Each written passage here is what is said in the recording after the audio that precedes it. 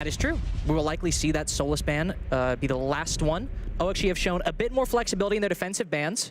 They consistently ban Valkyrie and Azami, not just one or the other. Oh. So we could see, Parker, either of those bans on the board right now. Oh my lord.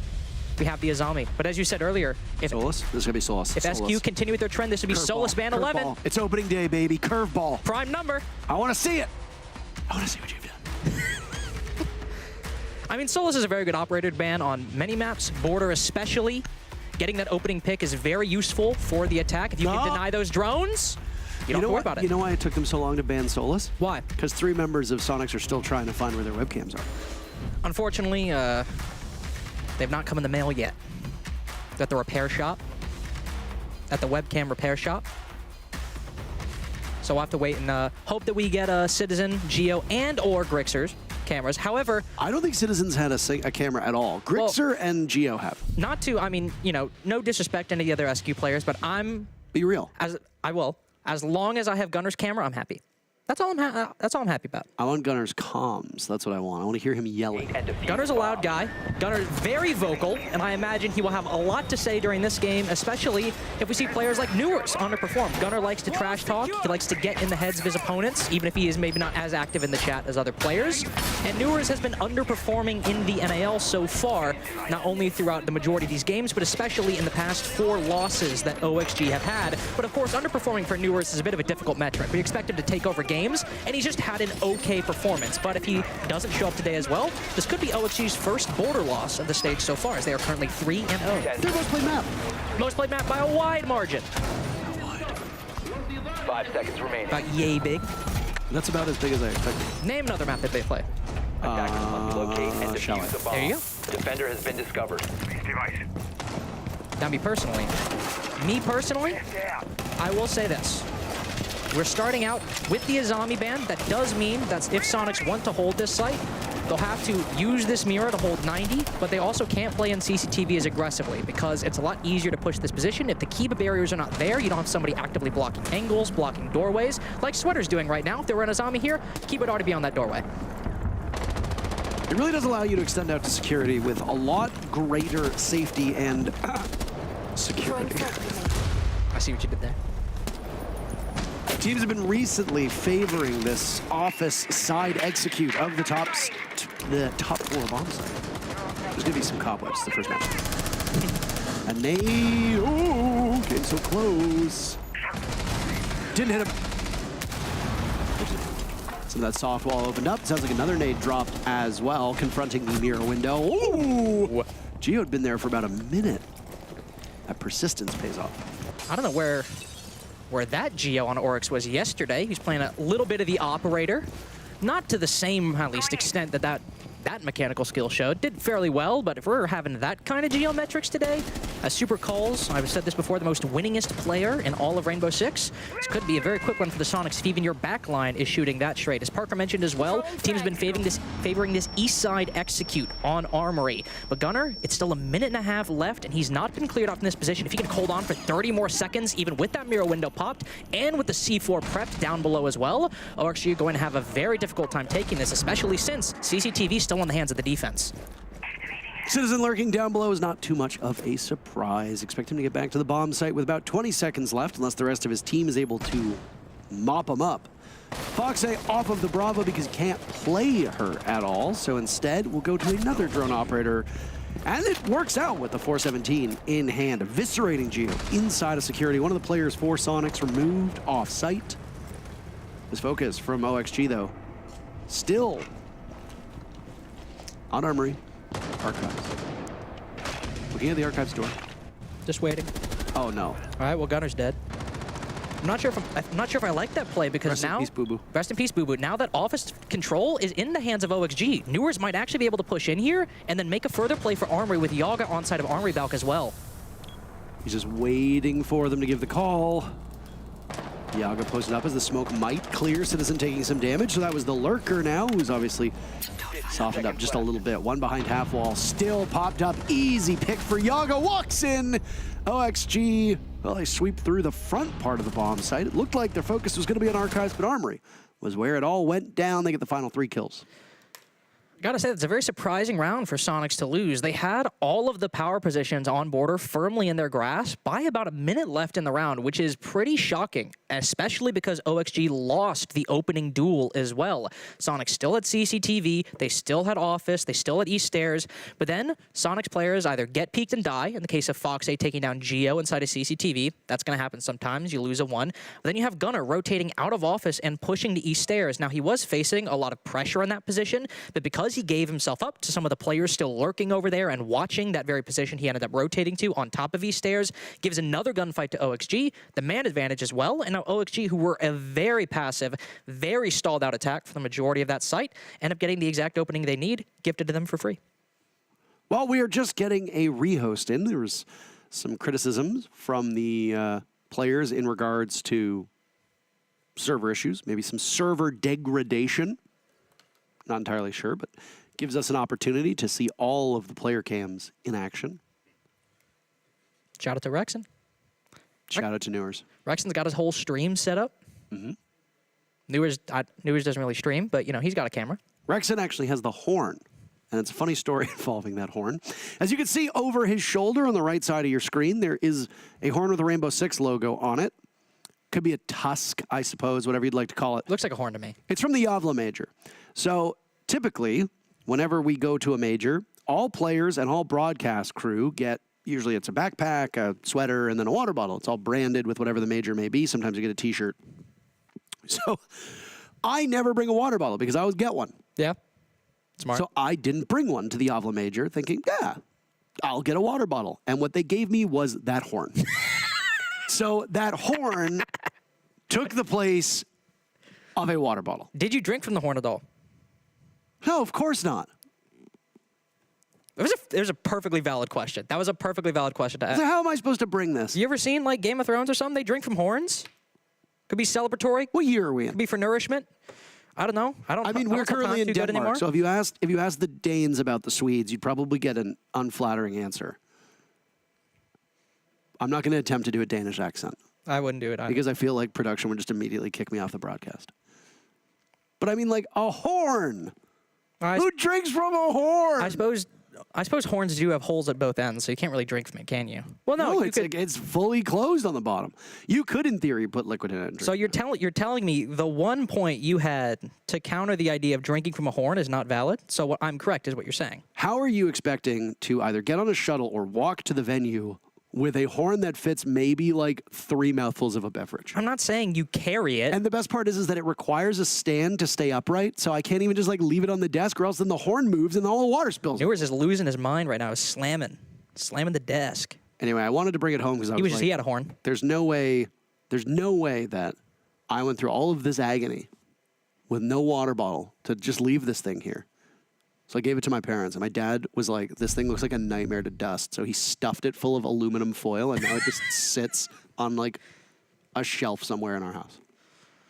Because he's like, I'm not dusting the inside of this thing. If you're just tuning in, by the way, it's only been 1 round so far between OXG and Soniqs. Same thing happened yesterday. Same thing. We went 1 round in, and then we had a rehost. You might as well get him out early if you're going to have him. Let's host him up. Deal with it early on, and if you did miss it, OXG basically just sat outside the building for about 2 minutes, and then SQ players started walking in front of them, taking gunfights. OXG won all those fights, and then OXG won the round. So what I do want to see, even though we did just see a round victory from OXG, I want to see a little bit more pace setting on the attack, especially for a team that I believe actually has the combined worst entry differential in the NAL so far. I'll hopefully see on border especially their map pick to boot a little bit more excitement, a little bit more agility in the early round, a little bit more aggression, if you will. See, lots of energy, lots of focus. Lots of energy, lots of focus. Honestly, just let Newers be Newers. Let them freak out. Let them walk in, get a 2-piece. Ooh, let Newers be Newers is a good one. So we should write that on a cocktail napkin. We are protected. Drone's ready. Slide it across. I see what he did there. It's a West Wing reference.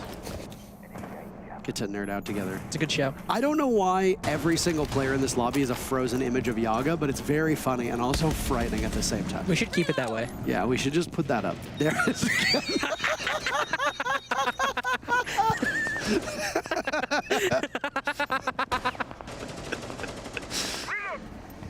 Shout out to Yaga. That's incredible stuff. He dropped from M80, quickly picked up by OXG. Back up. Back up. Vertical drop, then picked up by BeastCoast, and then BeastCoast. Oh, that was the real What else Yaga. you No, put it back. Yeah! Honestly, it kind of just looks like the frozen Yaga. Deploying sensor. Could be the same person. He's not very emotive. No, he's not. I mean, things could There's change. frozen Yaga again. Hell yeah. Things could change. Yaga and Newers right now moving through that top floor, but there's a C4 place down below with a Pulse looking right at them.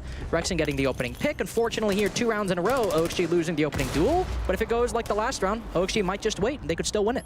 You know what the problem is, though, is that that Nitro cell was placed on the breakable part of the floor, but Rexon just continues going onwards. Very good for him.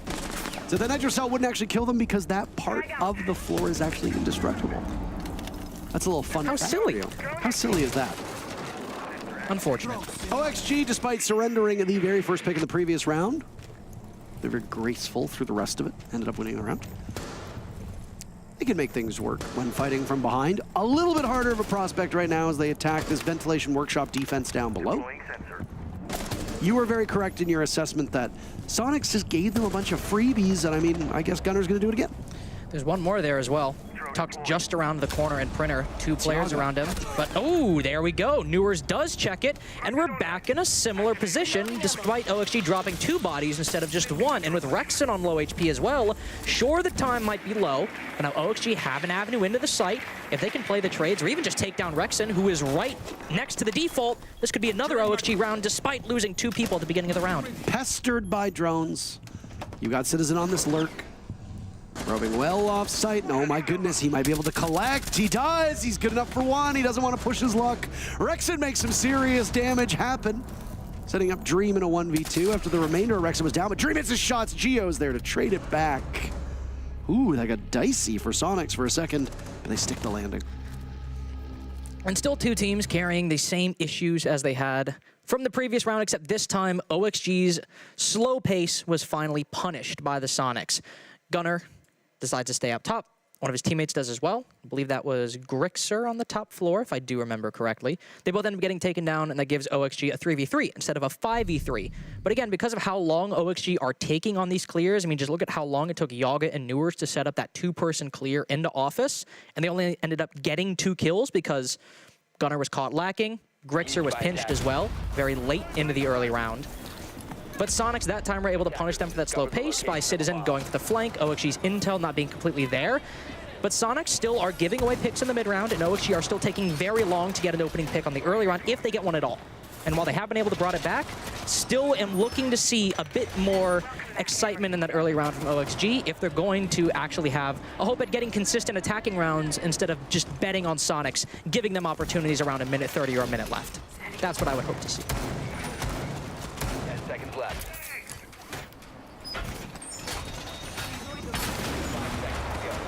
Did you hear that? I do. Very bizarre. There's a loud noises. I was actually incorrect with the bomb site. It was bathroom tellers. That's all good. I let you roll with it. I'm getting old. These eyes don't see as good as they used to, you know? This is why you, as my son, you have to carry on my legacy here. I told you I was bring your son to work day. There was a utilitarian purpose to it, as opposed to just an emotional one. Here's a reference for a lot of you. He looks like Emzo. He's dressed like Emzo used to dress. He claims I look like Emzo, which, to be fair, all my memories of Emzo are him in a suit. He wore a lot of button-up T-shirt type deals, like short-sleeve shirts, and then like khakis. You know what's That's funny? Exactly what you're wearing. I don't usually wear these that often. I've actually never seen you wear that. I bought these specifically for the broadcast. I wanted, you know, spice up my wardrobe with, you know, a short sleeve button up like I'm at a cookout. And within 5 seconds of us seeing you, you got cooked alive for your outfit. Man, Throwing frag. how disappointing. Oh! Oh! That's a good nade by Would love to Yaga. have seen Yaga's reaction there. I'm sure it was exhilarating. However, that is a very good pick, though. Geo on the Maestro now taken down. Geo, by the way, suffering a lot in these opening duels, both on attack and defense. I mean, you're not expecting him to get the entries, but he has a very large amount of opening deaths. I believe in the double digits now over the course of the stage. That's not good. Which, again, you know, that happens, but him playing these pivotal operators like Maestro or Hard Breach on the attack, it can end up hurting the defense or the attack quite a bit. Launching drone. It really does not get old. It does not get old whatsoever. Citizen has also been on this lurker role quite a bit, and frankly, I'm also hoping we see a lot more success out of him today, because up until yesterday, we really have not seen the most from Citizen that I think we were expecting. Oh, goodbye, Gunner. Gunner's impact as well has not been particularly great in this matchup. First player from Soniqs to get on the board this round is Rexon. He's been by far and away the best performer for Soniqs over these first 3 rounds. Citizen making some noise. Rexon up top. It's taken down by Sweater. 2 very young, very adept gunners. Down goes Citizen. I can't stop laughing at the photo. I'm sorry, I can't. And it keeps popping up every time, and it's just, it yanks me out of it. Well, I mean, the problem is right here. The round's pretty much over at this point. Oh, yeah, this is done. Grixer, he's lost to C4. 12 bullets in the mag. His rotation's being held from above. Flashes now pouring in. Newer's going for the plant from the main door angle as well. This is exactly what you'd expect to play the late round with. Can't get an angle. Ooh, great shot by Grixer. Bit of a misplay by Sweater from up above, gotta say, but they still close out the round anyway. Yeah, you have 3 players there. I mean, obviously Newer's is not the planter. He's gonna plant in what he thinks is a safe spot. You got all the Swiss cheese holes in the wall. Allows Yogg, the rest of the team, to just... Everybody's Yogg at this point, because they're all his portrait. That's the same box, by the way, that was in the photo from OXG last game. It's been 24 hours. Clean up your garbage. My room's quite clean. I leave in, like, 13 hours, so... My room's as clean as it's getting. Also, can we just talk about, by the way, it's been 3 rounds now. You know, we as casters, we like, okay, first round happened. This team to this team to that. All right, let's see how it works. Second round happens, same thing. Now the 3rd round has happened. Now we actually have like some consistent things to talk about. Does this feel like one of the slowest borders you've seen in quite a while? It feels like you've been casting for an hour. OXG, and this isn't to say that OXG that round are doing anything wrong, because now it's becoming apparent that OXG might not be stalling out. They might just be waiting for SQ to peek them as an actual conscious strategy instead of stalling out. And if SQ are going to keep rotating in front of them or keep giving OXG those gunfights, we're going to keep having a very slow border today, and OXG will likely be able to run up the scoreboard on this attack as a result. So initially it seemed okay, maybe OXG are stalling out, not attacking properly, not getting maybe the intel they need. Now, it seems like they might just be waiting for SQ to make a misplay, and SQ are more than happy to give it to them, even in the 1 round that the Soniqs ended up winning. Ooh. IQ on the board. Yeah. He sees the KMs and missed. All good. I think he actually got it. Did he get it? I think the Z-ping just lasts after it's destroyed. Wow. It's got some stamina. It does. He saw a Valk cam in the CCTV window as well. Maybe this will allow SQ to facilitate some aggression in the early round while also feeling a bit more comfortable to rotate back. And we see a little bit more decisiveness and more committing either in taking those fights early or rotating later on. I do hope that we see more operators get added to the game that have unique styles of drones. Seeing Twitch, Flores, and Brava all have healthy pick rates. Cause for celebrations, enjoy us. It is. I like that. It's also, with Brava being banned, Twitch is a very natural substitute because Foxay, who plays that Brava when she's unbanned, is playing the Twitch right now and doing something very similar, except instead of hacking those cameras, he's destroying them. But I imagine the run he has, where he moves his Brava drone and what to hack, the overlap between that and what he destroys as Twitch is likely very similar. And with the mirror on the board as well, again, Twitch another very useful operator here, and it'll likely be very useful in clearing out Gunner. Nade goes down, but everybody's still alive. Gunner's taking some serious damage. This is a, unfortunately, this is more of a vintage Gunner game. Uh-oh. Now he's gone. Newer's had so many bullets that he can just empty that mag. Now allows Sweater to post up quite aggressively, and Grixer walks right into it. I don't think SQ were anticipating OXG being so close to the action. Of course, it's Rex in there to save the day. Firing back, still holding down Fountain. There's a retake as well from Geo.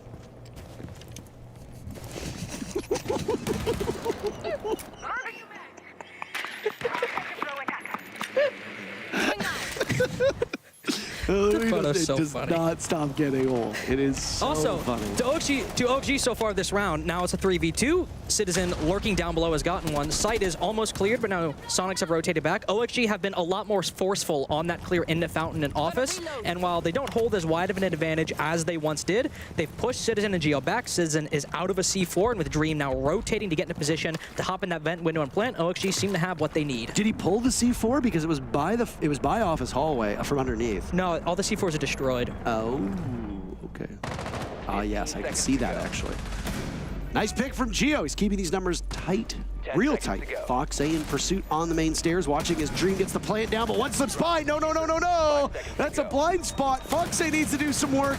And can he get it done? Neither of them can. Time runs out. Geo wins the round for Soniqs. That was a round right there that might very well have been won, or at least made a lot cleaner by Geo picking that Oryx, because as you saw, Citizen and Geo timed their peak and their rotation with each other.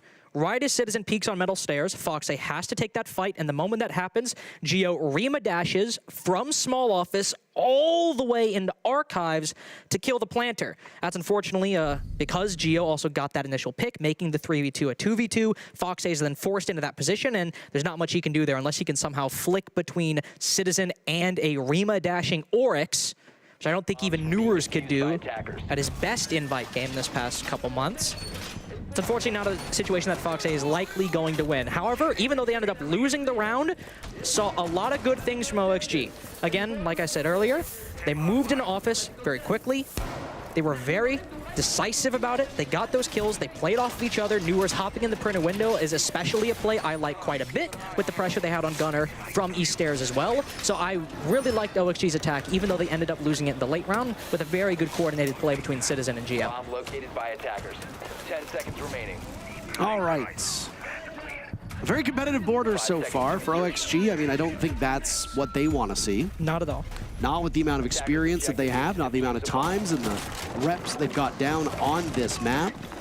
It is good, though, that OXG's won 2 rounds already. At this point, the bar for OXG is literally underground. So for them, if they can clear 2 or 3 rounds, just to start off on that footing, I think they're in much better shape than they have been. I mean, you win a cumulative 6 rounds over your last 4 matches, and now you've already won a third of those, and you still potentially have 2 more maps to play. That's good shape, and look at that. It's the ghost of Yaga. Down goes Citizen, down goes Rex, and how on earth do you kill 2 people that fast? Well, it would appear... It's hyperbole, or sorry, it's a rhetorical question. But please, pretend that it wasn't. No way, there's a third. Geo dancing on the corpse of his teammates, and Yaga gets the last laugh, 3 kills. Look at how excited he is.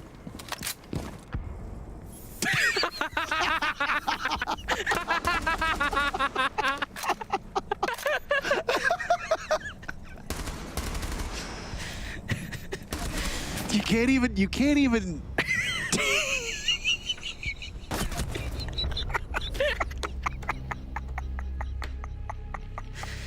Quick one from OXG as they all peek Yaga, the original and the clones, and fall. He was involved in every single kill. In every death. He was involved in every kill. I mean, there's not much to say about that round right there. We had a... I got a lot to say about that round. I believe a run out of some kind combined with some very good fortuitous positioning from Yaga results in a double kill. And then you're in that 3v5, and that's always a stressful position for the defense, because especially with 2 kills lost that early on, playing site, you're just going to give all the map control to OXG, not only for free, but at a very, very stark disadvantage. So you need to get aggressive, and unfortunately there, Yaga was still watching the angle. Very good game sense by Yaga on that one. Got to give credit where credit is due. And then at that point, it seemed like Soniqs just kind of fell over. So a 4-2 half potentially for OXG on border. If they can win this last round, they will be very, very happy with that. Very happy with that. Not disappointed whatsoever. No. This has been an excellent game so far. There's already been just quite a bit of entertainment value from the Yaga camera. And honestly, just seeing OXG start to kind of claw things back is very nice to see. However, with how well OXG are doing, I want to see how this second half plays out, because we have round 6, whether it's a 4-2 or a 3-3. If OXG have a very good defensive half, which so far on border in the NAL, they've been able to close out all their games, I believe in regulation. on border specifically, or at least been able to close them out, period, going up 3-0 on the map. It'll make me wonder if we see OXG perform on the second half as well, why this map wasn't banned, because this is by far and away OXG's best map, and at least to me, this seemed like a very glaring, obvious ban for Soniqs after they, banned their permaban at Bank. I was going through last night and looking at just what I've casted so far up to this point, and I didn't see if I'd casted a Bank, so it would have been nice to actually have that. I casted a Bank. Nobody asked. All right. Citizens the first to die. That's the roaming/lurking Oryx. There's a distinction there. Roaming and lurking are not the same thing. They are not. Citizen often plays on that lurk role, and this is a little fun fact for you as well. There was a period of time at the onset of Rainbow Six when the language of the game was still being crafted that if you said lurking at all, under any circumstances, period, you would have your knuckles wrapped. They would yell at you. Well, then I remember I read a tweet from Pojo, I think a couple years ago, that talked about how that there's actually, how sometimes we just say the word aggression on a broadcast, and that there's a lot of different kinds of aggression that can be happening. Lurking being one example, and I don't remember all the examples that he specifically mentioned, but there are, and as Rainbow Six has grown as a game, grown a diversity of terms to say similar things. What is not diverse, though? These past few rounds, OXG getting the opening pick, usually by 1 or 2 without dropping a single body. Stark contrast from round number 1, in which SQ were getting things, and OXG were still winning the round. Oh, okay, Rexon. Usually getting this first pick. Gunner had the read through the smoke. Nicely done to take down Dream. That's Diffuser as well inside Events. They'll need to retrieve that from the side of OXG. It's in a really rough spot if you don't have the presence of mind to deal with Workshop. It's on that vent window the moment you vault in. So you're essentially going to need to vault in, pick up the Diffuser, and then get the plant down quickly, or at least immediately reposition.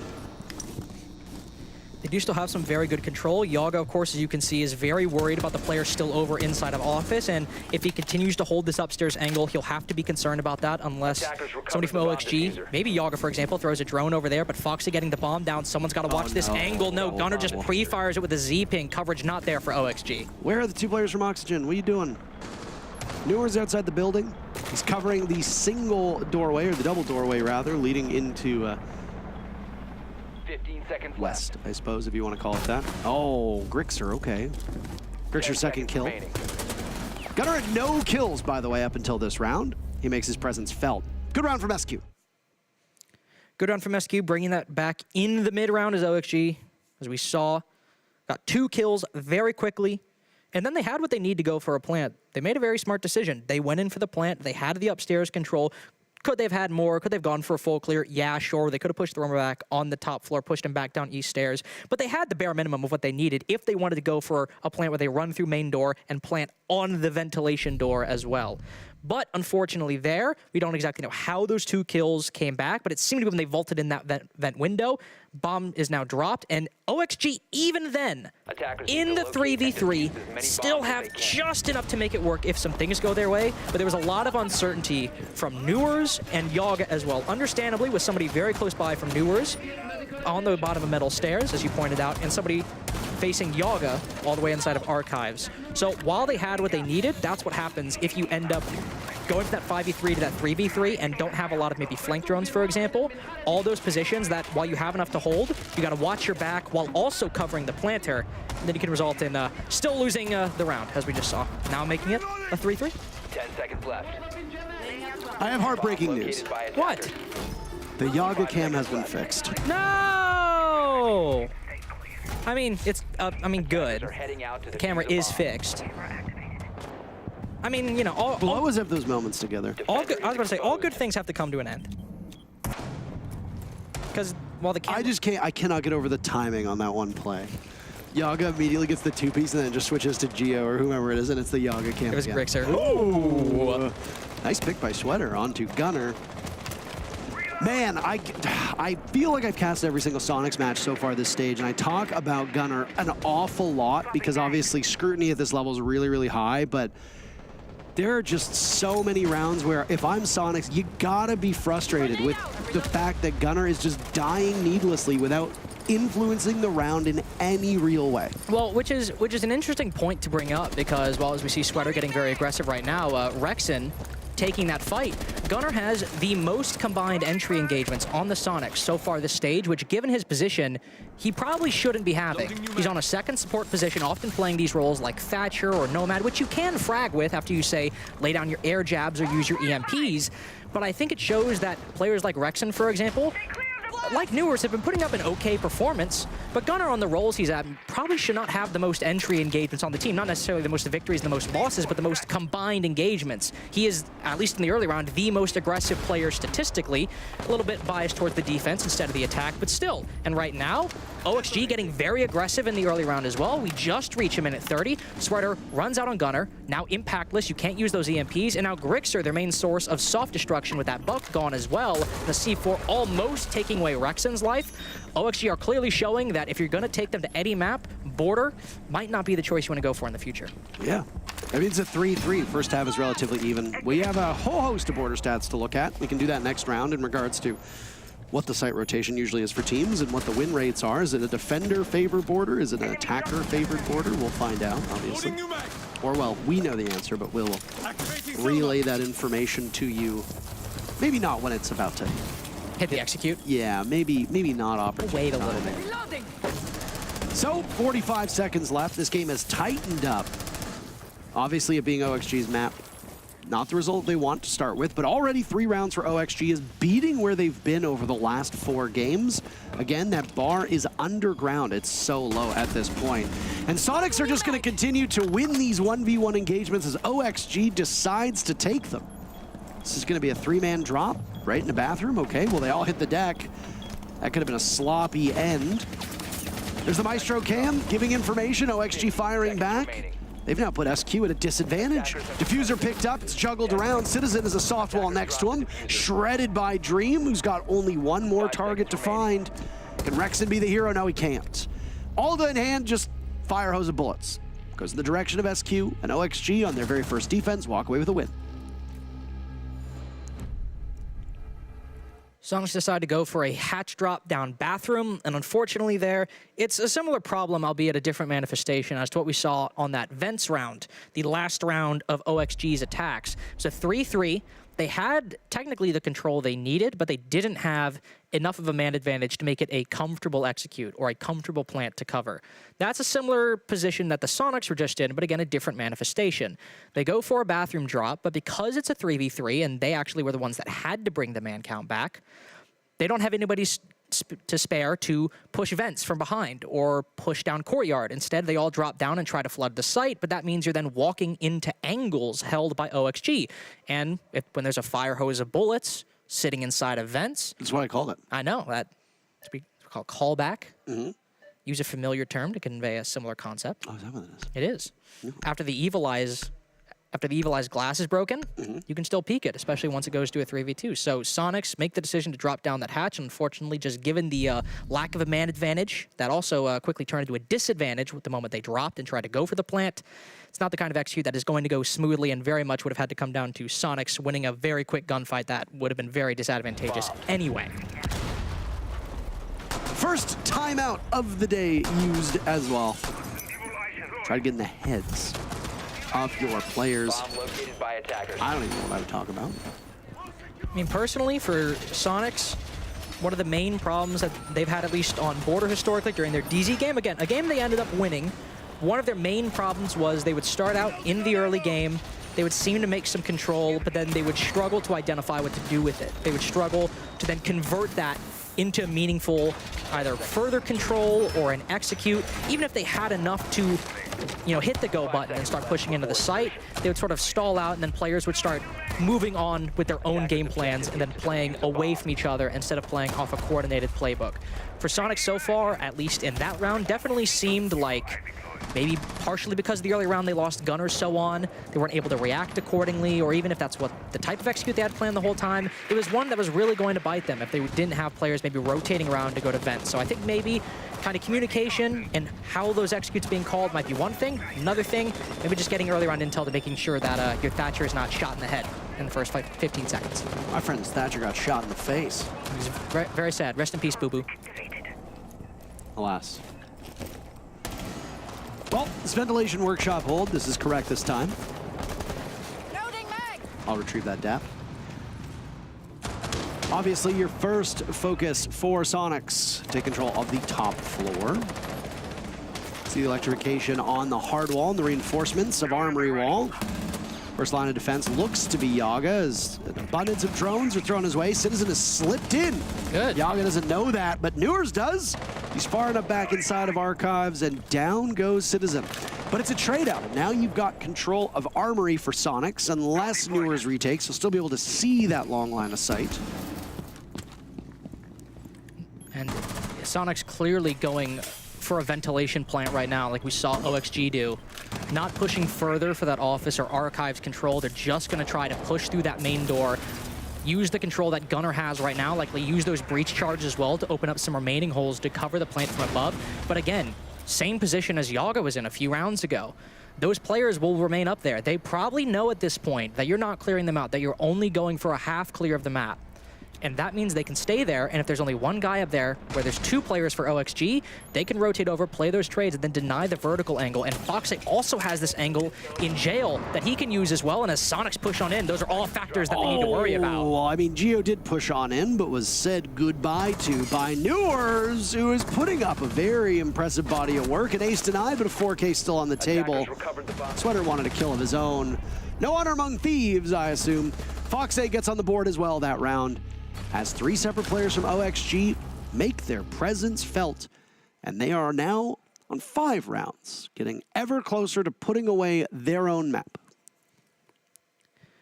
And two very solid defenses so far as well. I mean, from beginning round to the end, we saw OXG do exactly what they needed to do. We see one player playing a little bit by himself in Armory, but Newers is holding a long angle and is able to get his trade. At that point, Soniqs are a little reluctant to push on in. They're worried. They likely recognize the precariousness of the situation in front of them because of the take they want to do, because they weren't able to maybe go for more control or weren't able to keep Citizen alive and gain a solid advantage instead of having it traded back out.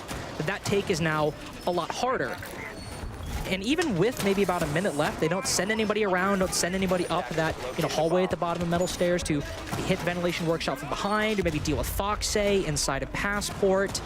Soniqs just decide to push on in, and there really was not a lot going their way to make that a cleaner round. OXG still had a lot of control, a lot of angles, clearly as you saw by Newers getting 3 kills in that round so far. And now as they go to Armory, which is the main site that people tend to go to on border, at least when you think of a border defense, this is the one that usually comes to mind.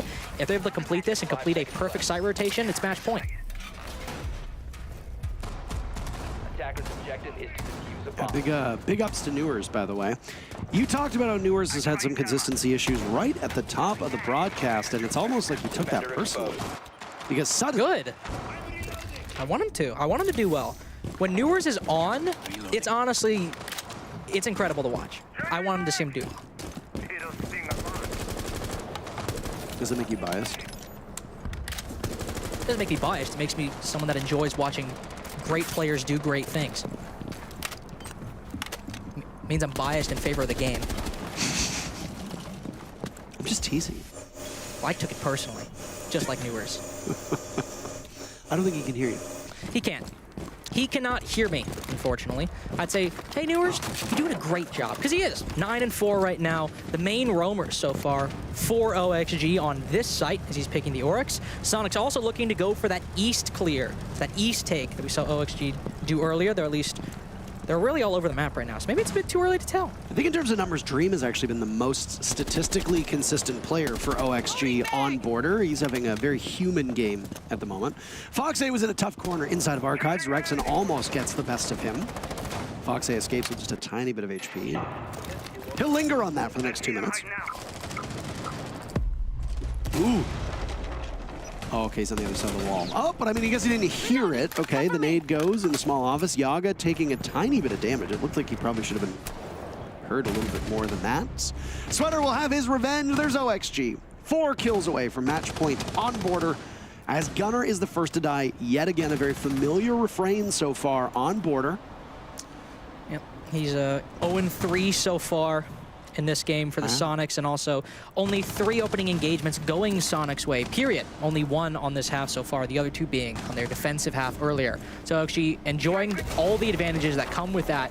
And this bottom floor control, these nades from below have really not been going Soniqs' way so far this game, but so far this stage as well. And sure enough, Citizen caught down below. CCTV control is now firmly OXG's for the rest of the round. And it's funny because the first time that Citizen was engaging, it was with Yaga in a very similar position. Nade from below from Grixer finds its target. The tiny bit of HP for Fox is now gone. Rexon posted up on the outside stairs as Geo gets the diffuser down, and Rexon is all it takes to keep this one locked out. OXG this is well in troubling position, but Yaga's got 4 kills, will not be able to get an ace. It's Newers versus Rexon. Can Rexon watch over this diffuser? Playing a tight angle, expecting the Oryx to run out. This is up to Newers to read this one correctly. Rexon has to go for the reload as Newers hops on that diffuser. He can long arm this, and he falls. Oh, and Newers reads it correctly, smokes Rexon, and moves Oxygen to match point. That's a brutal loss for Soniqs, not just because that's now match point for OXG. That was so winnable for Rexon, even before he got that 1 kill and made it a 1v1. That was so winnable. Geo was able to get a kill off the plant. That is huge, because Soniqs did read an opportunity correctly. They saw that there was not a lot of players in Armory or Archives from OXG, and that they could get the bomb down and likely, as Geo bet correctly, get a kill falling off the plant, and even though they lost Grixer, still make it a 2v2. Geo dies, but Rexon is in a very winnable position. He has the advantageous gunfight. He can hear if players start walking out from that balcony to take a fight with him. Sure, he can't maybe kill the player who's long-arming around the corner, but he could kill their coverage. That's a 1v1 right there, and then it makes it easier. He kills someone as they're rotating to try and deal with the post plant. Newers is on basically 1 HP as well. He unfortunately makes the decision to sprint because he second-guesses himself. He thinks, what if I don't have enough time? What if I don't get an angle on him in time? The decision cost him the round, unfortunately. It was still would have been a 1v2, but it was a very winnable 1v2 that he played up until that point very well.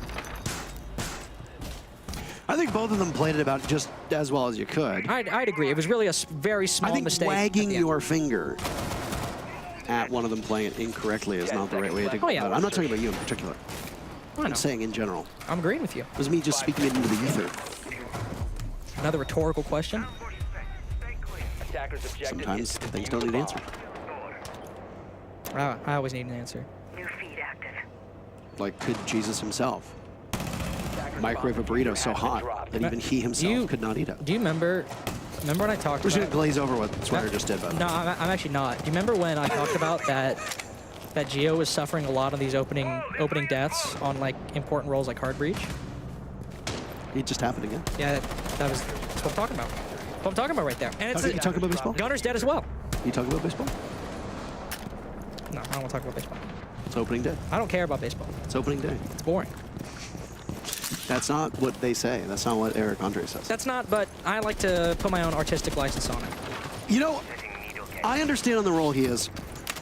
Gunner plays a very feast or famine style. We've criticized Merc for it. He's going to be in action later today as well.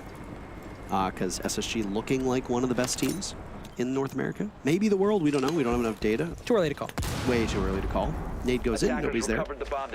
But there have just been so many games this season where Gunner will go really, really big, and then the next 2 games, he goes 1-6 on entry or 1-6 on roam. And I think part of that is just the way that SQ's system is set up. Yeti faced a very similar fate when he was playing a very similar role on the Soniqs to Gunner. He ended up having low stats, not performing very well, and ended up playing a very different role on SSG and Mirage now as well. I think Gunner might be suffering from a little bit of that system, but him being a young star as well, definitely a little bit on the over-aggressive side at times, given his young age. Oh, okay. Dream doesn't even see that one coming. Grixer enters through what appeared to be jail. He's inside a stock now, and all of these walls completely soft. Grixer will create lines of sight over towards lobby, through small office, to the top of metal stairs.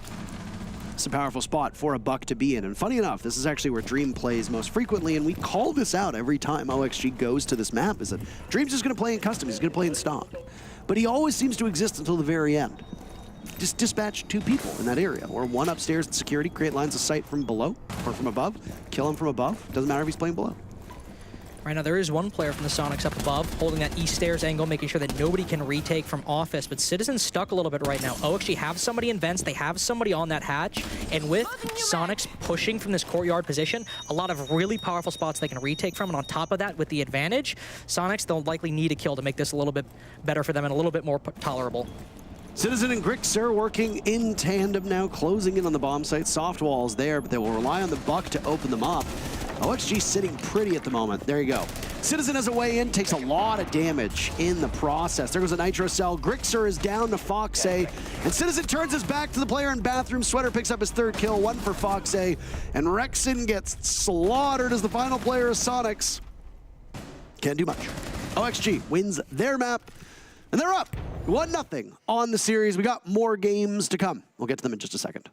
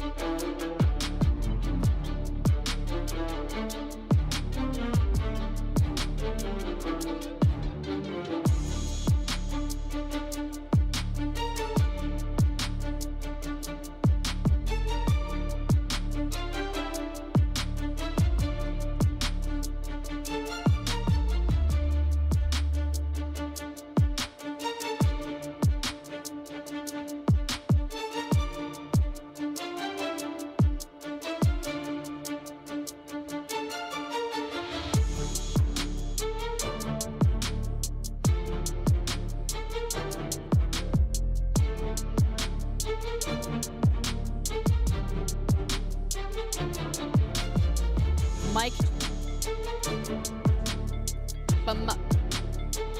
Yes, hello. Can you? Awesome. Okay, I feel like it.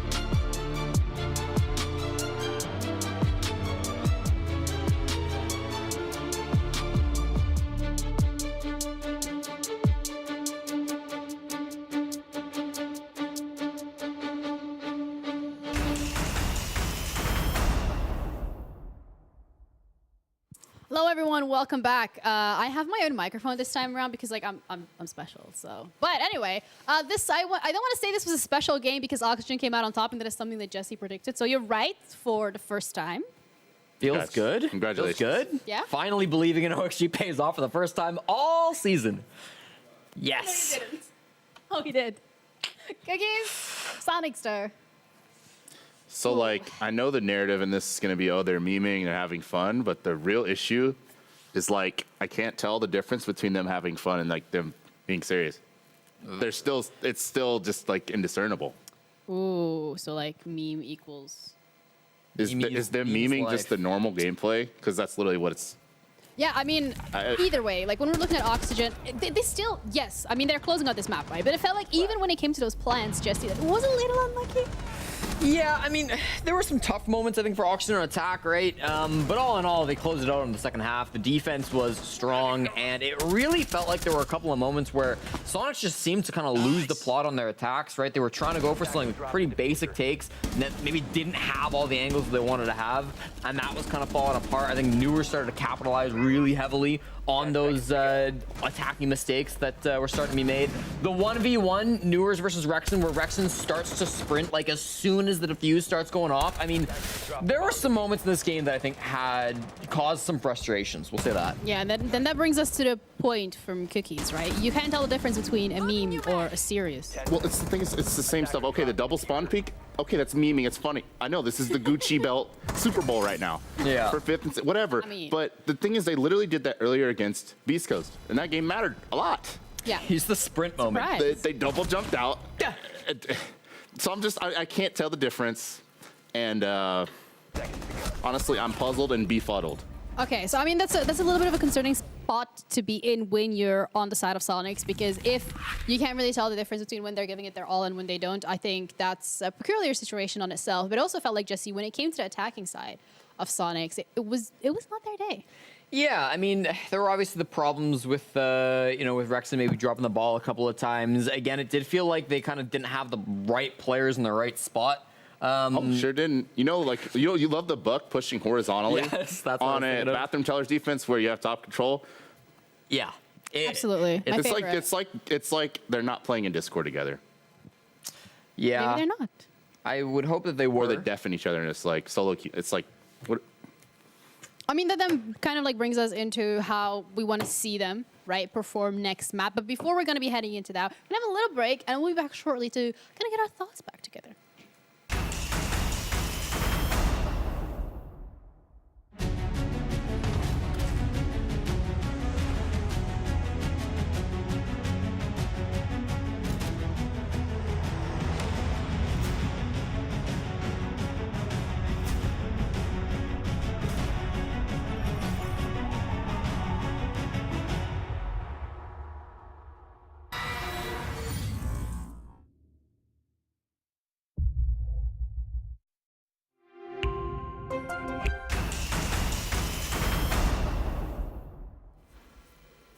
Okay, next map that we're going to be going into is going to be Clubhouse. And when we came into this one specifically, we said Oxygen are looking really good. Statistically, they're looking really good. Historically, they're looking really good. Physically, they're looking really good. But Soniqs, on the other hand, at this point, it's not looking maybe as strong as we want them to be looking. So, I mean, you kind of like highlighted the situation when it feels like they are playing this as individual players rather than a 5-man team that's sitting together in comms, making sure that everything's being executed down to the T. So coming into the next one, coming into Clubhouse, Jesse, is that the first thing that you want to see them improve?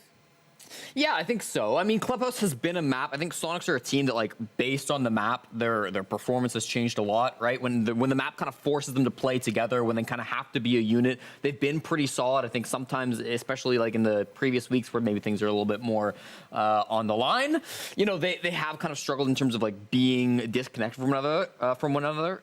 Clubhouse has been a map that has been really good for them, right?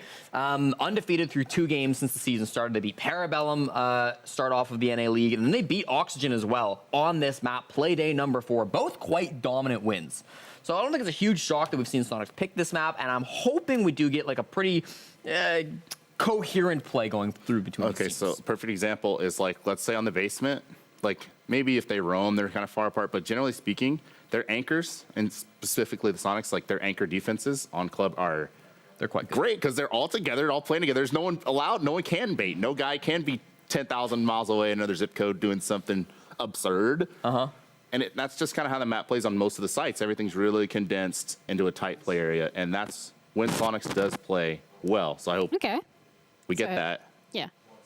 And you want to get the third mapper. You want to go to the decider.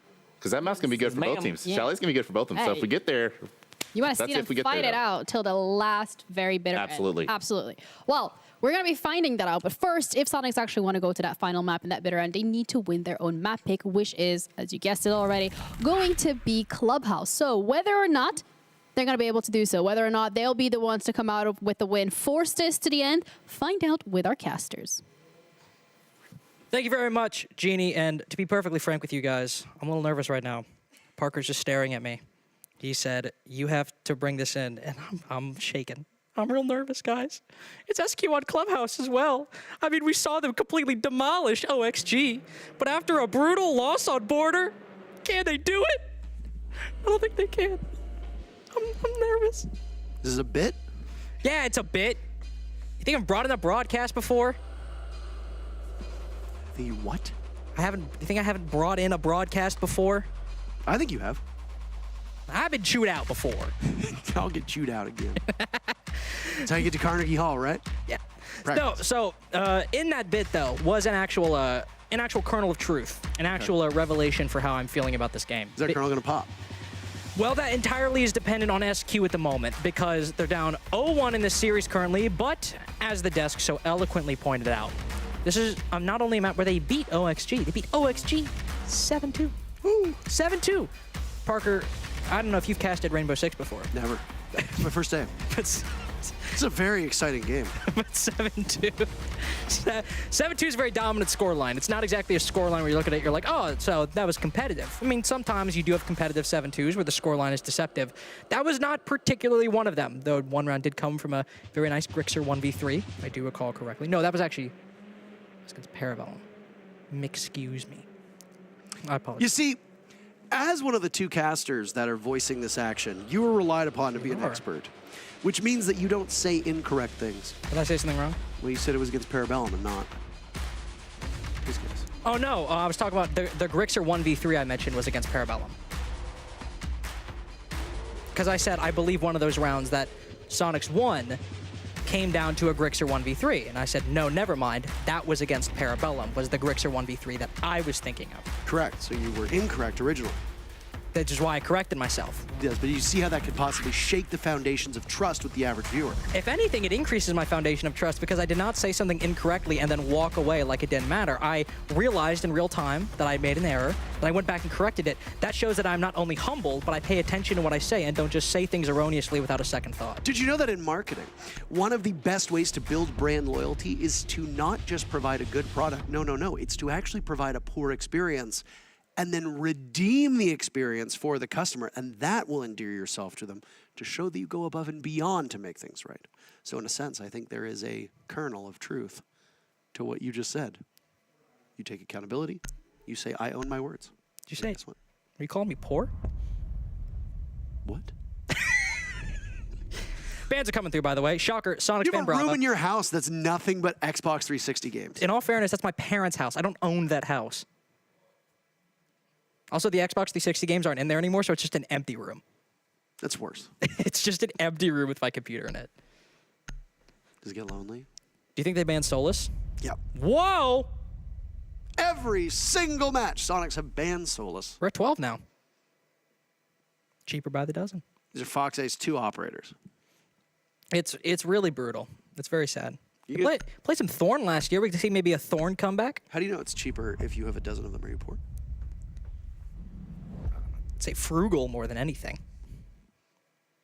That's an SAT word, so if you need me to maybe dumb it down a little bit, I can. If frugal is too highbrow for the average audience, we're in trouble. I'm not saying the average audience. I said you. I think our, Mortified, stupefied by you. my apologies. All good. All right, let's get underway with Clubhouse. Attackers.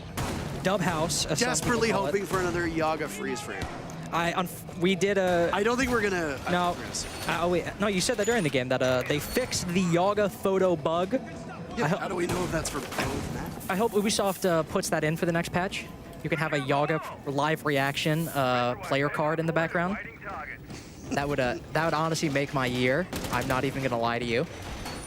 But for Clubhouse, I mean, Dub House, my apologies. A lot of we're gonna see initially is going to be some standard fare.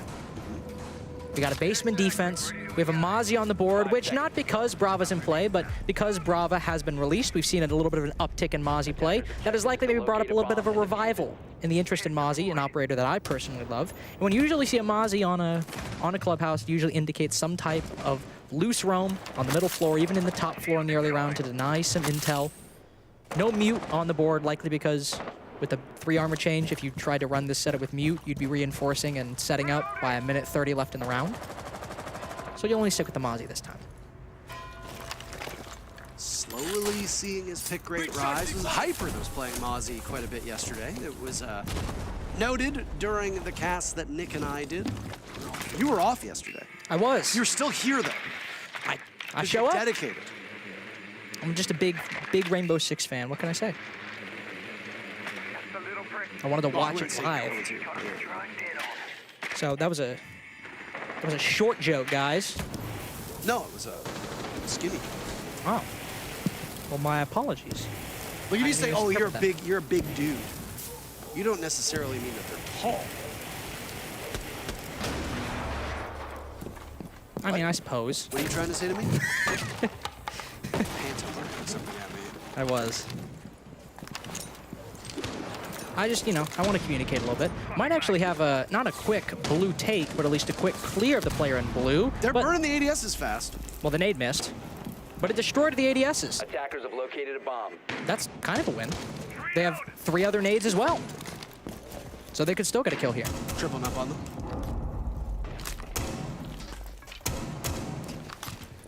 They could. This is an angle that we've seen a couple times be used by players upstairs in Logi, especially with Buck. This is something that allows you, or a Buck allows you to do this. Sledge does not allow. And that's you can create lines of sight through multiple floors with the skeleton key, rather than Sledge, who needs to be far more immediate. I see that we have a Rainbow Six Extreme House Flipper edition going on at the moment. Yes, indeed. There's some interior decorating. Sonics have opened up so much of the floor, and they might, be able to get the hatch. No, Grixer instead takes an impact to the face. That's a hefty price to pay to get that hatch open. It is, with not a lot of time left as well. We saw SQ trying to work that blue angle earlier, and they'll go for it again, and this time just drop. Rexon actually gets a kill here, but 2 swiftly shut down in response. And now with that blue angle not in the control of Soniqs, they just gotta hope that this push they like to do through main hallway will work out. Citizens in the bomb site, by the way. Geo has the diffuser. That's pretty common fare. Citizen tries to cross over through the hallway, can't accomplish it. Grixer goes for the drop instead. He's last alive. And Oxygen only suffers a single casualty in that first round. Quite a stoic defense as they go up 1-0. Now, Is that an SAT word? stoic? You can tell me that people don't know frugal, but people know stoic? I mean, I didn't make that claim. That'd be a straw man. So when you argue a point that you didn't make. Is that an SAT I don't know. SAT term? I don't know, Mr. Canadian politics, is it? We don't have SATs. Attackers need to locate and Oh, but you defuse have as many words, bombs don't as you? they can. And with these words, you form sentences that hopefully persuade the voters in the Great White North, as you like to call it sometimes. The SATs, what you do for high school to like university admission? Yes. Attackers have located a bomb. We got schools. Just like to go on the record there. That's good, because it was in doubt. It was in doubt, unfortunately. If you're wondering, by the way, Or as a Canadian would say, in doubt. true. If you're wondering why we aren't dedicating too much time to talking about that round, it was honestly a very standard basement defense. We see OXG holding blue, holding dirt, holding the site, church and arsenal, and SQ go about it in about the main way attacking teams attack that site. Try to send 1 and 2 players down blue after applying some nade pressure early. If that doesn't work out, you just got to bet on the main stairs pressure, which will come either way. And Soniqs as well have really loved doing a style of take where they, because well, in the past, you know, Ash Wall, how teams would just, well, use an Ash to open up the wall to the hard left of the door and then sprint on through. Soniqs push a little deeper and plant on a pillar a little bit further into the hallway inside of Arsenal. They've liked doing that. And they still got shut down in the same way that a normal basement attack would get shut down. So, unlucky, unfortunately. However, here, we have a little bit different. A little bit of a different story because we don't have gym bedroom. We don't have CCTV. We have a bar stage defense. Onto the main floor. The first floor. You know, it is a bit peculiar how good of a defense basement is on this map, because you don't got to be Stonewall Jackson and know you don't want to be fighting in the basement. No, you do not. And yet, teams love fighting in the basement. They do. And actually, while you were referencing something, that generator fight that teams often do is usually a very good example of how fighting in a basement is problematic, because if you don't land those nades, you have to take a fight with the guy behind the gen who can basically see you walk up either way you go.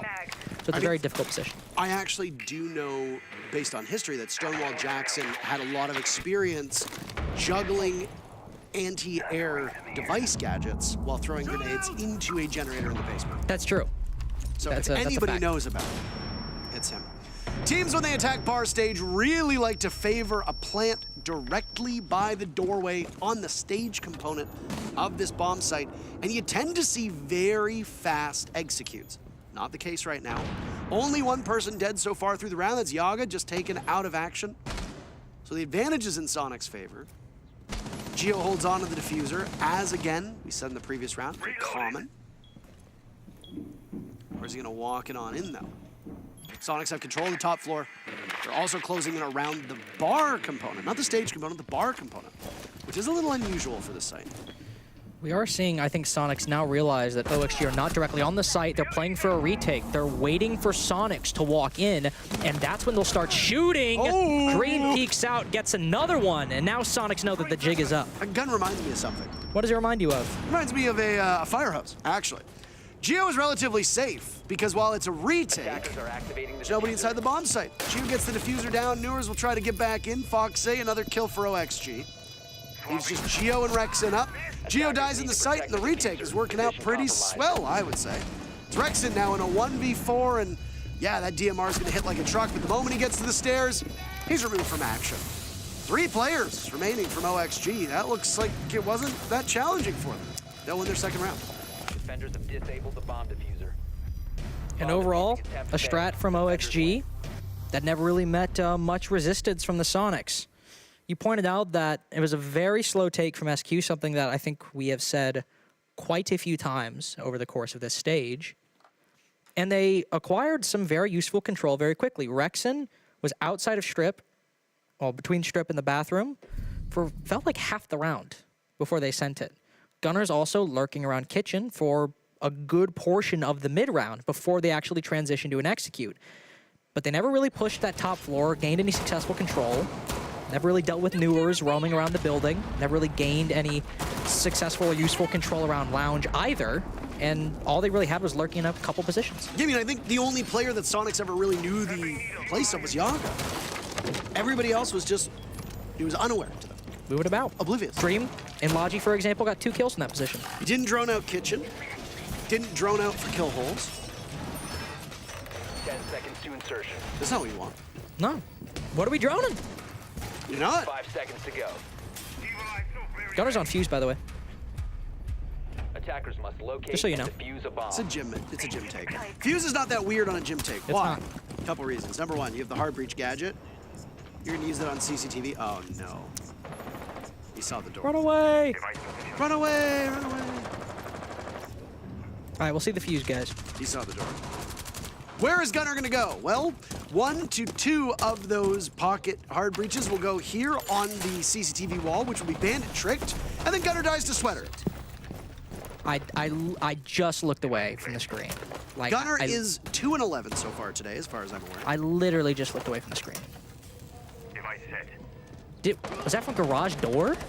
Yeah, Sweater ran out garage door. That's unfortunate. Again, just It's a moot point though, because even if Gunner hadn't died, Yago was bandit tricking the wall.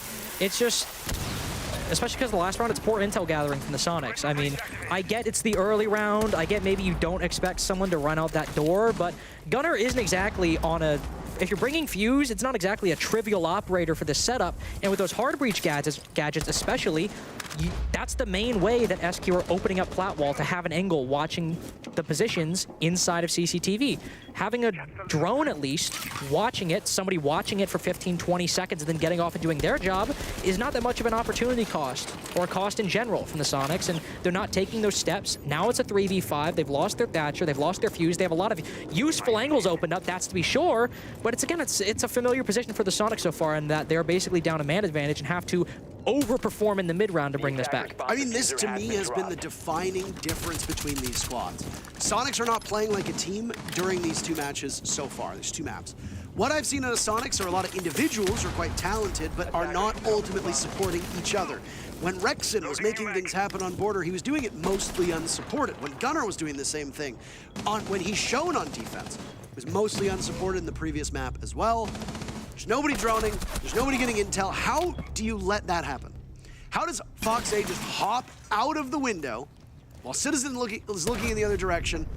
Goodness gracious. Second flawless round of this series for OXG. And compare this to Sonic's previous game against OXG, which was, again, a 7-2 victory for the Soniqs. They start out on the defense, they end it with a 5-1 half, and then all they do and all they need to do is win 2 rounds in the attack. Both those rounds that they won were Church and Arsenal. All right, it's the main site the defense goes to. It's usually the best site for the defense, or at least it's the most comfortable that some teams will feel, especially in comparison to other options like Bar and Stage or CCTV. And then they were able to close out the game pretty easily at that point. Now Sonic struggling to get a round on the board for any defensive side that OXG are going to, not just Church and Arsenal, not just CCTV or anything else. Every site that OXG have gone to so far, they have struggled to land an attack on. It is very clear that OXG have ran this a lot more and have fixed a lot of the problems that they had. Like, for example, SQ just being able to find opening after opening from players like Gunner, for example, on the attack. That's now been cleaned up by OXG. They are not giving away these opening picks on their defenses as much as they were doing in the few rounds that OXG played in the game against SQ. And the worrying trend I'm looking at, if OXG, excuse me, are able to run up more rounds on the defense, let's say they get a 4-2 half, even a 3-3 half, they were very good at getting those opening picks against SQ on their attacks on Clubhouse, which is not something that OXG have had an easy time doing on other maps against other teams. Again, one of the worst combined entry teams in the league right now. If they're able to put up a similar performance while also running up the scoreboard in their defensive half, SQ are very much in danger of losing this 2-0. I got 8,000 reasons why you gotta try. I didn't get that reference. Is it $8,000? 5 seconds left. Are they playing for $8,000? Can you correct me on that one? I dropped my pen. Locate and Now he's got to get up and go get his pen. They are playing for $8,000. That is true, and also... Hold on a second. Let me just wheel across the stage. We'll take you with us. About 2 feet.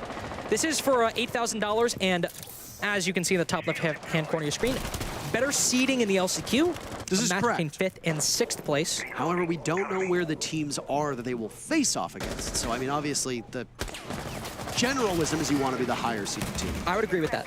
But sometimes you'll get a better team that loses a freak show match and ends up lower down. Well, this is Why a... do you shake your head? What do you disagree with? Well, I was going to say what I was about to say, which is this is certainly not a freak show match. Not yet. Well, Border had the makings of a freak True. show match. Border definitely did. I don't think Clubhouse is going to be a freak show match. I doubt it. Based on the way this game is going so far, I want to see what adjustments SQ make after their timeout. They are going about this Church Arsenal attack very similarly to how they did before. If you recall as well, Rexen just dropped down blue, was able to get the first pick, but then they were quickly traded out by the OXG defenders. I'm hoping to see maybe this nade play be a little bit more precise, whether it be on the dummies rotate or the player behind Generator, because that'll make Rexen pushing this position later in the round a lot easier, but OXG also playing very conservatively, not putting them in harm's way from these grenades, and the Jaeger survives once again. Same juggling that they've done. This is the same spot that Sweater was in as well. He was behind the single panel reinforcement. Oh, what a cam. Of Church. This is an old one. I know, So but still. there was an old cam that I think it was EG used to use that was directly in between the speakers, and it just gave you a direct line of sight to the bottom of the billiard steps and the hatch, and it was very challenging to see. This one may be a bit of a wider view. First kill of the round goes to Citizen and goes to Soniqs. Citizen will eat a face full of nades yet again. This was a position that Soniqs had been in before. OXG answers back by taking down Gunner, who's having a very rough game.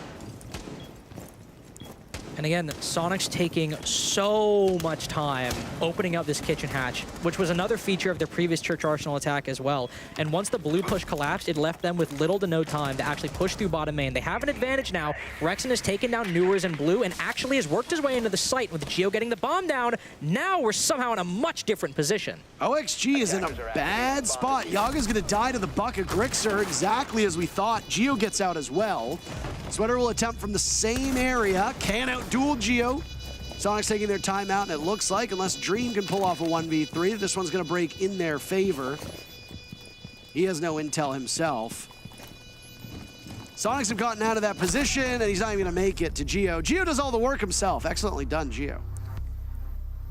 Soniqs getting their first attack on the board now, and if we're gonna see more like that, they actually might be in the hopes of attaining a 3-3 half. It was still very slow. Don't get me wrong.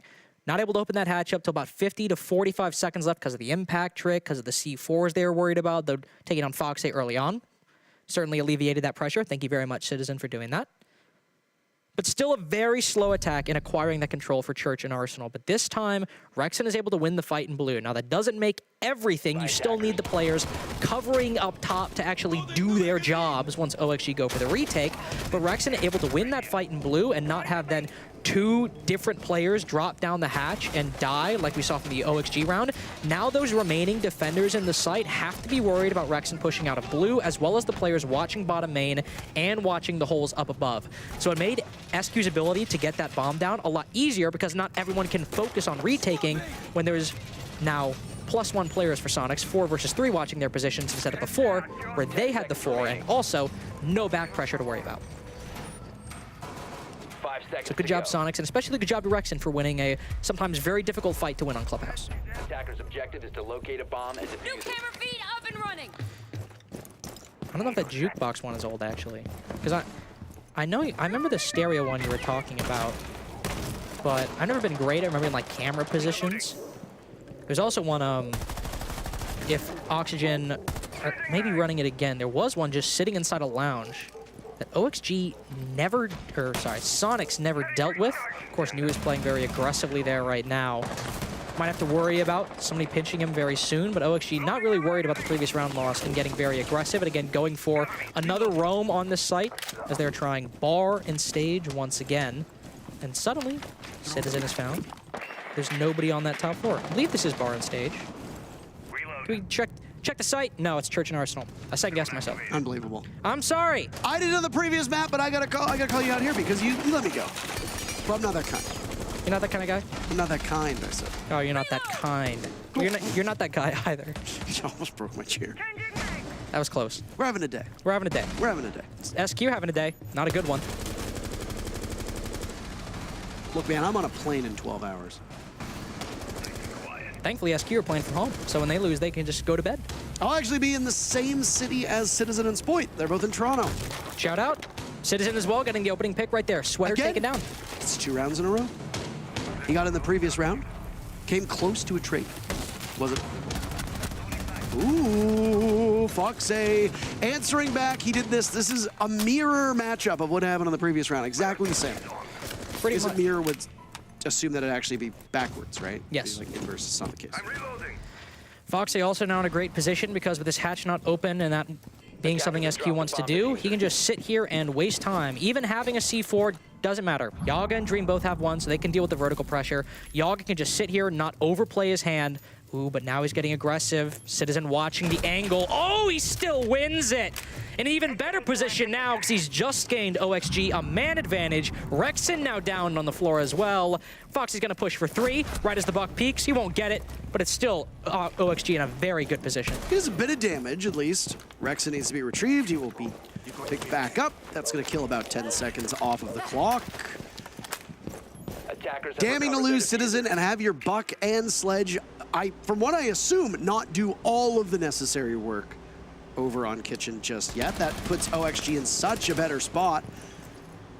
Soniqs will try to take Oil Pit. Yaga's gonna be the line of defense inside of blue. He gets the buck to drop as well, but Grixer's got the underbarrel shotgun. It puts OXG in a disadvantage now. Newer's long range can contain them. Dream gets in on the fun. And Geo has 10 seconds to drop into blue and get to the bomb site. But Newers is gonna say, not on my watch, Buster. 4 rounds for OXG. They win that first half definitively and look much better and much more comfortable on Church than they did in the previous round. I might have mistaken that site for bar on stage, but for Soniqs, same problem. Same problem that they had for their bar on stage. Literally attack. Spider. That's what you're saying. Yeah, the Spider-Man gift. See, I'm teaching him lingo. Because you're I'm what? old. 45? Doing my 50s. No, so one big problem that Soniqs had in their bar and stage attack was they didn't drone out positions like, for example, Dream inside of Logistics. Newer's off the site as well, who ended up rotating up blue stairs later on and aiding the retake effort on the site. And that was a similar position because they saw Sweater, able to identify that position, take him down. Great job. Good job to Citizen for being the one to get that kill as well. But they never droned out Foxy, lurking inside of Strip. And as you pointed out, Citizen was very focused on taking down Foxy, wasn't able to do a lot of the soft destruction he wanted to, especially after he, died. But Grixer was up above inside of Jim, also watching Foxy's rotate. So both soft destructors were the ones trying to kill the Roma rotating back, and SQ's take was already very stalled by Foxy, and Gunner on the Maverick dying, couldn't even open that moto hatch. Made even worse by the fact that then Grixer and Citizen were so preoccupied for so long.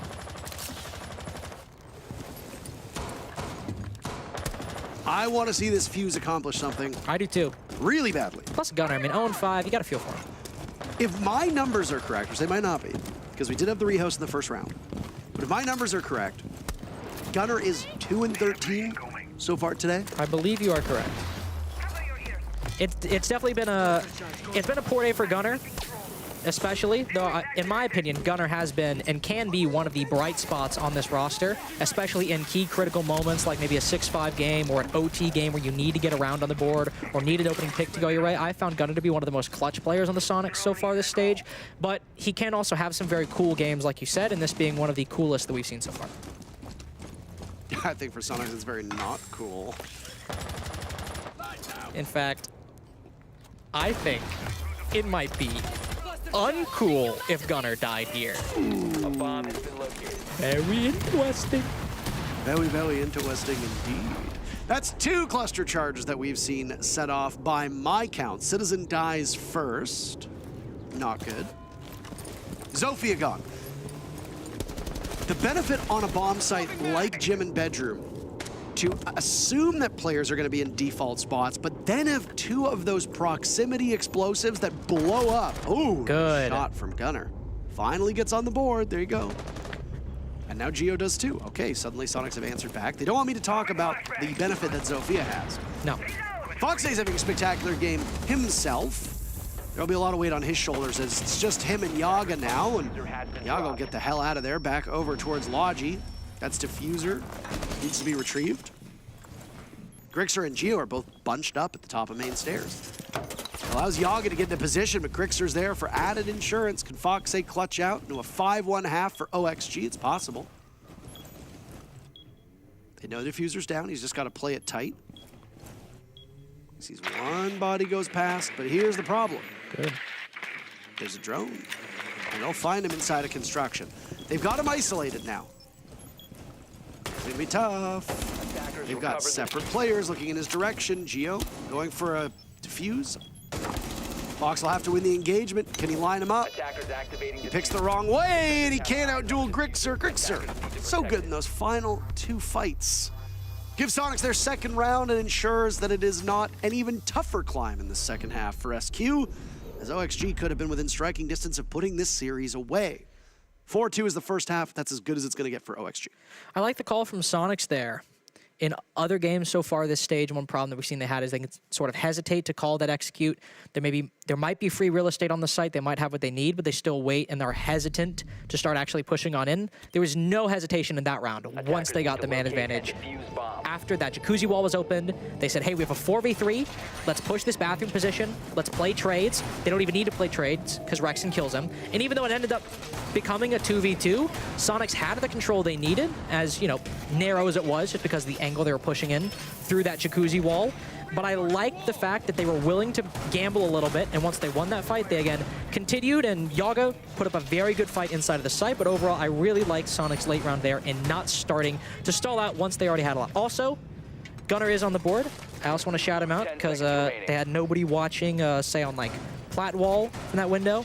Gunnar was the only guy covering that window, and he predicted that somebody would push it. So shout out to Gunnar for a good bit of game sense right there and not just forgetting that somebody could peek him from that window. Because sometimes teams even do that at this level. They get a little bit tunnel visioned on Metal Balk. Don't look towards CC window. Attackers have located a bomb. Well, both teams a mixed bag when it came to opening picks, but it did favor Soniqs for actually a fair bit of time, and then OXG started to get their first duels on the board as well. In terms of bomb site rotation, we did not see CCTV cash, but we did see the other 3. Diffuser went down a number of times. So for Soniqs, Drone activated. showing some poise, even if OXG was able to outmuscle them. And OXG did win that very crafty retake on bar stage, which I think has so far been the best round that we've witnessed in this matchup. I would agree. I'd agree with your assessment. Would you concur? I would concur. Well, concur means that you agree, but for different reasons. I agree for the same reasons. Oh, shut up. Citizen involved in the first altercation. This time he's on the right side of it. Instead of the wrong. OXG got the first pick, if you recall, back on that 6th round. It was Citizen who died first. Now it's him involved in it. This is what happens when you play on an entry role, and Citizen has been taking more of a front-facing role so far through this matchup. Not always lurking. He did a fair bit of that on border, but if you go on the lurk, there are some times where if your opponents enter in ways that you're not expecting, that you can beat that front line of defense. Newers, of course, also that front and forward-facing player for Oxygen sitting on blue stairs. We saw Rexon try to deal with when Soniqs were on the attack. Back in that Clubhouse game between Soniqs and Oxygen, Oxygen got the opening picks on their attacking side 4 out of the 6 rounds, but really struggled with conversions. It was a 5-1 half for Soniqs on the defense.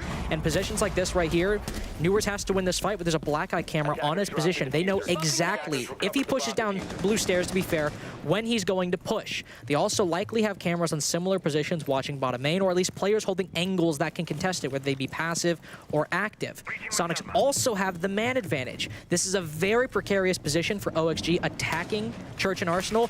Likely need to rely on Newers to get a kill here to make this a lot more manageable. And he just sprints into the site and makes it his own. Down goes Grixer. That could be the first domino. Newers has some allies with him. He sees 2 inside at Church. OXG get 2 marks. Rexon's down as well. Gunnar in a 1v4. Sweater's dropped, so it's at least a 1v3, but the timer will run away. Continue to tick down, leaving Gunnar in a very tough spot. Newers, who kick-started the offense for OXG, ends the round, and that's 5 in the column of OXG. Don't. I know what you were going to do with Yaga's face. That came out wrong.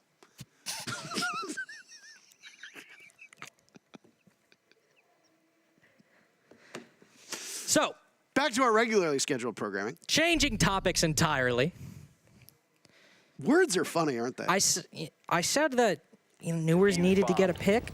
Got it. I didn't mean him to sprint down main hall and kill 2 people. That was a bit more than what I had in mind. But really good job from OXG. We did not see a lot of that during their previous game against the Soniqs. They would get the opening pick and stall out heavily and also allow for some aggression from SQ in the mid-round. Didn't really see any aggression from SQ there, but they had the opening pick. I'm not really going to give them too much flack for not throwing away their man advantage. But OXG recovered very well there. They did, similar to a Soniqs last round on the attack, they did not waste any time to call that execute, taking a page out of SQ's book as well, running through that wall in main hallway, and really good play by Newers as well to cover Dream as he went for the plant. 8 and 3 right now, playing that Yana. Of course, that was his first round on the attack. But if that's the pace that OXG are going to set, even if it is preceded by 2 minutes of a snail's pace attack, they should still be able to close out this game if they can keep their executes that decisive. And also, fun fact. Ooh, I love that. We got CCTV for the first time this map. Love to see it. All 4 sides played, ladies and gentlemen. Woo! However, not to burst your bubble though, this site does suck a little bit. This site's not great. Oh. It's also with a zombie band, rafters, a lot harder to hold now. You only really gotta rely. You can only really rely on those magnets and those ADSs. Capitao is such a critical operator for some of those more prolonged duels that involve taking Catwalk and then Wamai as his direct counter. Yes. Obviously, you don't see much flexibility on OXG's side when it comes to taking care of rafters. They've got a pretty reliable lineup, though. I mean, you're going to probably get Buck underneath, flash up, maybe Yana underneath, try to nade, clear out the ADSs, Yep. magnets, keep somebody at garage door. That would be my assumption, but OXG have not bothered with any of those 4 garage panels whatsoever. They're all still completely reinforced off. So that means both Rexon and Citizen can just sit there with impunity. They don't have to worry whatsoever about being pushed. Instead, OXG are going all in on a construction take at the moment.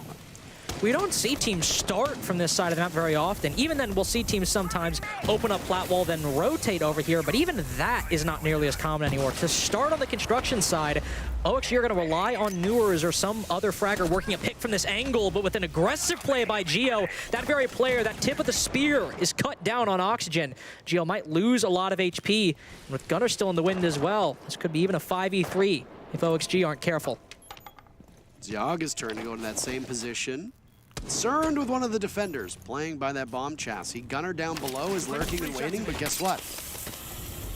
He doesn't need to go anywhere. At worst, then it becomes a 4v4 if he's a non-factor, but he's gonna light up Dream and then also confirm the kill. Yaga walks into the bomb site and, I mean, hey, you said that this wasn't the greatest site? Foxay finds himself in a 1v4. I'm sure OXG is thinking similar things. Cash might actually be clear at the moment, so Foxay could conceivably walk in. Bomb diffuser. He's gonna do that, but no, okay. Look at this angle from Geo. You don't see this every day. Well played by Soniqs, staying alive. Very well played by Soniqs, but, I mean, gotta criticize OXG a little there. Citizen was pretty much playing the same spot he was in the previous Clubhouse game. They pinch him out very quickly and they push him back, so that's not what I'm criticizing. But Gunner was roaming and lurking as Jaeger in the previous Clubhouse game as well. He would play over by Master Bedroom, and in that game, they pushed him a lot more aggressively, tried to make it a bigger issue to clear him out. Diffuse bomb. He ended up getting 3 kills, and the round was kind of over from there. But Gunner is still playing basically the same position. This time, he moves down the stairs, Oxygen move in, and play down below.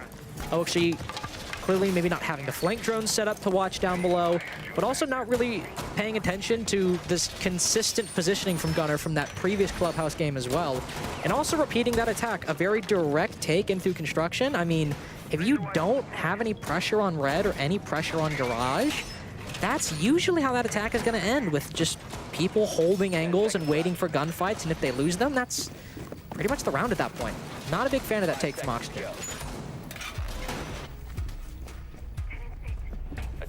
Everybody has stumbles. We all do. We all have stumbles. We saw some limp-wristed executes from SQ. Now it's OXG's turn to do the same thing. I mean, there is a reason why these teams are fighting in this match in the first place, and that's that they're not as sharp as the other teams that are currently above them in the standings. There will be mistakes from all levels of teams. Even G2 committed mistakes at SI. They won the whole thing. They're world champions. They did not play flawlessly. They did play very well, given the circumstances. But no matter what, people are going to make errors. They will. I'm not demonizing and criticizing all of OXG for that one attack. I mean, I do think there are a number of fans who get very upset that we say bad things about the teams they like and the players they like. I think that we're being far too critical, but at the end of the day, it's quite literally our job. And also, with Rexon playing very aggressively on red, if they're maybe able to deal with him early, I'll be very happy. Also, if they just hold him on red and are able to nade out these players from below, I will also be very happy if one of those two things happen. Of course, Newers is down below right now. It's Yaga moving Hold in, on a second here. OXG just decided to jump into the site again. Very quick on. They are Rexon. I mean, they did get a pick, but they lost Dream and they lost Sweater. Basically by Jacuzzi Breach. Newers at least gets a free pick on Negrixer, who drops through the hatch looking for a Nitro cell from below. Possibly stop that plant going down. Now the diffuser in the hands of Yaga as Dream had perished. You have to juggle out who's going to take the objective play. Attackers have located a bomb. Well, with Newers down below, only one nade left to try and make this take work, as I think OXG get a little too ahead of themselves. I was about to say Foxy needs to rotate over because you're not going to try and do a full clear from Platwall now in a 3v3. You'll have to consolidate on the western side of the map. Taking down Geo is likely priority number one at the moment. He's stuck inside a bathroom. Very difficult to rotate out. If they can nade him out from that position, they have a way into Gym, and then they can deal with the logistics players and the construction player afterwards, maybe with an angle from Metal Balk or even an angle from this breach, if they end up pushing through that Logi door. Banshee's gonna give away Yaga's position. This is the big stumbling block for OXG. Newers is feeling himself though, keeping the numbers even into a 2v2. Can Foxy play off of this angle? It's a tight one to make. Newers has to pick. Do I go Logi? Do I go over towards bedroom? It's going to be a game of keep away at the moment. Diffuser's been picked up by OXG. They've only got about 20 seconds or so, maybe a little bit less to pull this off. Foxy jumps in, but Citizen's far enough back. He's in a very powerful spot. He'll head towards the bomb site, as does Gunner. They soften up Newers. They know exactly where he is, but Newers just simply doesn't have the time to find these kills, and it'll be maddening as he goes hunting for Gunner, but can't get it done. 2 in a row for Soniqs. They've closed the gap to a single round. Clubhouse defense is still very much in Soniqs' wheelhouse after that first round where we see OXG very quickly, once they reach the late round, execute and win a Church and Arsenal attack. It's been struggle since then. They try to channel some of that similar energy with Gym Bedroom, but with a lot less control, and also Newers, or nobody for that matter, able to get the same kind of pick and frags that they got on that Church Arsenal attack. This time, they're not able to win the fight with the guy inside a bathroom. They're shut down by other positions like Logi and Construction. The only kill that went their way was Foxy sitting on Platwall, killing Rexon as he was rotating back to the site. Anybody who actually tried to take a gunfight with the player on the site lost it. That is the complete opposite of what happened in the Church Arsenal round. And OXG, similar to Soniqs in some of those attacking rounds as well, are really basing this on the last 30 seconds and banking on players like Newers winning those fights. And Mr. B mentioned this in his interview yesterday, that one of OXG's problems that might currently be in the process of being revealed is a very, very heavy reliance on Newers to go huge. And so far, in the one round that Newers went huge when they did a late execute, they won. The other rounds, he's been silent, and other OXG players have been silent. Those executes have not gone nearly as well, and they've been dominant SQ rounds. 2 rounds in a row, though, in particular, where I do have to ask some questions about how OXG went about with their very linear takes. I would suspect that they could have easily focused over on Cash, maybe Construction as well. 10 seconds left. But, like I said, it's very easy to scrutinize. It's a lot harder to do. if OXG prevails, we can always ask them in the interview what they were thinking on maybe some of those rounds, but I'm sure the focus of that interview would be more on the positivity rather than the missteps. I actually find loser interviews far more entertaining. I sometimes maybe wish we had like a sideline reporter, like Bomb located interviewing by them, attackers. the loser as they come down. Could be cool. You know what I wish? You know what well, you go first. I'll say what I miss afterwards. I'm not gonna say. You know what I'm gonna say. I know what you're gonna say. I miss the draw interviews. Those are brutal. As somebody who had to do them, I don't miss them. Good riddance, Elbozo. Delayed fuse in my reaction to Elbozo. Newer's now discovering that there has been a cam there for both rounds that he attacked Church in the same spot. Wonder Good. if he's like, oh damn, hang on a sec, that makes a lot of sense here. A lot of things just fell into place very quickly. I could see every equation. I could see the furthest ends of my imagination. For this round, for OXG, keep an eye on Newers. People always say that, keep an eye on Newers, he's gonna go huge, I'm not saying because of that. What I'm saying is, see how OXG used him, because he was playing blue early on last time, but then he rotated away, which appears to be what he's doing right now. Still has that nade, so he might be trying to go for a different angle, but because of these mirror windows, he's likely not gonna commit to a blue play in the late round, and will do a similar thing on bottom main this round, aided by angles from Foxay or people dropping down that kitchen hatch. But SQ are likely a lot more ready for a push from bottom main, for a blitz push down bottom main this round, as opposed to round 7. If Soniqs are in positions watching this and OXG go for the same play, and Newers doesn't go huge, they are in big danger of losing this game, especially because that would be a flawless site rotation for the Soniqs. Nitrocell from Sizzin will just wait its time. There it goes.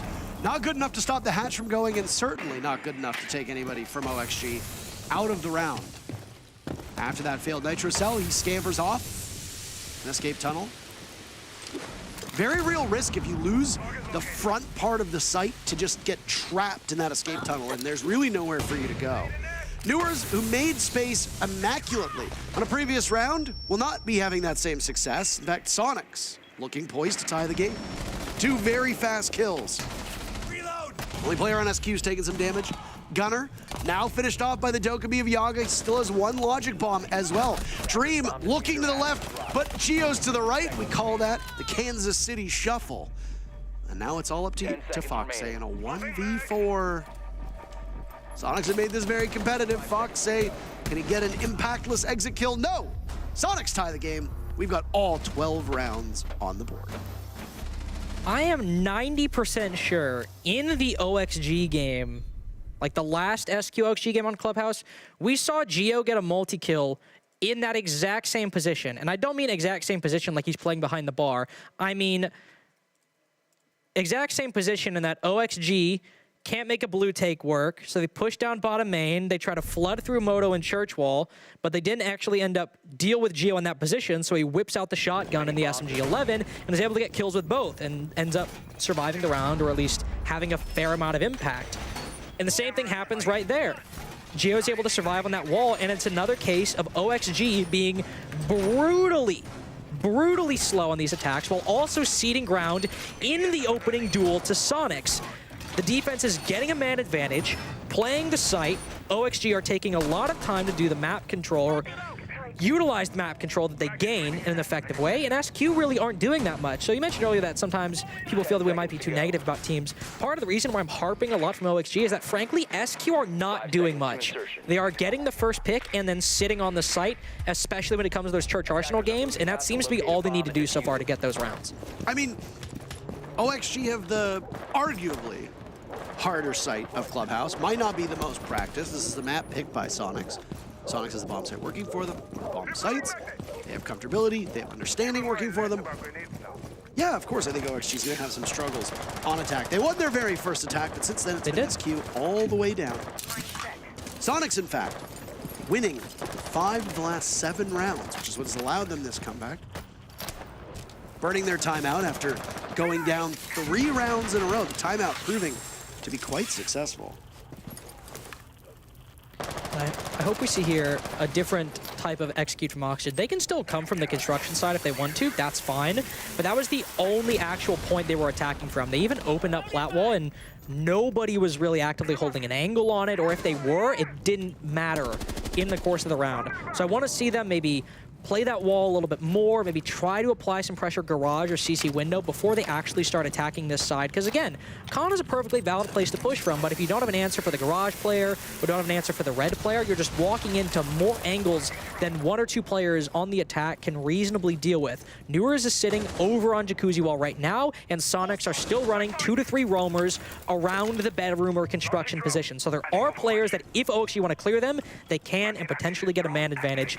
But now it is reaching the point where if they want to do that, they will need to start making a decision on whether they want a full clear on the west side of the map or clear on the east side of the map. Yeah, I mean, they are running out of time to make that decision. Fox is waiting for one of them to blink. There's the first pick. It goes in favor of Soniqs. Newer's entry over towards bathroom given away, but he's got no real visibility. Geo, the next pick. Down goes Yaga as well. Gunner finding his way onto the board, spraying wildly, but his luck runs out as OXG actually gains advantage in terms of man count before getting tied back up thanks to Citizen. He himself not relinquishing control of those weights just yet. Poor gym etiquette, one would say. Rexon almost gets both of them, leaving Sweater by main breach, the last one standing. Walking on in and caught in the reload by Citizen. You wanted the Gunner reaction, you got it. Soniqs on map point. Soniqs running their strat that they've run multiple times on CCTV in weeks past and today as well, and OXG still struggling a week later to find an answer for it. Just got to give it to Soniqs there. They're playing on the roam. They know this site. Gunner and Citizen have a good rapport on that roam setup. They know how to play off each other and know if one part is facing a certain amount of pressure versus another, that player's a bit more freedom. In this case, Gunner was being a lot more actively pressured by OXG, so Citizen was freed up to then go for a flank inside of Gym, whereas before, it's been Citizen receiving the brunt of the pressure and then Gunner rotating to then hit a flank. So it's good to see both players being very attentive on their roles in this roam. But OXG for 2 weeks now have failed to have an answer for this SQ roam, and it has been a built-in part of their attack to not go garage and to barely use plat wall for the part of their attack.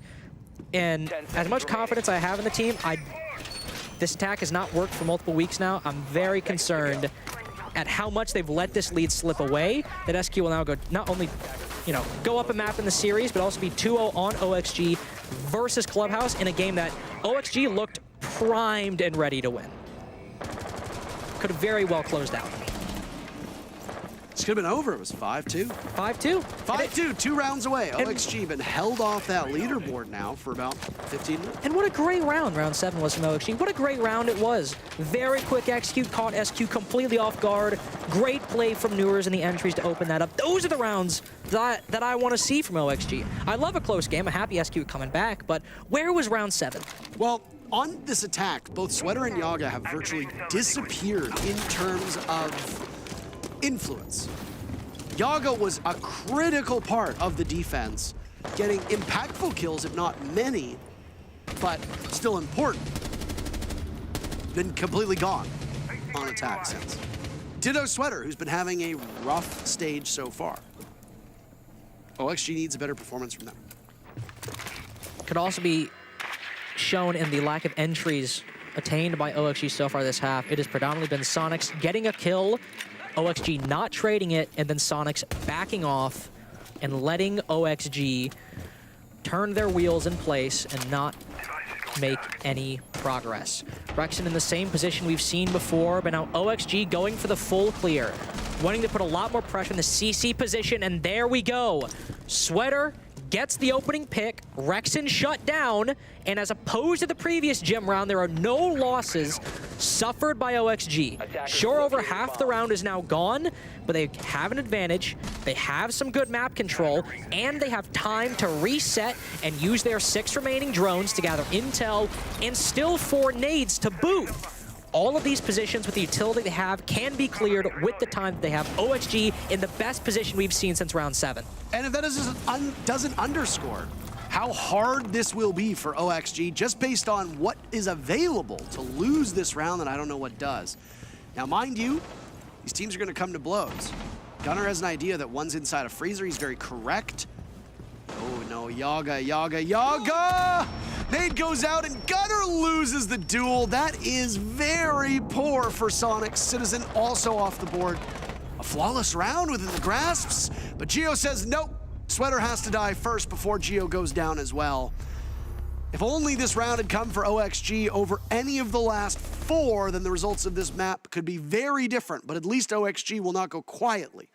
And they send us off to overtime, winning the final round of regulation, and they're 6th to tie Soniqs.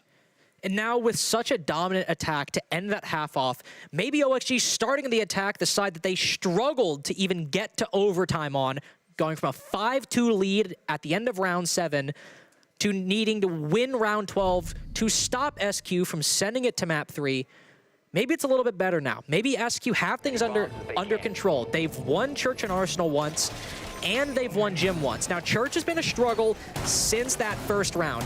This Mira especially seems to be problematic for OXG because Newers very clearly wants to push blue, but because of maybe a lack of resources, lack of confidence, or maybe just the fact that Mira is very difficult to play against, especially in this position, they can't push blue.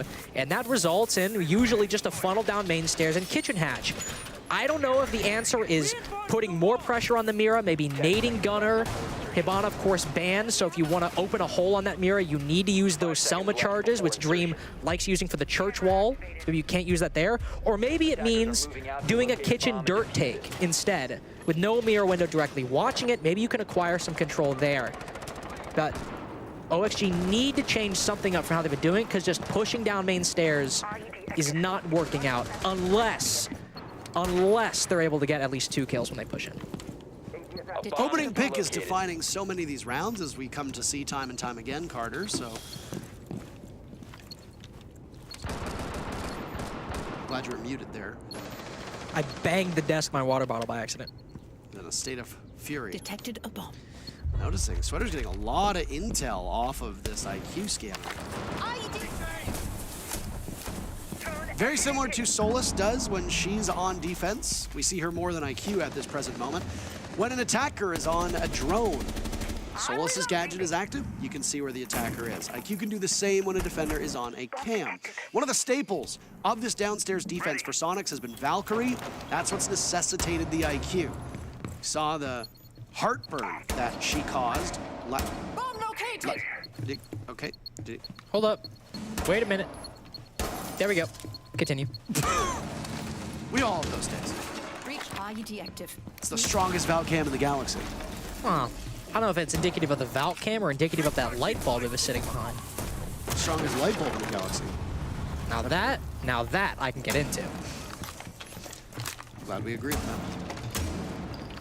Talked about in the previous round, sometimes it's just as simple as your gunners needing to be more active in their engagements. Oh, okay. Not the mute trick. That doesn't work, by the way. You cannot put a mute jammer down while a gadget is going off. But you can put it down after the mini EMP stops working, and that's what I think Geo was attempting to do. Geo having a superb game so far on these support roles. He's been stepping up big, especially on defense, but he won almost single-handedly 2 separate rounds on attack for those with good enough memories. What do OXG have going for them right now? They've got bottom main stairs and they've got the kitchen hatch, but this is the same position they've been in for multiple rounds now on Church and Arsenal. And it seems like once again, they will base this entirely on pushing up main hall or flooding down Moto, but with Geo on this wall in another position to go huge. Geo just got naded, and there's no smoke on the board. That's also another big deal. There was a smoke last time for Soniqs. He's gone, Nitrocell goes out, ripped, not good enough. OXG own the scoreboard right now with 3 kills, leaving Grixer and Rexon as the only 2. They're formidable foes. And they've only got 10 seconds to hang on, but I don't know if they can get to Dream on time. Rexon boxed out right now inside of blue, playing Ring Around the Rosie by the generator. He knows what needs to be done. Gets a kick, gets 1 pick, kicking off what could be a wonderful retake. That was a sloppy one, and Newers knows it. Rexon in a bit of frustration. 3 sets of eyes from OXG scrambling out of harm's way and putting him in an almost impossible situation. He'll be exposing himself to multiple angles, but hold on a second. Rexon's cooking, but the pot overflows, and what a mess. Soniqs unable to defeat OXG after that diffuser goes down, and guess what? OXG moves to match point. Didn't even have Kitchen Hatch open there. You said they did. What? Didn't you say they had Kitchen Hatch open? You lied. I honestly, I'm genuinely shocked they did not have Kitchen Hatch open. I'm like actually shocked. I mean, he effectively had the same angle. He opened a buck angle next to it, which watches the same position. Just Kitchen Hatch is such a routine thing that teams go for. I assume they went for it, but you know what they say about assuming? Don't do it. It's a bad thing to do. So it's a similar story on Church and Arsenal. For the previous attacks from OXG, all they do is flood down main and flood into Moto. Very difficult to make work, but if you're going to do anything, it's kill Geo, because that is the main player you need to worry about. You brought up a little harsh. Well, in the game. Oh.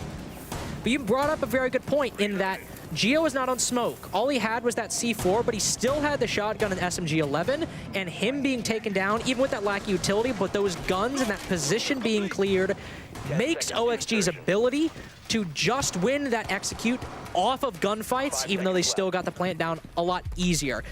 And their hardest round, in my opinion, is now off the board. They've won an attack. If they can secure a defense, which has been the favorite side on Clubhouse so far, and where their defenses looked very good as well, could still be an 8-6 and could still be a 2-0.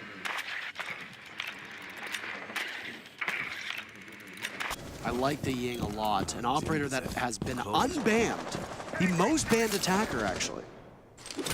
High prominence rate. Absent for most of this series. We know Soniqs likes to run Ying. Gunner actually runs Ying a fair bit, especially on border, but was not in the cards on the previous map.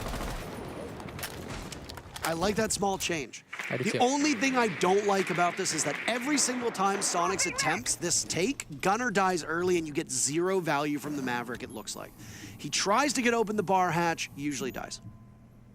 Very minimal value. But Soniqs are committed to it. They're not going to switch Gunner onto a different role. OXG knows exactly what's going to happen. Can they somehow correct course on the end of Soniqs? Get Gunner into a position where he doesn't die. And then afterwards, can they get Rexon into a position to then use those Candelas? I would have liked to see maybe an IQ from Soniqs this round, because these black eye cameras have been feeding great intel to OXG in previous rounds and helped facilitate that flank onto Gunner, opening up that moto hatch a few rounds prior. So if they don't spot those cameras, maybe somebody is able to flank up main stairs and the flank watch from Soniqs lapses for a bit. Gunner could very well find himself dead again, or anybody from Soniqs. There's a lot of trepidation on the side of Gunner with how he's going about opening up that hatch. Down goes Grixer. Oh no, oh no, oh no, oh no. Newers has a long range line of sight. There's an nade being primed and ready. Fox A can hear it. Gets put away. Still dancing around this position. He's got impacts. He takes matters into his own hands. There goes Geo. They might lose the hatch, but that is a huge first pick. And the question is, will somebody from Soniqs get into a spot to pick up Grixer? Now Citizen's been dropped as well. Grixer back up. But pivoting in that direction to go get him, it's going to cost you time. Citizen caught by Fox A as the impact gets tossed up. We haven't seen what the Ying can do, and honestly, with the way that this is going for Soniqs, we might not see any real significance of this operator pick. Now the Candelas could go down blue, and it would make things a lot easier, but no, now with the rotation, Rexon rotating all the way over to dirt, if things were gonna be narrow and tight going down blue, it's gonna be even more difficult with Rexon making a solo play down red and Grixer on low HP, being the tip of the spear down blue stairs. Newer's now cut down, and it's all over for Soniqs. OXG finally get a clinical attack in overtime and just run things back on their defenses to win the seeding game over SQ 2-0. 8,000 reasons for OXG to want this one in their win column, and they get it. They gave their fans a bit of a scare, but they come out ahead. 8-6. That's it for our very first map of the day, or matchup of the day. We still got 2 more to go, so we're not going to waste any of your time. We'll be right back.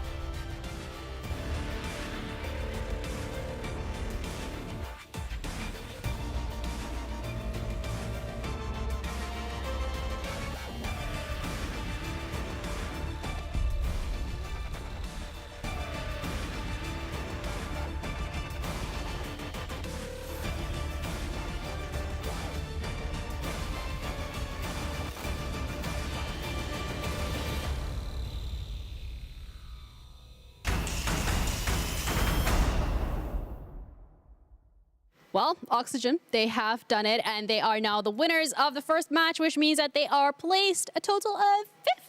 Indeed. Yeah, not bad. Probably not where they wanted to be, Yeah. but better than 6th. $8,000 better than 6th. Yeah, I mean, and either way, like, it doesn't really matter because I'm sure they don't care about where they place or this, and that. What they want is the major, and they can still go there. They're still on the run for it, right? Absolutely. But we have Foxa as well ready for the interview, so we can have a talk with him ourselves. Foxa, hello, welcome. Congratulations on the win here. And how does it feel? You know, I can see you're happy about it. What has the main takeaway been, though, for you from this whole stage so far? Oh, you know, we might be the throat goats during matches that actually mean something. Like, we suck. Like, we actually, I don't know, we got first, and then we kind of got ahead of ourselves. Like, we really let our practice dictate how we played in games, and I think it showed. You know, we just didn't have the same level of confidence. Some would call us a scrim team the last 2 weeks. I would call us that. So, you know, I definitely dish it out to a bunch of teams. I'm man enough to say when we've definitely have not been using our practice wisely, and we haven't. And I think yesterday after we lost to East Coast, it was a big wake-up call, you know, every player. It's like you can't force players to try harder. It's really like, you know, you can bring a horse to water, but you can't make a drink. So it's just got to click inside you as a competitor. Like, how long are you going to be okay with getting stomped on before you want to start stomping back? So I don't know. I hope it clicked. I know Soniqs is going through their own transition period right now, and you know, we're kind of in the same boat as them. But obviously, a win is good confidence going into the LCQ. So yeah, I mean, it's good we won, but you know, we need more wins coming. Fox, you know, we're in our new Blast phase, and you're playing at home, right? Online matches, completely new format where you have to play a ton of games throughout just 2 weeks. You know, how different is it in our new format versus last year? Is it more difficult, do you feel, for your team to kind of get yourself in the right mentality to show up to these games when it is more online, longer play days where you're playing multiple matches a day? Did that affect you guys a lot this stage? I mean, I think it affects every team in the league, especially like there's so many new teams, so there's nothing to really VOD review. Everything's so quick. There's not a lot of prep you can do on teams, so it's really just focused on how you are playing as a player. And, you know, like week 1, week 2, we were hot out the gate, but obviously week 2 we had our bye. And then week 3, we were kind of, you know, slow to the start. And, like, we lose 2 back-to-back games terribly. Like, our coach did the statistics. We've gotten 7-0'd more in the last 2 weeks than we have in our entire longevity of being Oxygen. So, I think it's obviously frustrating, but we did go down 0-5 in stage 3, and we know we can come back. It's just, it's going to be a long process. Same thing when we replace Lax for Sweater, we're replacing Vert for Yogg. It's these long-lasting players that have been so good in their positions that there's a lot of growing pains that we're going to go through. But, I mean, like I said, I'm not one player to harp on, you know, being a new team. You know, we're big boys, and we'll figure it out. We'll figure ourselves out. Well, Fox, I got to be honest. There's a lot of hyper-opinionated takes about OXG based on the past couple weeks. Now, I'm not going to lie to you. I was up here, and I was talking crazy. I was like, especially after yesterday, I mean, what happened with Vert and BeastCoast and then whatever, and the 7-0s and all this craziness. Do you have a response to all this criticism? And do you think that perhaps maybe we're overreacting and that OXG will actually be okay in the long run? Yeah, I mean, I think because we're one team, not to harp on the fact that we make new roster changes. Like, teams don't treat us as that, you know? All these brand new teams, like, you know, they're brand new teams are figuring out their footing. You know, we're kind of doing the same with Yogg. It was the same when we first picked up Sweater. I think people are obviously very hypercritical. But, you know, the bouncing was kind of crazy when we were third at Invite. You know, we were doing pretty good Invite, and people were bouncing harder than Alexis, Texas. Like, the shit was crazy. I don't understand why people just love to switch up. I think people, like, don't want to see us win either. Like, obviously, like, you know, BeastCoast, like, really wanted to beat us. Like, we get it, you know. All love to Vert. Like, you know, we have no negative animosity towards them or the team. I actually hope they qualify for the major. They played great. And so I don't know. I think it's just a matter of people just like to instantly see and dish out blame when they don't know the situation. You know, someone may die in not the most intelligent way, but you don't know how it got to that point. You don't know if a drone, you know, if somebody misdroned, you know, if the other player made a great play. You know, I'm sure people are talking smack about every team when they do bad and every team when they do good. It's just noise. And at the end of the day, you know, you can't be at the top for so long. Sometimes you got to get humbled a little bit and make it back. So it is what it is. And, you know, we're staying humble, and we just got to kind of climb back up. Except for Jesse, though. His opinion, like, means the world to me. So whenever he puts us really low, it crushes me. Yeah, that's why you always do really well when I predict you to fail, and always do really, really badly when I say that you guys are going to do really well. Love-hate relationship Exactly. going on. Makes sense. Yeah, absolutely. Well, we do love self-aware kings, so I'm really happy that you guys know the issues that are going on and have a straight path forward on what you want to fix and how you're going to work on it, especially as you guys are heading into LCQ. So thank you so much for taking the time for this interview. Don't drop your crowns, okay, guys? You got this, I believe, and hopefully we'll see you at the major. Thank you. Hopefully. Oh, well. Best interview of the stage or what? I mean, listen, they're down a little bit, but Yeah. I was giggling and laughing the whole time. I mean, Like- listen, it's a good point, right? There's always going to be noise around you when you're underperforming as a team, but also when you're performing well. There's always going to be a couple of opinions. There's always going to be people that are nitpicking on a couple of mistakes. And I think the fact that they're able to just block it out and focus on their game, they're very hyper aware of the issues that they have going on, Jesse. And I mean, we've seen them this game, especially when we're looking at the highlights later on. We're gonna have a little bit of a sneak peek at that. But it feels like Oxygen, at least this game that we've just seen, the game before, they're crawling back, maybe? yeah, I mean, listen, Fox is one of the most experienced players in all of North America. You know, this team has been together for so long as well. Even Yogg, sure, he's new, but he's played with these players for so long, right? You've got Dream on this roster, who's a very mature person.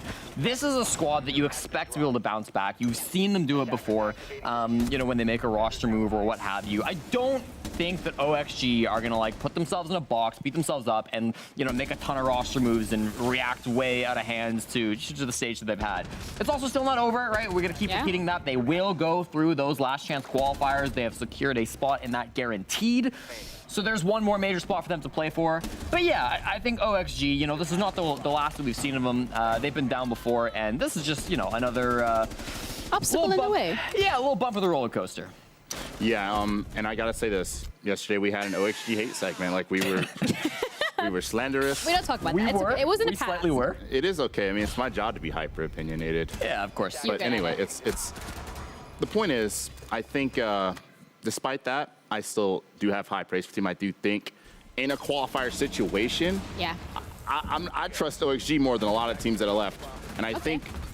Like I think Mr. B said it, you know, they're just gonna rock everybody in quals because I'm feeling that. I'm feeling that energy out of that team, especially if they're as composed as they are. Yeah, absolutely. I think like even after this win, you know, we're coming into this, we're saying like, okay, this is a game to be placed 5th or 6th, but still, they broke that losing streak, right? They have a little bit of momentum. Again, they have a little bit of a lot actually of awareness of what's not going well. So I am pretty sure this team's gonna be able to just get it back together, go for that LCQ, and who knows, we might see them at the major, we might not, but either way, we got some tough competition. We're gonna be back because we also have a little bit of competition. No, I'm joking. We just have a break. We'll be back shortly.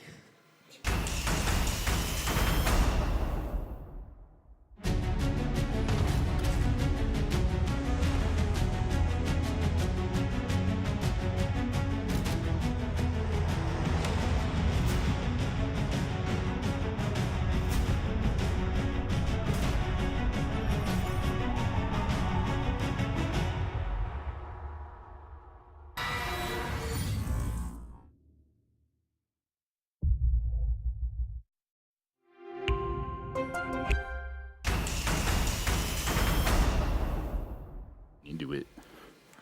Well, everyone, we've just seen Oxygen secure themselves a spot in the LCQ. They're also secured themselves that 5th place going here at NAL. But we still have 2 games. We still have 2 best-of-3s, and the next one coming up is going to be Space Station Gaming up against M80. And this one is actually quite important, Jesse, because we're going to be sending one of these teams, actually, to the major. Yes, the first time a North American team is going to be qualified for the Copenhagen Major. First time from any of the big 3 regions, right? I don't think we have any European teams qualified. I don't believe we have any Brazilian teams qualified. Did you just say big 3 and then just... What? NA, Europe, Was Brazil. that an APAC diss, or did you just... APAC is not good at the moment. I hate to say it. Oh, hot take There are of some the Korean teams in. day. There's 2 Korean teams in and an Australian team in. Shout out to Yeah, Team I was Blitz. like, yeah, they exist. Yeah, but you just like- went straight. No, they suck. I mean, You know, I mean, Jesse's like from Canada. He doesn't see that side of the map. real. But You play GeoGuessr cold. though. I actually crush in GeoGuessr. I actually crush. yeah, I mean, But just like forgets the whole side of the. Well, listen, we struggle sometimes. We do. I mean, yesterday, however, M80 didn't struggle cookies because they were. I mean, the first map was a little bit of a struggle, the second one too, but the last one was good. So building up on that momentum, going up against Space Station Gaming, how's it looking? What's cooking? it's funny because Space Station Gaming kind of gave them the business when they played. Absolutely. Of course, it was They the best did. of one. It was not a full-blown series, but on Oregon, SSG really dictated the tempo. Again, we're talking about 2 teams that are high-paced and whatnot. M80 were the ones who kind of got forced into anchoring and hunkering down, and they still, Yeah. SSG just collapsed onto the site, and it was beautiful. Their attacks on Oregon, of all Yeah. places, I mean, I'm were gonna leave. exquisite. I'm gonna leave that SSG to Jesse because I know you're like dying. Well, not dying, but like you really want to focus on them. I like SSG. I know you do. Yeah. They're No a bias. team. They're a team that really have done well. I think through attacking the last week that we saw them. We've got a couple of stats for you guys, right? Pulling it up. 64% attacking win rate. Now that's through the entirety of the group stage thus far, but particularly that second week, they were probably the best attacking team that we had here in North America. I thought that they were really good at like multitasking. This was very clear when they played against that M80 game on Oregon that Cookies was talking about, hitting one floor while clearing another, utilizing kind of one side of their take while pinching the other side, and it's really impressive to have such a good attacking stat, to have so many solid strategies when, again, you're such a new team, right? It is the spiritual successor of Astralis in a way. You got 2 players coming back from that team. You got the coaching staff, of course. But really, I mean, this is a lot of new pieces being put together from multiple different teams on this new version of Space Station Gaming. So I think they've been crushing it so far. Obviously, their conversion rate as well, fantastic. Not the best opening kill stat, so their conversion rate, a bit of a small sample size there. But when they get that opening pick, really good at closing down the round, 80% win rate, 4 out of 5 rounds. It's been a pretty solid show from Space Station as long as they can get that early advantage, and especially on attack. Especially out of Merc. I love the way Oh, this yeah. dude flies around the building. Absolutely. This guy is Thomas Clancy himself when it comes to his tactical prowess. I just love how he maneuvers. And it's really, really special. And I think if SSG wants to have success today, Merc's he's got to be flying around, appearing in random places. I swear he just appears. No Even when I pressure. watch like the replay and I know what he's doing, it's still just like, wait, how did he? But did he do?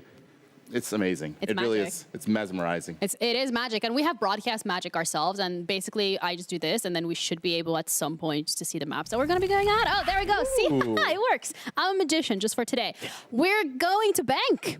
First, Yes. I mean, followed up by theme park and borders. I mean, we do love a border here, I guess. I mean, you got to see it at this point in every best of 3. But starting off at bank, especially the pick from M80 coming out, they're starting on the defensive side. I mean, yesterday, M80, they had to kind of crawl through that BO3. So in terms of exhaustion, in terms of where they are in their mental space, are we expecting it to impact them today? I think that M80, I mean, they've come in here and they've done something that not a lot of teams will do. They've picked a map that they've actually not won so far. They're 0-1 through the regular season on Bank. They lost to DZ. Now, that was an 8-7 game, and it was the very first week of the stage. So I don't think that, like, they feel that they are weak on this map. Obviously, it's one that they have a bit of confidence in. But still, you know, M80, they're gonna have some bods behind them, right? Hopefully they are a little bit more warmed up as well from their games yesterday. We'll see. I don't hate this map ban phase really from either of these squads though. Okay. I like how you mentioned warmed up coming into this because on the other side, however, Cookies, we're looking at Space Station Gaming and they were just like absolutely chilling yesterday. Absolutely chilling, and they were absolutely probably watching. If we're talking about map number 2, theme park. Yep. BeastCoast did something really interesting. They banned Monty, one of the shields that M80 likes to play on Yeah. theme park. They also they run a little blitz, but like Monty's the big one. Monty allows you to really kind of speed up the let's say the Momentum. mundanity. Yeah. It's not a word, but you hopefully understand what I mean. Like basically, theme park is absolutely a pain and almost cussed. It's a pain to clear the map. It's a pain to actually get in the side and do what you need to. When you have Monty, you're able to do that. So BeastCoast bending that out, and SSG probably seeing how kind of weak M80 is without that shield. Yep. Definitely played into why they picked that and what they've been observing. What they've been observing. And I mean, we're going to be observing a map fly through ourselves because we're going to be heading over to our casters that are going to be not observing, but narrating the game. We have Parker and Panger on the cast together. Guys, take it away. Thank you so very much. We have some very exciting news for you today. One of these two teams will be the 4th team qualified and the 1st team qualified from North America to go to the Blast Major here in Copenhagen. That's pretty cool. That's pretty cool. Yeah, and honestly, it's between Space Station and M80, which going into this season just like 3-4 weeks ago, I don't think a lot of people expected Space Station to be this far up on the ladder because they made big changes, right? They get, a mixture of Astralis and TSM and also SSG into like one roster essentially. And with such big change, you would think, they're going to need a lot of time to gel together, figure things out, work on their map pool. But honestly, they were coming just really hot through the gates in like week number 1 and week number 2. Doing really good so far. That last match that you watched, should you have tuned in, was predominantly for money, bragging rights, and seeding down in the Last Chance qualifiers. The Last Chance qualifiers will be coming live to you in 2 weeks. However, the remaining matches that will be on this channel for today, both SSG versus M80, and then DarkZero versus BeastCoast coming up after this match concludes, will lock into teams from North America to go to the Major. It's very simple. Win the best of 3, you're in. Now, there's still a very good shot that the loser will make it because 3 of the 4 finalists will be guaranteed their spot. The 4th finalist will come from those Last Chance qualifiers. So if M80 loses here and say DarkZero loses the next matchup, they will play for a spot, and then the winner of that match will make it into the Major. So not all hope is lost. Be still your hearts. Those of you who are fans of these teams that fail to succeed. Bank the very first map, Nick. M80's choice. And I heard you make some noises. Yeah, there's a band, there's this 4 operators band, Hibana, Monty, Valkyrie, and Kaid. And there's just one that kind of stands out to me, and that is going to be the Monty. Now, this is going to be a major target band from SSG that is fully oriented on towards Kino from M80. And we saw yesterday in the M80 game on Skyscraper that Kino and his team were taking Monty in half of their attacking rounds. And that was like the sole operator, the sole strategy in those rounds to like win it and to push forward. And Bank is a very big map, and you can play Monty on every single bomb site attack. And now, sure, SSG, they'll be on the attacking side first, but they don't need the Monty. They got, as Cookie said on the desk, they got Merc. He will just find himself in the map incredibly quickly, taking map control on the ground for his team and just leading the way forward. And so far, Foles kind of thinking he might join up with the Armor, but change the last thing to a 0 instead, going for a more information-oriented lineup here for Space Station. Of course, J9O on the ink, that's going to be their execution-oriented operator for this round. Zero, conveniently, the operator running the R6 share skin for Space Station. The new wave of those R6 share skins are out right now. Buck has one, Castle has one, Azami has one. There's an abundance of them. You can check them out yourself, and look at that. Most of the operators that actually have one are currently in this matchup. That's very cool. One thing that gets kind of forgotten is how Zero's Argus cams actually got a change recently. That's right, yeah. So it used to be that when you shot the Argus cam, it would show up on both sides of whatever surface it punctured. Now, you can shoot an Argus cam at a soft wall, and it won't display on the other side until you manually change it, meaning that they're concealed a little bit more, and you're actually a bit more stealthy with the way that you can use them. It is a pretty big buff, frankly, to Zero. Yeah. Because you could leave an Argus cam in a position and only activate it a minute and a half later, and it can be a very strong anti-flank cam. No, you're right. It's definitely a change that kind of went under the radar, but Zero's pick rate as well, even in professional play, it's not that high. Most of it on maps like Bank and Chalet that are relatively large, a lot of information and pathing, but okay. Iconic. Taking a Nitro cell, blowing up Forest. An interesting thing that I read online, this will be the first time that Iconic and J9O have ever played against each other. Like 3.5 years or something like that. So that is a wild, wild statistic. Yeah. Is there something funny? I'm just double checking. That's all. I'm just double checking. Uh-oh. Are they off to the races? I mean, remember, this is not the side. They're just going for the roam clear. Yep. There is one thing, Parker. I gotta, you know, M80 and Space Station, they did play earlier because it's round robin, right? So technically, it's the second time they squared off. In a best of 3. Okay. Did you say best of 3 when you said that sentence? No, but there was some caveat that was. Oh, applied to it. okay. I try not to spend too much time. Okay, I just want to make sure. But you are correct. It's the first best of 3 against each I try other. not to spend too much time on Reddit. Because I think they might have played each other when Iconic was on the Soniqs, and I think J9O was on, was it Disrupt at the time? Oh, right. Way back in the day. But Right, again, right. I think those were just best of 1s as well. Okay, so first best of 3 together, or against each believe. other, rather. Which obviously, very different stakes. Yeah. A lot more strategy, a lot more complexity that will go into a best of 3. Nitro Cell might have claimed the first casualty against Space Station, but they get it back. Hot and Cold picking off 1. Fultz goes down though. J9O slaughtered as well. M80 a full court press on the main floor. Hot and Cold the only member of Space Station who's able to get on the board. But this round has flown by. 10 seconds remaining and now he takes matters into his own hands with the diffuser. Merc the only one covering. Gomez approaching from the back. Shuts down Hot and Cold, and Merc just has way too many angles to cover. The Kino shotgun doing what it does best. That thing is a magical cannon, isn't it, Nick? M80 taking the very first round. No, it is. And that right there is a classic basement round, but there is one thing that M80 did a really good job at in particular. They managed to like stall for so long that like soft roam an open area, and they got the opening kill onto the attack inside. So it just slowed things down significantly, and really, again, it favors the defense because you can play that 5 versus 4 downstairs, relax, and fall back about a minute or so left in the round. And J9O, the only kind of really impactful operator with the Incandelas, couldn't really find much in the round because of that. It is easy for them. Open area next up to go. Not anything out of the ordinary in terms of bomb site preferences. With Hibana being banned, you know, basement is a very safe choice. Kite, of course, following up as well from M80 just means that you cannot trick any of the hatches, but again, if you want to breach all of them as an attacking squad, you have to bring multiple hard breach operators. That can be Ace plus secondary hard breach or a Therma plus secondary hard breach, but the point is, you have to spread your operator lineup a little bit more thin, or just check those boxes, make sure that you bring all the utility that you need to hit that basement bomb site. And SSG, well, they tried to, but could not find the victory. Defense holds steady, so where do you go? You go back up to one of the more crucial parts of the map, which is that open area. You had to make a note in the previous round that, hey, that's not where the bomb site is. Now it is. But now it is. It plays out similarly, right? SSG typically will have to try and go for the roam clear, but the big thing that's changed now is M80, they're not playing basement on 1 floor above, now they're playing on that like main floor and then the top floor as well.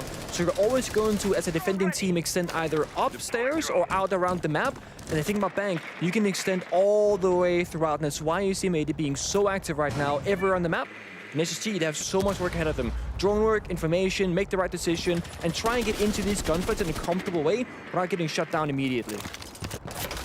The one thing that you cannot say about Space Station, since picking up these 3 new players and since adopting a new style with Callout as the head coach, is that they are a slow team. You can't say that. No. They are quick. They're quick to the punch. Sometimes maybe a bit too quick and not as well practiced as they could be, but I mean, you gotta take chances. Same can be said for M80. They are not a slow team either. So you've got this unstoppable force meeting the immovable object, and this will happen every single round, round by round. On a map like Bank, things can get crazy real fast, and there it goes. Space Station, 90 seconds in, finding the first 2 picks, but M80 looking to rebuff, preventing SSG from taking full control of the top floor, at least for now. But M80 have decided, half of the clock burned away, it's time for them to get back towards open area. Yeah, it's really smart for Kino to just dip out of there the moment that he could. And I mean, he gets a kill for his Trouble Swerve as well, has 2 Toxic Babes in pocket, and sure, they don't have the Deplorable Shield anymore at their disposal, but the thing is, they still have key barriers gone out on the side itself, so things can be held downstairs. One thing for SSG, gotta try and isolate one member and try and find a pick, because open area bomb site can easily be held by just 3 members. There are not that many different ways into this bomb site. Janitor hatch, corner hatch, and of course the double doors. And that's it. We see Iconic on the main stairs below, holding one of those 3 entry points. Merc will challenge. It's him versus Iconic. This is a nice battle. And Merc going back up the stairs, and Iconic takes full advantage of that, freeing up one of the spots that OXG no longer needs to worry about. It doesn't do anything to give this M80 team a leg up. It just puts them on even footing. Yeah, but now they can just fuck the bomb site. They gotta just try it, you know, with 1 man less. There's a drop into the bomb site for Fultz. J9 and a frost mat. That one's a bit confounding. Now it's Forrest's turn to vault on in, and he's got to pick his poison. Frost mat there. But it's M80 taking matters into their hands this time, just as SSG did in the previous round. A perfect 2-0 start for them. A classic scenario of why both Claymores on attack and Frostmats on defense are so strong. If you're the attack in that scenario, an open area window, if you jump in, you either shoot the player and die to the trap, or you shoot the trap but die to the player. There's no real positive outcome there as the attacking member if you're to flip the script there and it's the defender jumping out the window and there's a person holding it plus a Claymore, same exact story. And it's why you can play around utility so smartly, just hiding in the corner. It's not usually a good idea, but you have something working your way, for example, a frost mat below the window, it'll pay off every single time. Upstairs now from M80, one thing they have not brought, which is very typical, is a castle to deny lines of sight. Instead, Kino on the Echo. Echo's pick rate actually getting pretty high the last couple of play days in NAL. We see Gunner from Soniqs starting to play it on border, now Kino playing it on bank. Of course, Asami on Iconic is going to do the same job as Castle would typically. Deny lines of sight, create cover, etc. Almost act as like throwable, deployable shield for the defending lineup. Space Station. Now they can opt for a single hard breach. They don't need a box secondary cannon opener either. Just a single ace will do the job. The only thing for Space Station, they don't really have any execution style operators. They have no easy way into the building. That seems to be what's stopping them from finding victory in these rounds. Normally when SSG they get in, they just take it. But M80 doing a great job of keeping them out of the building, and when they actually do get in, they don't give them much. Either they fall back and they sacrifice the map control to keep the members alive, or they fight back, trade evenly, and then it's a 3 versus 3. Explosions abound now, as usually this would still be the discovery phase, but SSG seem to have enough intel to begin their assault. 45 seconds off of the clock. You've already opened up some of what is called Kanto spot. It's been patched though. That's again the issue with Hibana being banned as an attack. And Lano is that a Selma charge, you only got 3 of them. So they're an incredibly high value piece of utility. And now 1/3 has been spit on a wall that is just closed right back up by Asami, who has 5 keeper barriers throughout the round. That's a struggle position to be in.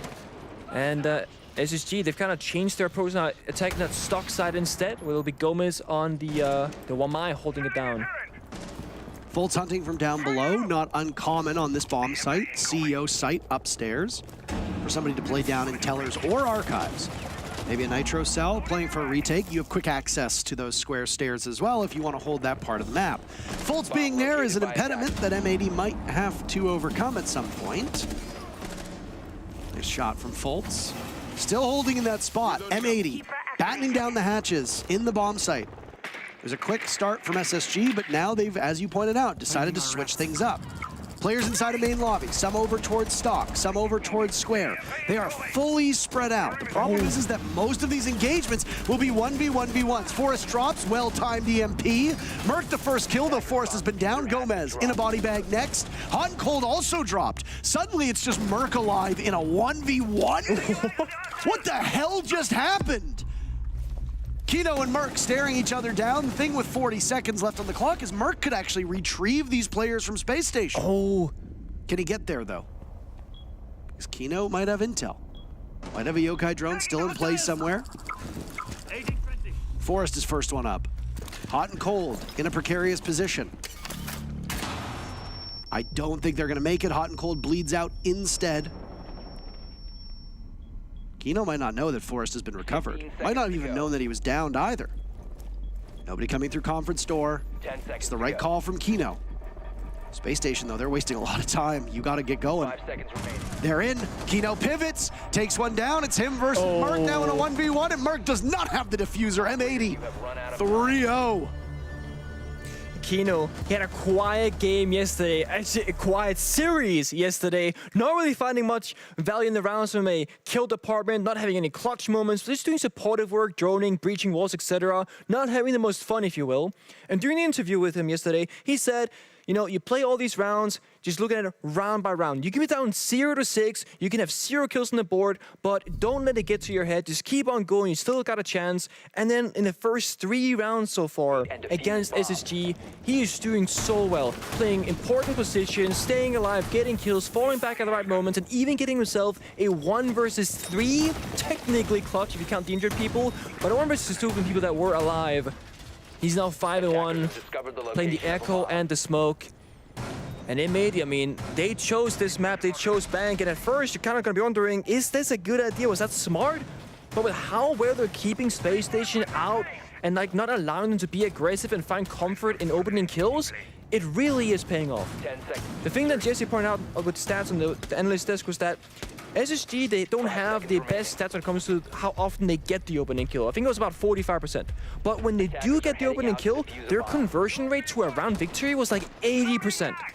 And the thing is, M80 are getting the majority of these opening kills or trading it out 1-for-1, so no real lead gets established for Space Station, and also therefore, no round victories as of yet in 4 rounds, or yeah, on this 4th round. As we've seen in a lot of the best of 3s over the last day and a half, you tend to win your map. Yeah. If your map is first, you tend to win your map, at least.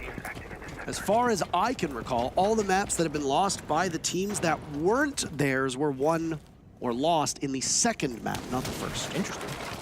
I would need to check with that, but that's just what my mind says. Oh! Hot Cold was there for the backup, but Kino still takes Forest out of action. Damn. I mean, that's how you clear the top of blue, isn't it? Yeah, it's that easy, isn't it? And you can look at this and go, okay, so what's worth it here? Because SSG, they pick the Blitz for the sole reason of clearing out the blue stairs. They do that. However, Kino also gets a kill. So who actually comes out ahead in the situation? And I think the way to look at it is the attackers do. They get full server control, server stairs, Kino dies, Smoke is gone. Kino is the top gunner and the clutch performer in the previous round. And now, SSG, they can stop that second step, but Gomez, he somehow, somewhere finds faults. M80's been in the driver's seat for most of these rounds so far, leading in terms of operator count. That's why they're up this perfect 3-0. The attacker's bomb diffuser. I suspect if things go dreadfully wrong for M80 or for SSG on this round, M80 gets the win, they go up 4-0, that SSG will slap that red button and call a timeout. I can see that happening. There go the smokes, Candela's drop in as well. The A bomb site, SSG's for the taking, hot and cold with diffuser. He gets shut down by Iconic, just firing away right through it. You got a Warden, he's gonna see through that smoke. The jig is up at that point. Now it's Merc to wait out the fires. There's a minute to go. The Goyo canisters last 20 seconds, so there will be a window of opportunity, providing there isn't a second canister somewhere nearby. But Merc will take some damage. Walk on in. Slaughtered by Iconic, a powerful position for this Warden, and well, it's all up to J90. Space Station looking a little bit listless in this round, and M80 has an answer for all of their antics. Whether it be the Blitz on the stairs, whether it be the Ying, whether it be the smokes, M80 just seems to be a step ahead of them.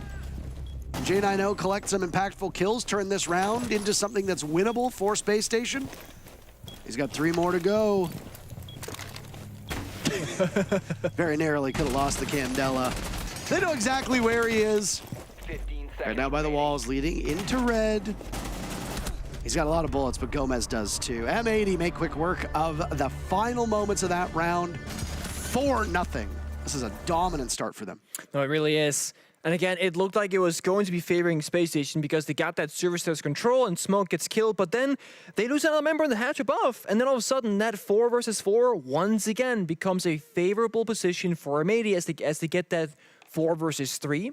Bombs that execute gets attempted by the J90 and Ying. Smoke goes out, flashbang goes out, but then there's a Warden on the board. That doesn't work either. Therefore, the second member, or the third member, the Buck falls afterwards. And now, if you're a Space Station, you might just have to change up your strat book entirely because they tried going fast, that didn't work. Then they tried going slow, didn't work either. Then they go with this hybrid approach, they build something for themselves, but it still falls apart. You said, Parker, that you would expect that if they were to lose that round and go down 0-4, a tactical timeout would be called, And I'm actually very surprised that that is not the case at all. They're gonna just fight it out. Try round number 5, and they're hovering Blackbeard currently. Okay, there you go, it's gone. I was gonna say maybe the way in is gonna be an unorthodox pick, but no.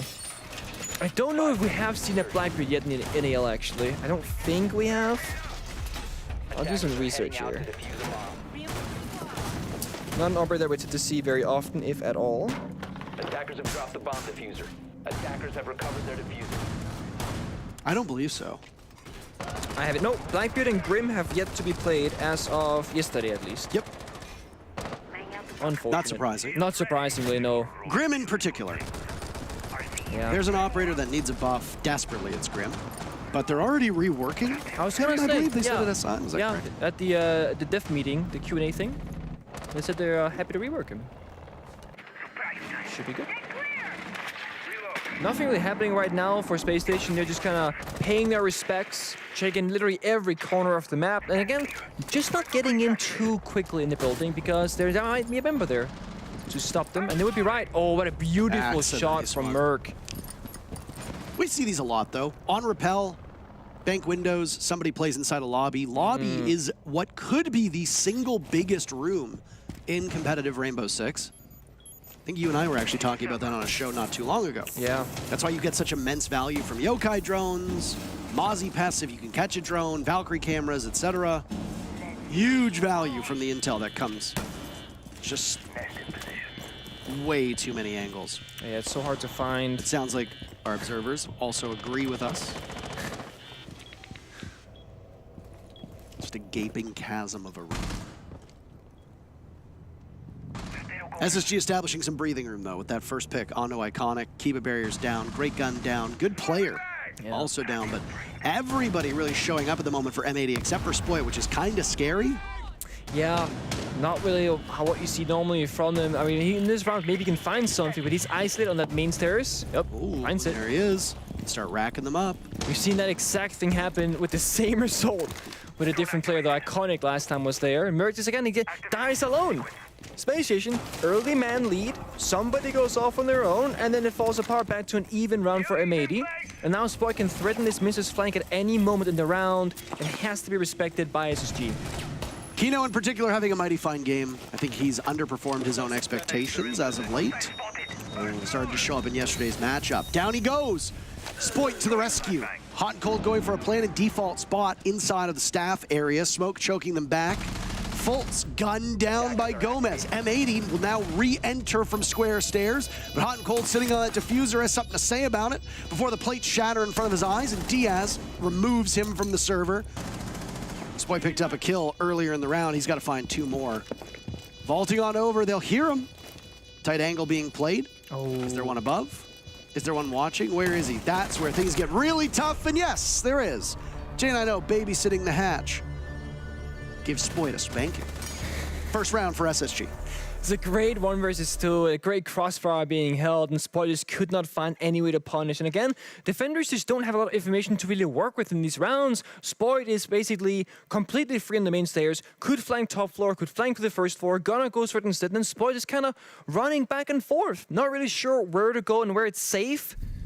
Now Valkyrie is banned, so that's one operator that you cannot play, that is, but they might just need some more intel, at least with those particular open area rounds. Instead, they will change things up. Instead of going upstairs or back to open area, they will go to another one of those bombs that we don't see very often, the Teller's Archives bomb site. Now, the reason why we don't see it very often is because the floor above it, CEO meeting, etc., it's so difficult to hold for the defending team, even when it is the bomb site. And when it's not, you have to invest even less resources because now it's an extension to the site itself. You also have to do stuff downstairs. That's why we tend to see the rotation being basement, open area, and top floor, and not really Teller's Archives. But yesterday we also saw Villa, and we saw the library bombs are being played 3 times in a singular map. Attackers objective is It's to also locate a very bomb and uncommon. defuse it.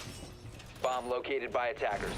SSG actually starting to flex things up now. First, he played a round of Blitz.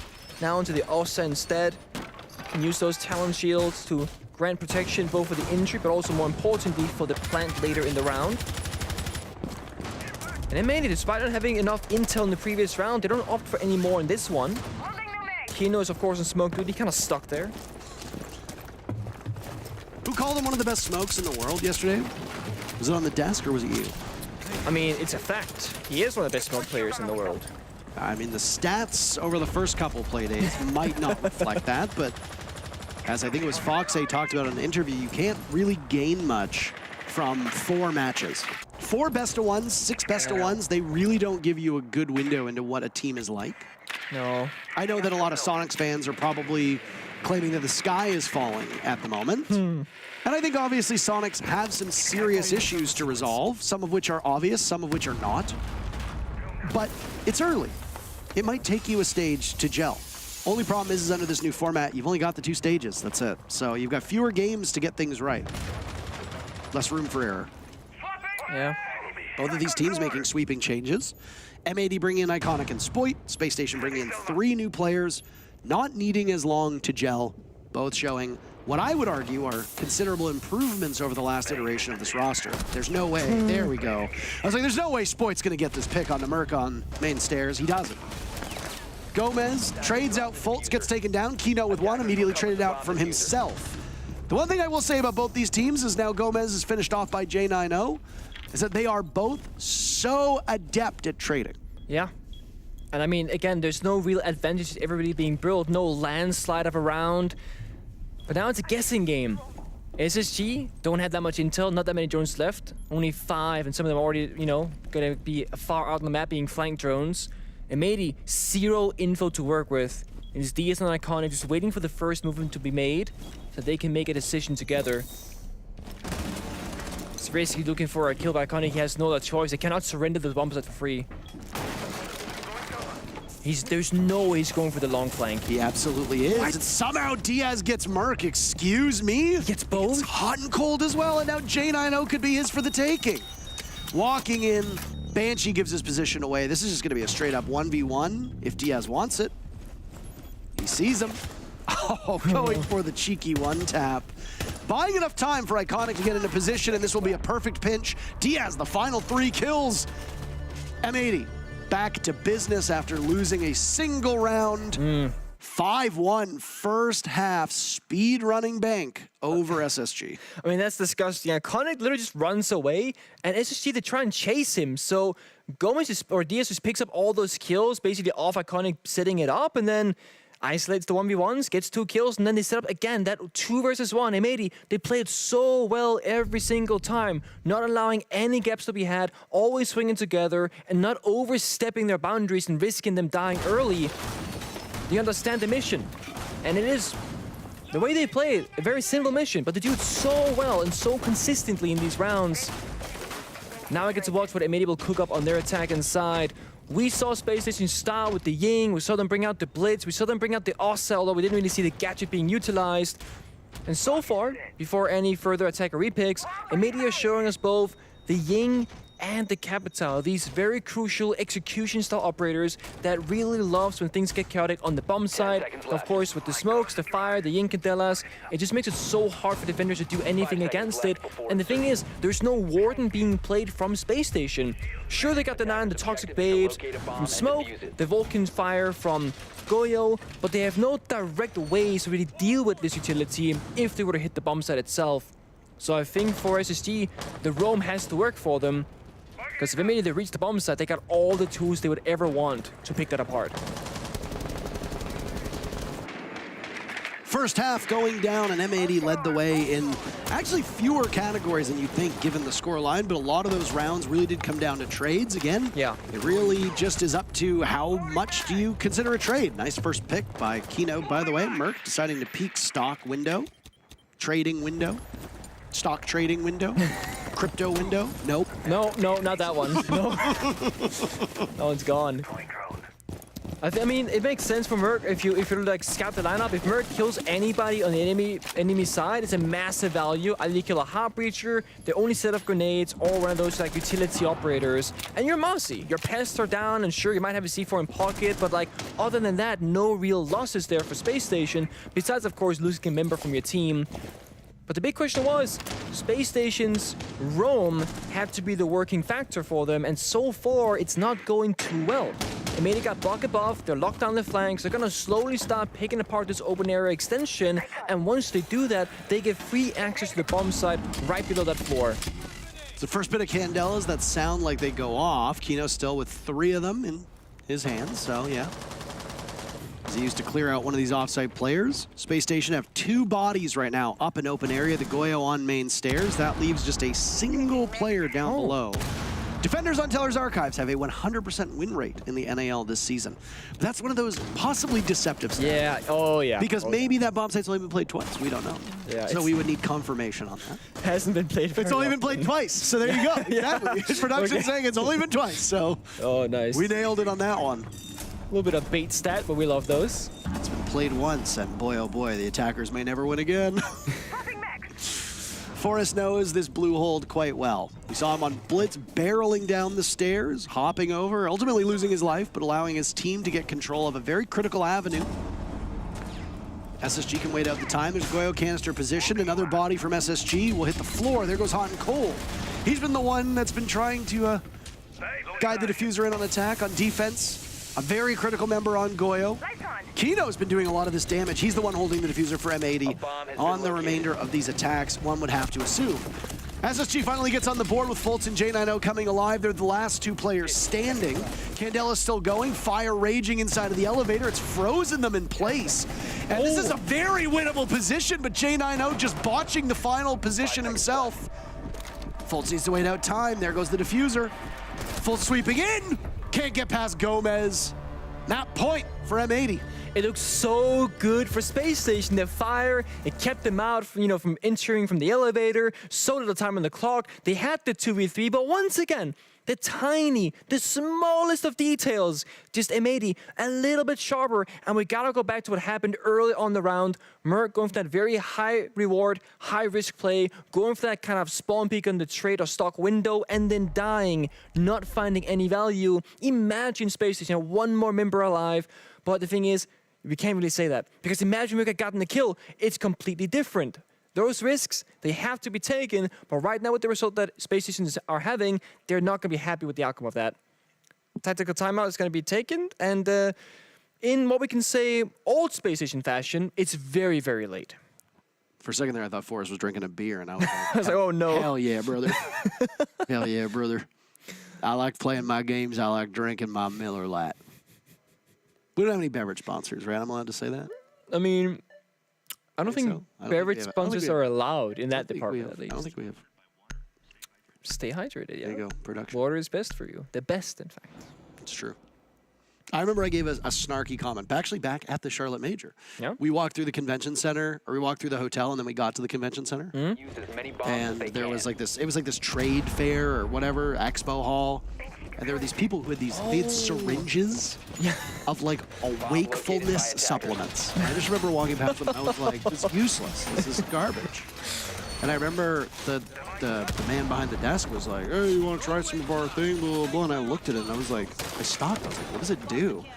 And he's like, oh, it's like a shot that you drink it. And it wakes you up. And I was like, no, thanks, I sleep. Okay. Yeah, they had some interesting things in display there. You're just not committed to the grind, brother.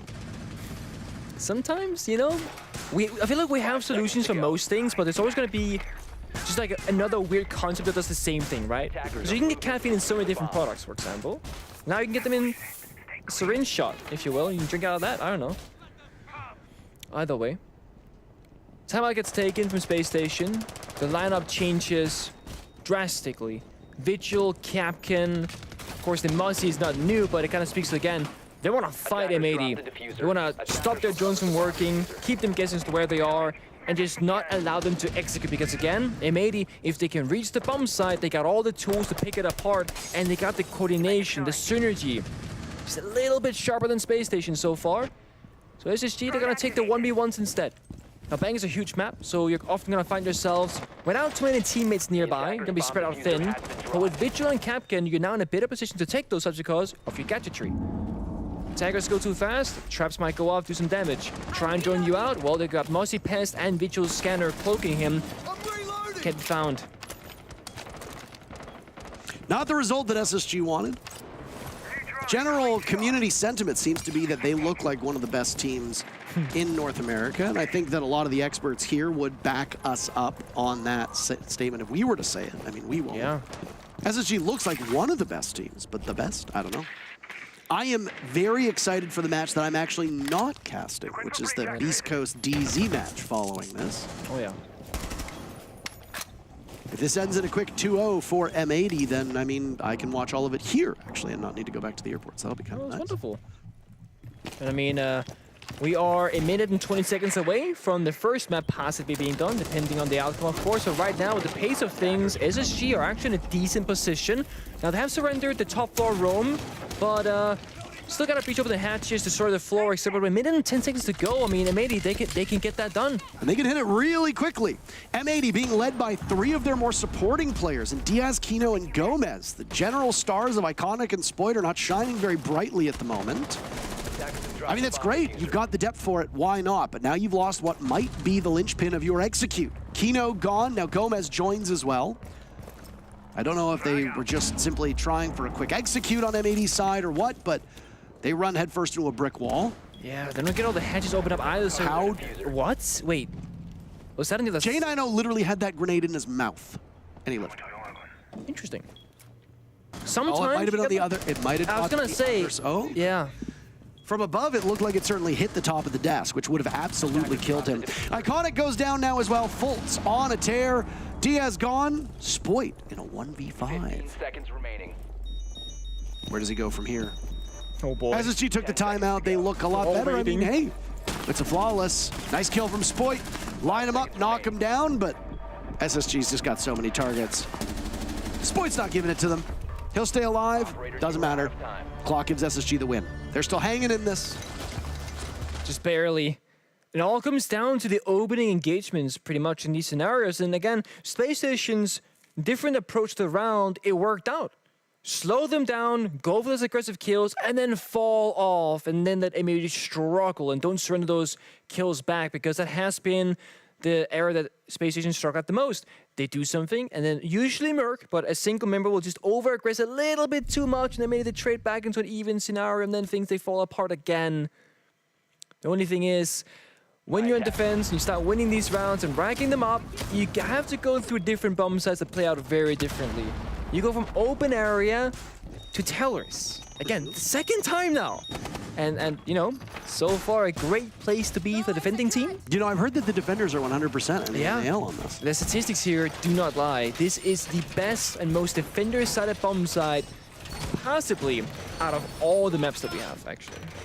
That's how crazy that stat line is. How does M80 answer?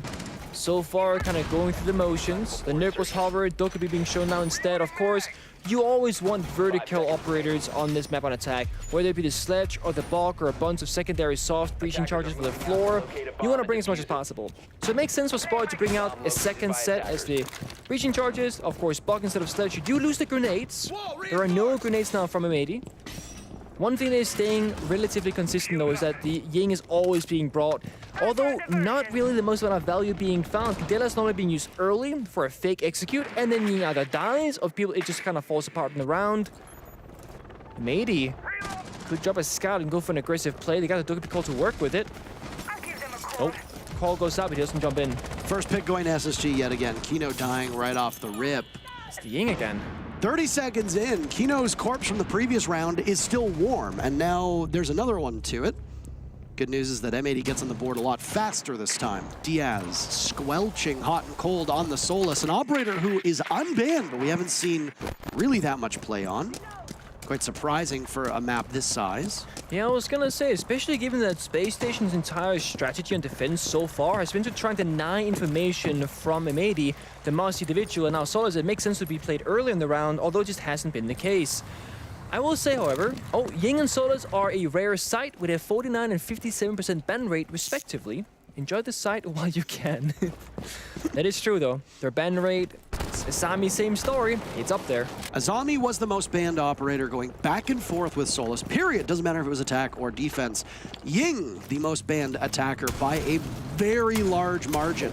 Now with changes to the pocket EMPs, You do not see Thatcher bans anywhere near as much as you used to. It's fallen down to more of a stylistic choice rather than a requirement.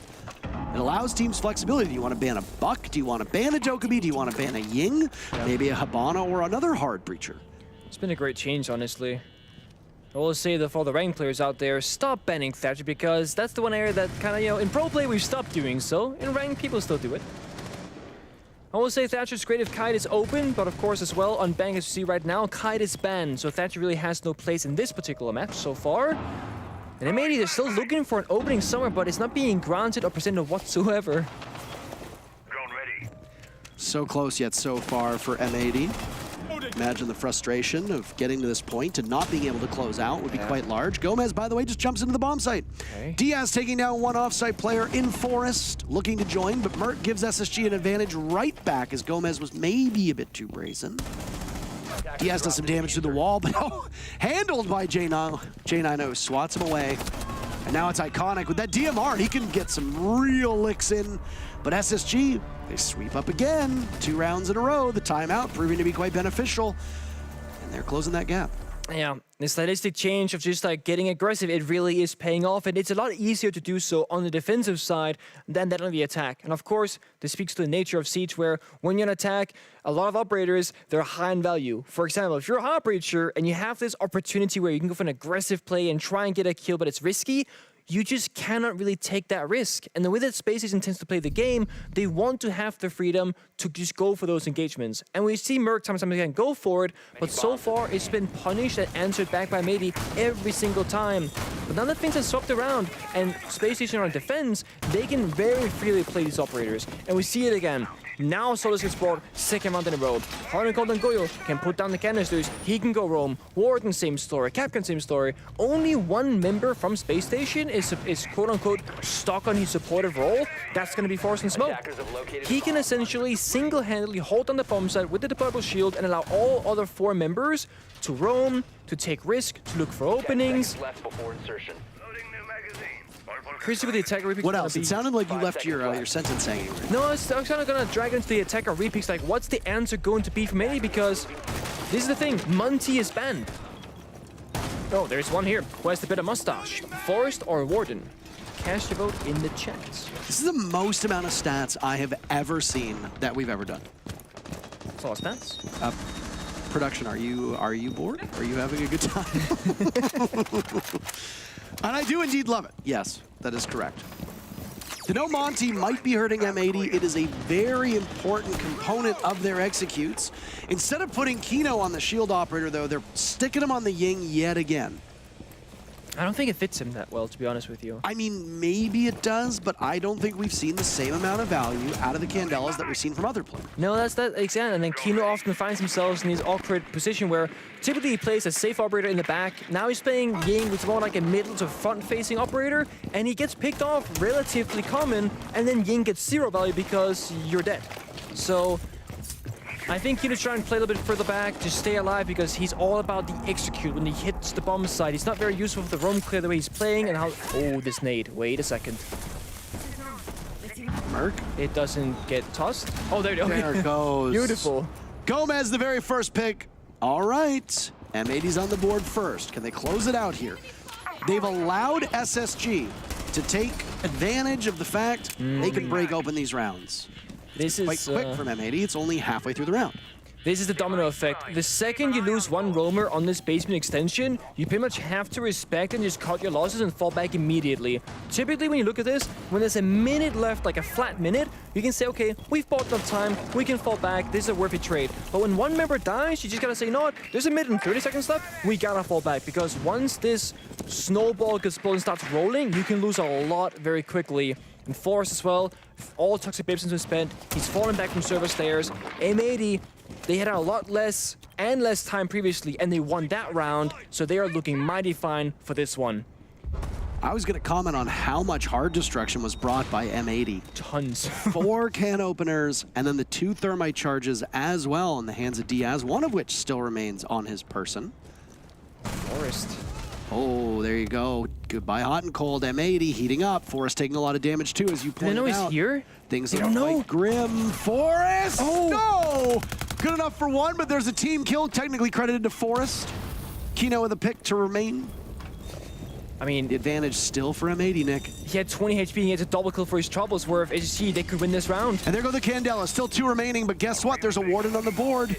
This could be huge. Fultz will be flashed, but he's preparing for it. And it's Gomez to get the final 2 kills, giving M80 their map choice. They'll take the opener. 1 map away from being the first NA team to secure their spot at the Copenhagen Major.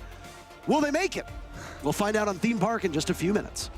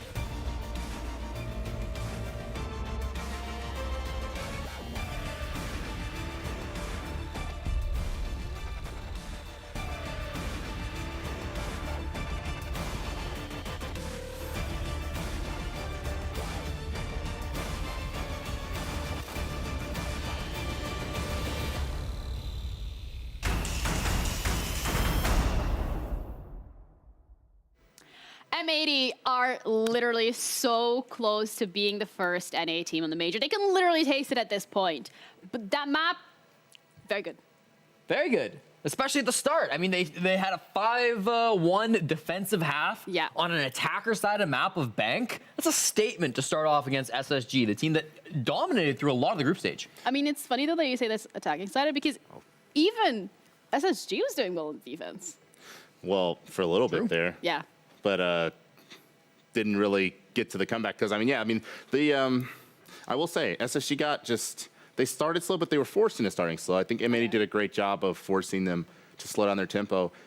Or perhaps that was their game plan going in, because they did take a bit of a break between, now and like group stages ending.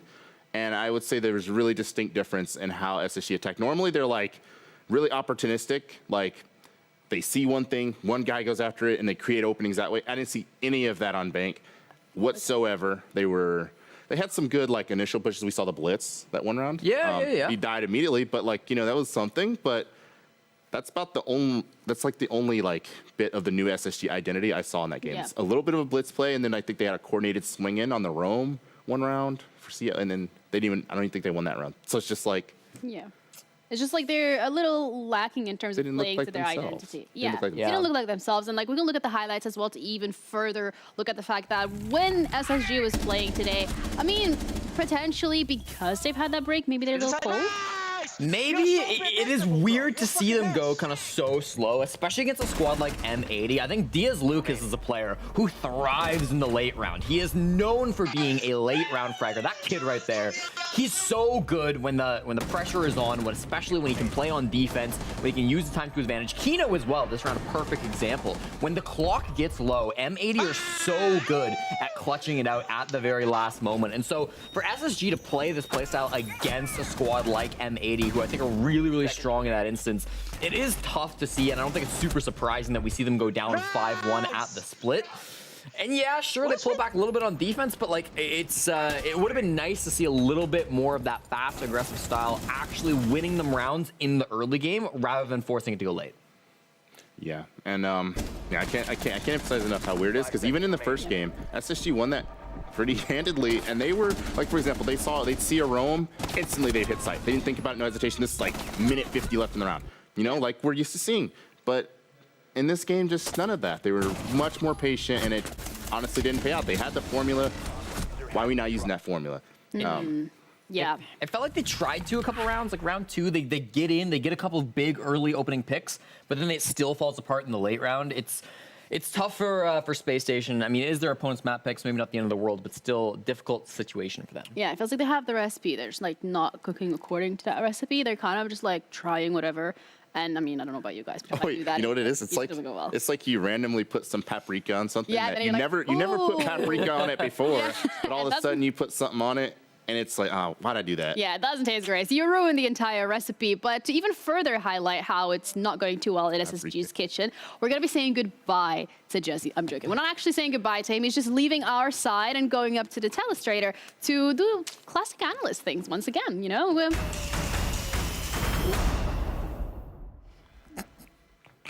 Let's do it. Let's bring it into a telestration segment. Yes, I wanted to highlight one of the really solid defensive rounds and maybe a round that wasn't amazing coming in from SSG. So to start us off, this is the blitz play. Just setting things up here. We're going to watch the very beginning of this. Let's play it right now and see how this goes. Forrest, his whole goal is take down the smoke. And technically he fails. I mean, he doesn't take down the smoke, but it's immediately traded right after. At this point, SSG, they're pretty happy. They have this time advantage, and as we skip forward ahead through the round, we see exactly this. You saw just ahead, J90, our important player here, has just tossed both of his smokes down the hatch, covered up some really cool angles right here, in onto the bomb site, and set them up for, in theory, on paper, a good push.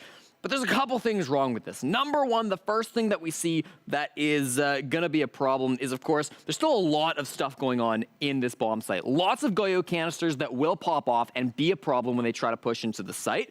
The players themselves, way too far back. Hot and Cold not even inside of the basement yet, still on the stairs, and Merc is behind Hot and Cold, but we don't even see him, so they're quite far behind. And then, of course, the biggest problem here, Iconic. He's on the Warden. Even if these smokes had come out with a better coordinated push down those server stairs, even if these were a little bit better timed with the team, he's still a massive problem. So now we're in a situation where Space Station Gaming, the two players walking down the staircase, they're starting to panic. And Hot and Cold, I think you really see this as we clear the screen. We'll play the clip. Hot and Cold's thinking the smokes are out, the Candelas are out. I need to go in and get this kit down. But Iconic on the Warden, a simple shot through the smoke takes him down, and we're in a really tough spot from Space Station. Again, the clock is still great. Take a look at this, over a minute on the clock. They could have waited this out. They didn't have to throw in the smokes right now. And as we see in the 2v4, again, it's still a problem with being disconnected. Merc, player behind him, not there yet, starts to move into the bomb site. And again, you see Merc's so deep, we pause the clock, and I can't even highlight his teammate because they're so far back. He can't be in the basement to help out Merc because J90 is very disconnected at this point. It's not a bad play for Merc to try to get aggressive, you know, make something happen in this basement bomb site. But as we play the clip, you'll see Merc really just can't find anything. He's got nobody to trade him in the back because J90 was still quite a ways away to help him out. and he's in an unwinnable 4v1, excuse me.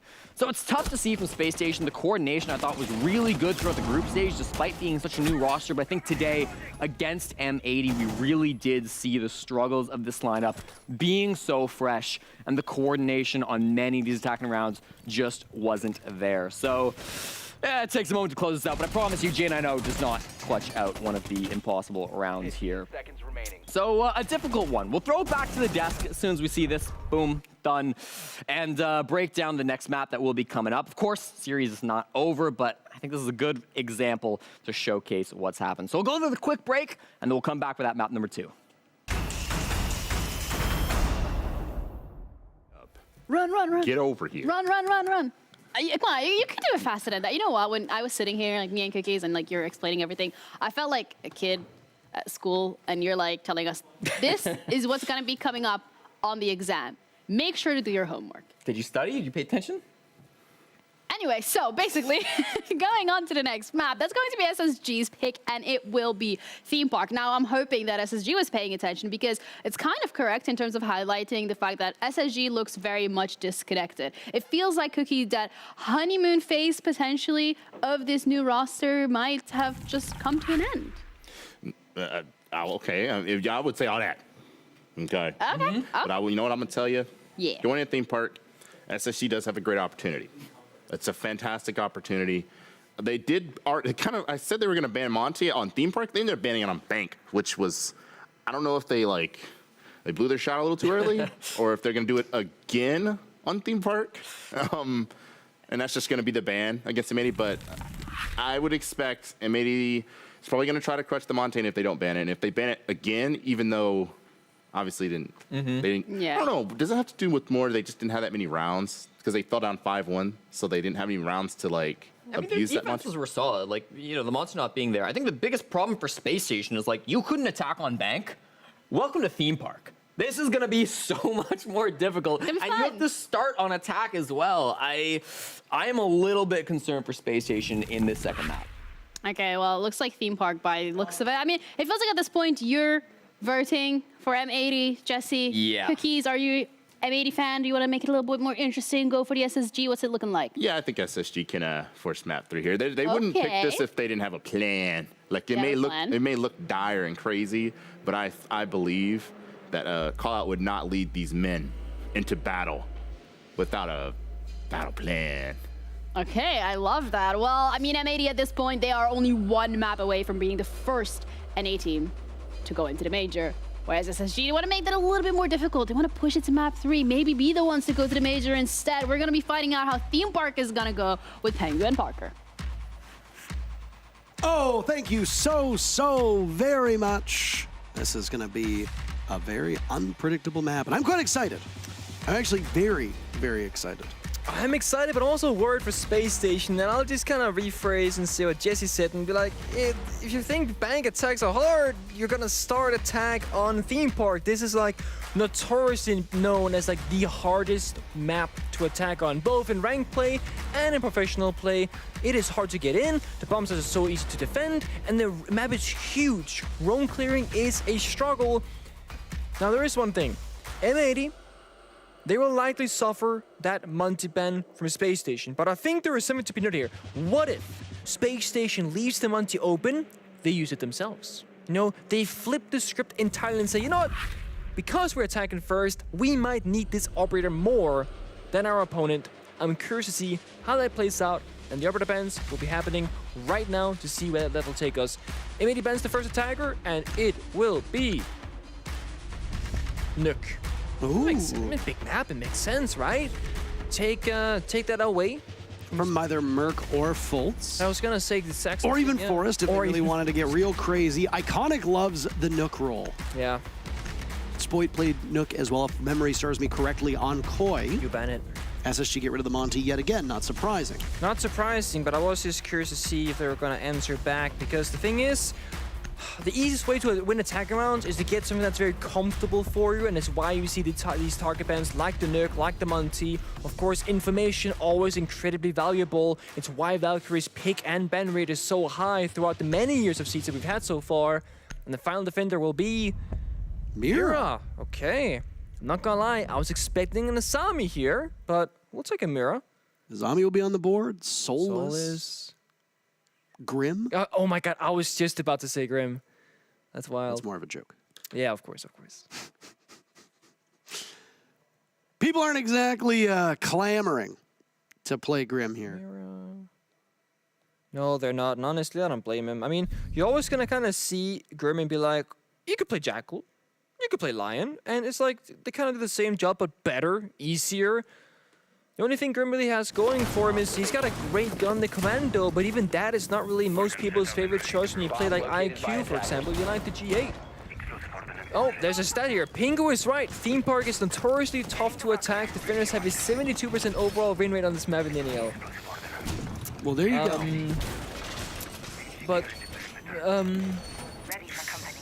okay, I wanna make a point here and say, when I reference stats, I always look at the time, you know, throughout all history of Siege. Because there are meta games, and there are moments, there are teams, there are leaks, where sometimes the numbers don't really follow along the path. Right. Now, Theme Park could have been played 3-4 times in the NAL so far, and it could be like a 6-0 lead for the attackers, and it goes into like, you know, a 7-1, 7-2 victory, and therefore it looks attacker favored. So I want to point out that it's not that bad. We get to see our first Brava of the series as well, Nick. Oh yes. In the hands of J90. Brahma kind of doing the same job as Nuke kind of would in this, in the sense that it applies phantom pressure by taking away information. Just like when you play the Nuke, which is banned in this game, you cannot trust your cameras. The Brahma just kind of takes them away from you. And because the map is so big, you have so much ground to cover, and it's so hard without that default camera intel. Combine that with the Valkyrie, and all of a sudden defenders, they're running around entirely blind, just playing off audio cues and face checking corners. Space Station puts the punch. When discussing phantom power, phantom pressure, what is discussed is that you cannot play with the same level of confidence if you are concerned with that being there, right? I mean, if you, for example, when Maverick first came out to the game, a lot of teams had to be very careful of hatches being opened up, walls being just poked a little bit, because Maverick's blowtorch at the time was pretty much silent, and there was no real counter to it. And you would play, say, Clubhouse, and you'd go to retake dirt, and guess what? There's somebody in dirt. Well, why? Because Maverick was stealthily able to open that up. Now, hold on a second here. M80 gets two very, very quick kills. SSG one of their own to answer back. You've lost the Yana and the Buck. The Azami is down, which is a pretty strong operator to lose. But at this point, I assume most, if not all, the Kiba barriers have been thrown out, unless Spoit died with some in pocket. I just realized something. When the stat came up, I thought the stat was making fun of me being wrong, but it was supporting my statement, actually. I thought they were being sarcastic. Yeah, what? I got it backwards. I said it's hard to attack, and the stat said that defenders have a high win rate, and for some reason I thought that meant that the attackers are having an easy time. But I was completely wrong. Are you okay there, son? No, I actually don't feel okay today. Slept bad last night. I'm so lost, but it just hit me right now. That's fine. I didn't sleep very much last night either, so. God damn it, man. Can't say no. Can't say swears. I'm sorry. SSG, another pick, this time onto Iconic. M81 Bank, despite Iconic and Spoit having very poor games in comparison to what we see out of them before. It was the supporting cast that showed up huge. Need M80, all 5 of them, banging on all 5 of those cylinders if they want to make Theme Park competitive. There goes Forrest. Diaz a pick to give an advantage in favor of M80. That's J90 dealing with Kino. It's Diaz in a 1v2 on the window. Oh. Nice shot on the hot and cold, and Diaz gets them both to give M80 round 1 on Theme Park. And you said it, Parker, the supportive cast really showing up. And the thing is, every strong team needs a solid foundation. And when you look at foundations in Rainbow Six Siege, it typically comes down to the supportive cast. How consistent they are with breaching the walls, droning the right areas, and supporting their injured players into battle.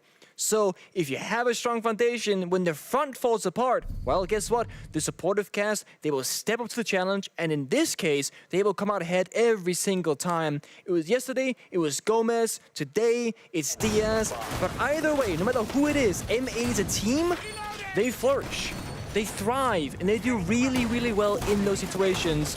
And it just allows, as long as this best of 3 keeps going, it just gives more and more time for Iconic, for Spartan in this case, to kind of wake up, if you will, and get activated on the map. It's something that OXG earlier today, they struggle with. Newers would have a quiet start, but if they hold on, they hang in there, eventually he gets activated, he goes nuclear, gets 12 kills, all of a sudden OXG, they're back in it. So as long as you can just kind of bide your time, if somebody's not really there, well, things can swap around. 5 seconds left. Space Station's still kind of trying to figure out what their approach is going to be operator-wise, and it just seems like they're not really sure what to do. They have gone through so many different operators, so many different like small changes in their playstyle with the fast and the slow. Go for a direct side, go for a full roam, could do a hybrid. Nothing's really working. And Jesse kind of said it too, is like, you know, your defense can be great if you're Space Station, but if you go down 0-5, so you go like 5-1 essentially on your side swap, you just don't have enough leverage, even though your defense is so good. Because 1 round goes poorly, it's match point. 2 rounds go poorly, it's over. You already lost the first map. So these attacking rounds for Space Station are very important, even if their defense is going to be solid. 2 of the 3 exclusive drone ops being brought. Flores as well as the Brava. They don't lose either of them first, they lose Merc. Kino being extraordinary on Bank. Smoke. Oh. Being a nice pick. Nice Merc shot. was trying to be sneaky inside of Cash, gets shut down by the Smoke, who's playing off-site. The extension being made. Bomb sets on the west, extend to the east, and just hold that top floor in full control. Space Station, you know, doing a bit of lurking downstairs, but getting up a staircase on theme park is very difficult. There's both the default cameras, there's going to be barbed wire or banshees or some sort of utility almost guaranteed every single round. Of course, with the Brava, though, you can hack some of the gadgets, destroy some others. SSG making their approach to near the bomb site walls. Some difficulties from Space Station to get into the building now. Smoke of Kino, repositioning from the spot that he was in. All the gunfire in the world doesn't do much if you're hitting surfaces that can't be shot through. So Space Station have to be much better with their aim. Hot and cold next to fall for SSG. M80 getting the first 2 picks in both rounds up to this point. And SSG, despite having both a Brava and a Flores. Some difficulties with intel. Maybe not the sharpest at droning. No, not quite. But also just not really able to get into the building successfully at any of the rounds on Bank and now Theme Park as well. They're kind of fishing for things, looking for openings, but not doing so as a team. Individual success could get them the round though. Fultz trying to keep things close. Iconic says that's enough. Now it's Forrest to go down. Fultz in a 1v4, but M80 locked him out again. These rounds are so dominant. Obviously not the round before that. We saw M80 in a 1v2, but God, it seemed like half of the rounds on Bank just weren't even close. No, that is definitely how it feels. I mean, these are not 1v1s and 1v2s all the time. These are pretty convincing round in the M80 side, but when Space Station are winning, that's when the rounds typically are very, very close.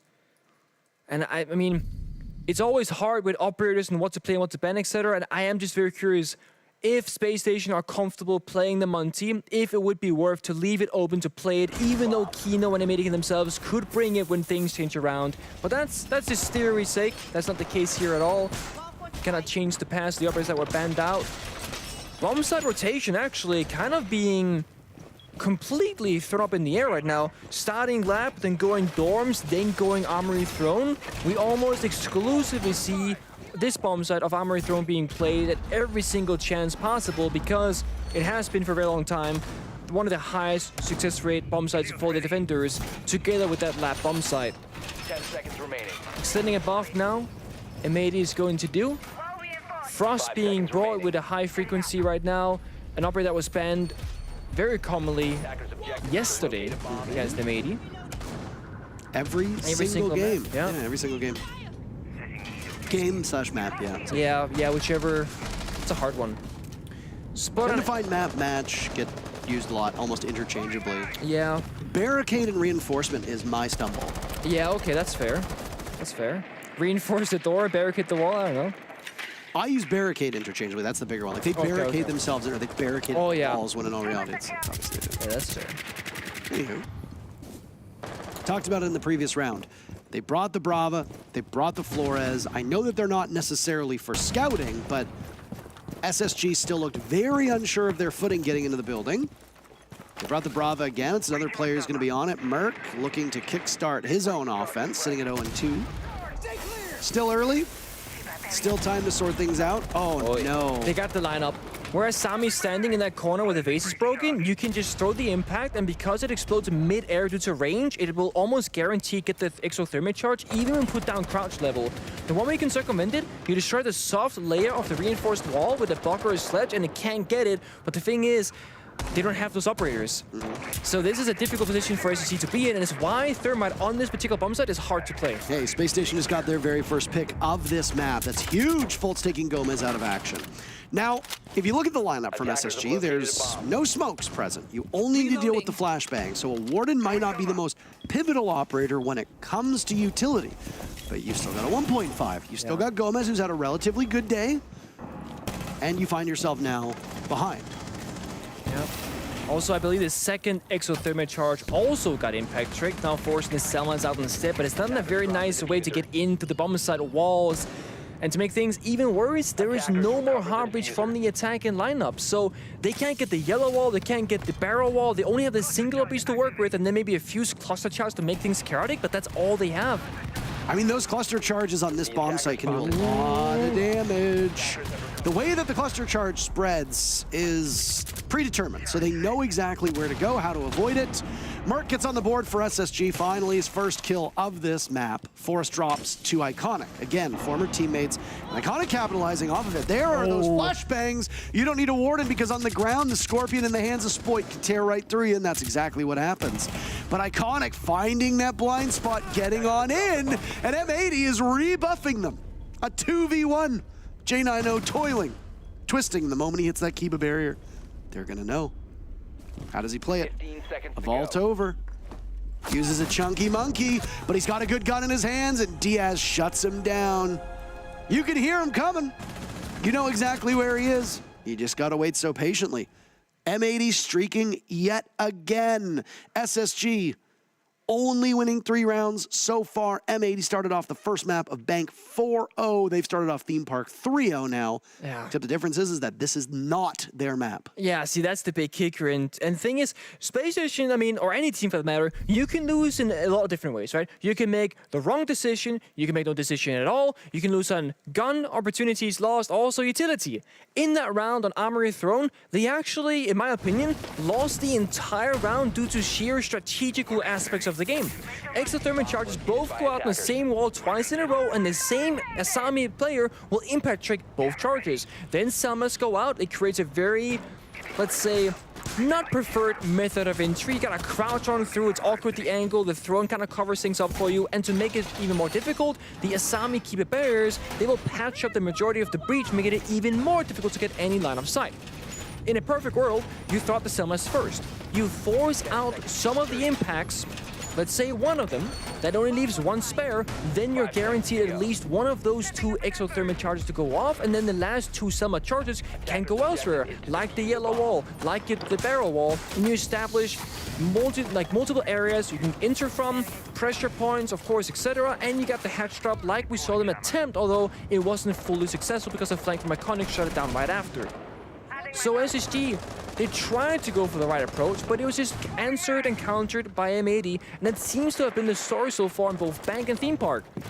SSG got a plan, M80 they got the answer, they shut it down, and that's why these rounds, they seem to be, quote-unquote, so one-sided for the majority of them. Kiba barrier still going up. Look at the prominence of this Azami pick and the prevalence as well. Being applied very well. Spoit rocking the relatively new Japanese operator. I say that, but there's actually been a couple that have come out since then. And speak of the devil, and the devil shall appear. Goodbye to Merc. Merc on entry so far, I believe 0-3? Yeah. On entry at this point. That's not what Space Station needs. The thing about Merc is that he is a very hot player in the sense that he either goes like 10-0 on entry or 0-10. And it's no critique to him specifically, it's just that when things are working for Space Station, he is the front leader, always finding the gap. And when things aren't working for them, he will usually be the first to fall. And it really is the biggest benefit and biggest downside of this team is that if Merc can't get in with drone support, no one else really does it instead. It's hard to diagnose where the issues for Merc's entry is coming from, though. Is he being droned in improperly, or is he being a bit too hasty and taking things on his own and really just walking in and not having the support there and not waiting for the support? Because sometimes it's not Merc's job on entry to drone himself in. And No, additionally, it should never be. might not be Merc actually falling short. It could be the rest of the team not helping him out. Nitro Cell from Kino is not going to aid Space Station one bit, as that's the Thatcher of Fultz off the board from above. Saw the EMPs being extremely useful against the Electric Claws, keeping the hatches intact for M80. Oh. It's a nice jiggle peek from Hot and Cold. Spots one player from M80 behind the throne. Slab defense, though. So the longer that Space Station has their sights on a completely different part of the map, the worse it's going to get. Hot and Cold picks up 2 kills, and J90's got 1 left. Can't outduel him. Bit of a head scratcher as to how that ends, but M80's streak continues just as they did on Bank. They're up 4-0. If I'm Space Station, I'm calling the timeout. I mean, that round just looked like pure frustration. The second they lose the opening kill again, it just seemed like they were like, you know what, guys, this round is kind of doomed. Let's just like try and do something. Make sure you're fishing for kills and waiting for M80 to swing you. And Hot and Cold just going absolutely nuclear, almost getting a triple kill immediately on the bomb site, which if he had gotten that 3rd kill on the sandbox position, would have really opened things up. His teammate could have jumped on in with the diffuser, maybe get a plant down, not entirely sure. But again, it's one man from Space Station fighting a full team from M80. That is just not going to be a position that you're going to find yourselves in and expect a great result to come out of that. Bomb sites, 3 being shown so far. We're still missing the office side. It's going to be Lap Dorms Throne, Lap Dorms, and then maybe a Throne again for a perfect rotation. 4 out of 6 rounds in the first half, of course, going in favor of the defending team. Not a statistic that is out of the norm. I mean, if SSG gets the next 2 rounds for a 2-4 side, it literally just is a statistical, complete, normal situation. Because 75 to 80% of rounds just go to defense. But Space Station, they just look like they were not close enough in these rounds to really get the 2 legs following 2 of those. We'll see. One thing that we for sure can say is opening kills has to be a priority for Space Station. Slow things down because they reach the bomb site with plenty of time left on the clock, but they also lose the advantage very early in the round. So the Nitro Cell is just, that's a tough one. It is a tough one. You know where the Thatcher is from above. You've got a good shot on those very few destroyable surfaces because there really isn't that much of the floor that you can blow up on that part of the map if you actually look at it. No, but they also lost Merc before that even. Well, no, that's what I was going to say. I was going to say, I mean, obviously Merc is a bigger blow, but losing out on Fultz, you can't really account for that. No. Most importantly, SSG did not call their timeout. If they think that this is just maybe a very defender-sided map, you're going to hope that when you go on a defense, you save that timeout to bail you out should things go wrong. Problem is that if you don't cauterize this wound, you're going to bleed out before you get there. Definitely. So far, half the map. I mean, there's a pretty clear line in the map right now on who has what area in control. And you see, there was a rotate nozzle early in the round that's been closed up. Plugger's shield left behind. They surrender the roam. And the exothermic charge will make quick work of it, open up that wall. There's no wall deny from the defenders, no bandit to trick the wall whatsoever. The thing is, the easy part for this bomb site attack is to open the wall. The hard is getting in past that line, and again, open and kill going to M80. And it's the smoke of Kino. I know that he plays like this aggressive smoke, but it's in roughly the same spot. Forest doesn't have a kill yet. And Kino had extended out from bunks all the way back over towards Cash. That's where Merc died before. Merc is in the same position right now, but Forest was the one to take the hit. And that's your hard breach. Gone. No hard breach available for this bunks bomb site. Yeah, I mean, they got one wall opened up, but again, now they're just working with less than ideal circumstances. And again, walking into this breach, they have 2 smoke grenades and pocket of Hot and Cold on Bravab, but he's downstairs on bottom yellow, so the smokes won't be used for the breach either. They gotta just walk in and take the fights. It's not working out for them, is it? M80 right now, just absolutely thumping SSG. This is the worst performance that we've seen from SSG since they got, what, like 7-0'd? And then 7-1'd in SI? Higher expectations for this new roster. Hot and Cold gets run over. The swinging from J90 works out for the pick on the Diaz, but he doesn't have a lot of time. He's outnumbered 3-1. He's got no HP and no hope. 5-0 M80. Good God. Yep, that is brutal. And again, no matter how good your defense might be, if you go there with 5-0 or 6-0 or whichever number, it is just not a great spot to find yourself in. Then you gotta go flawless. Now SSG, they have this final chance at winning an attacking round, unless they want to go all the way to overtime. And they're gonna be attacking Armory Throne, which again is one of those bounces where this is usually the one you're expected to lose if you're attacking. But of course, you never know for sure. One thing SSG, they are hovering right now, and they have 40 seconds to change their minds, is Forest is on this panic button blitz play, which they tried on the bank, the previous map. And the blitz aspect of the bank round, it worked out. They got the job done, but then they didn't get the round after that. Forest has decided, unfortunately, to change the operator. Boo-hoo, very sad. Ying will be chosen instead at the moment. Now, looking at how they attacked the previous round, the one thing that really didn't go their way was they didn't get the walls opened up correctly, or enough rather. So the heartbeat should be the biggest aspect for us to focus on for Space Station.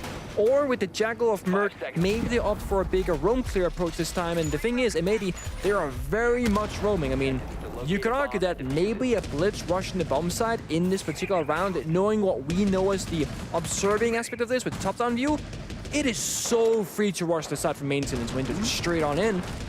SSG, of course, only got their drones to work with. And sure, all 5 are alive from prep phase, but they have limited intel to gather with that. They will go for the roam clear. Jackal is great at this, of course, but you gotta first find out where they have been and walk in and take those gunfights and win them as well. Now you might be wondering what's on the line here for these teams if you just tuned in. Oh, wait, what? I mean, there's a good reason why you bring him in, but Spoit, what is going on? Fultz takes him down, not before Forest has been caught in the mat. Is there a way to redeem him? Can you get Forest back up? Now it's Kino taking damage as he drops. Forest getting picked up, there you go. Not all hope is lost at this point for SSG. No. And I mean, the thing is, they have actually accomplished something because the roamers, they have now either been killed or mostly fallen off. Iconic inside of Lap as the last roamer. Gomez also going to Gong actually, so it's going to be a 2-2 split here. 2 roamers, 2 side players. So both areas are comfortable. One thing is, both roamers from M80 are very far apart and isolated. No one can really help them. And Merc, he is still alive. The thing is, he has no more Jackal scans left, so it is very likely that these roamers, they will go unnoticed. And that's going to favor M80 a lot in this round. It's the halfway mark. Lots of chip damage has been done. Kino managed to get away with his life. That was what was most surprising to me, was that they did not secure Kino when he hopped over the Dragon Wall. Forrest still searching for his very first kill. Does he get locked out of the scoreboard on this first half? There go the Candelas. Those are in Forrest's hands. He's only got 1 left. Yeah, they've been kind of spent for the roam clear instead of droning it out, it seems like. And that's going to mean the side execute is going to be a little bit worse for wear. Keep our barrier up.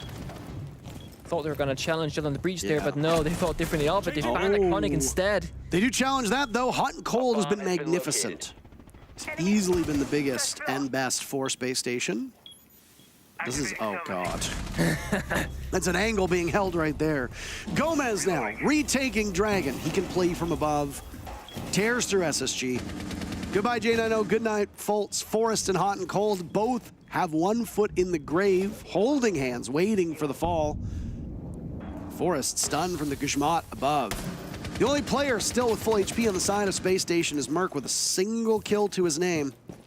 15 seconds to go. Forest will go from Cash over to Dragon. Down goes Hot and Cold. There's Diaz. Merc gets the read on the Diaz. Nice shot. Now it's Gomez looking for the engagement. Merc's in the sight, making a ton of noise. Gomez will need to be the hero here. Can he get it before the diffuser goes down? There's no yes! case. Operators, you have No control of the case for M80. They go 6-0 on the first half. It looks so good. Merc got in, and sure, the wave was there, but he got the kill, and he secured both the members on the side. But there was no case control for Space Station. Of course, no one really knew this. I don't think either team figured that out. M80 didn't realize they killed the guy with the diffuser, and SSG, they thought they had it in control because they were trying to plant in the corner in the bomb site before realizing none of us have it. It's somewhere like bottom Dragon Air or something like that because they were running towards that door to get out of the bomb site, not where they want to be. And that means that, yes, another one of these absurd first halves where one team is just storming through with a 6-0 lead. It is theme park defense, so it's not like crazy uncommon, but we don't expect this to happen very frequently. Space Station, they gotta be equally good on their defensive side to force OT. M80, their Monty is banned off. They cannot whip that out, that card, that pocket operator from Kino. So they gotta go with different options here. Hovering the glass, showing an ammo, showing a ying. And they got 6 rounds to just kind of throw stuff at Space Station, and all they have to do is have one of those things work out. One clutch, one mistake from Space Station that gets exploited, and then it's over. M80, they did win the first map of Bank 7-3. And sure, that was M80's own map pick. And then you go into Space Station's choice of theme park. The thing is, when you choose the map, the opponent chooses the starting side, and that's where things can get dicey really quickly. That's why we tend to see this being, you know, opposition chooses defense, they build up a small round lead, and then you gotta just trust yourself on the side swap.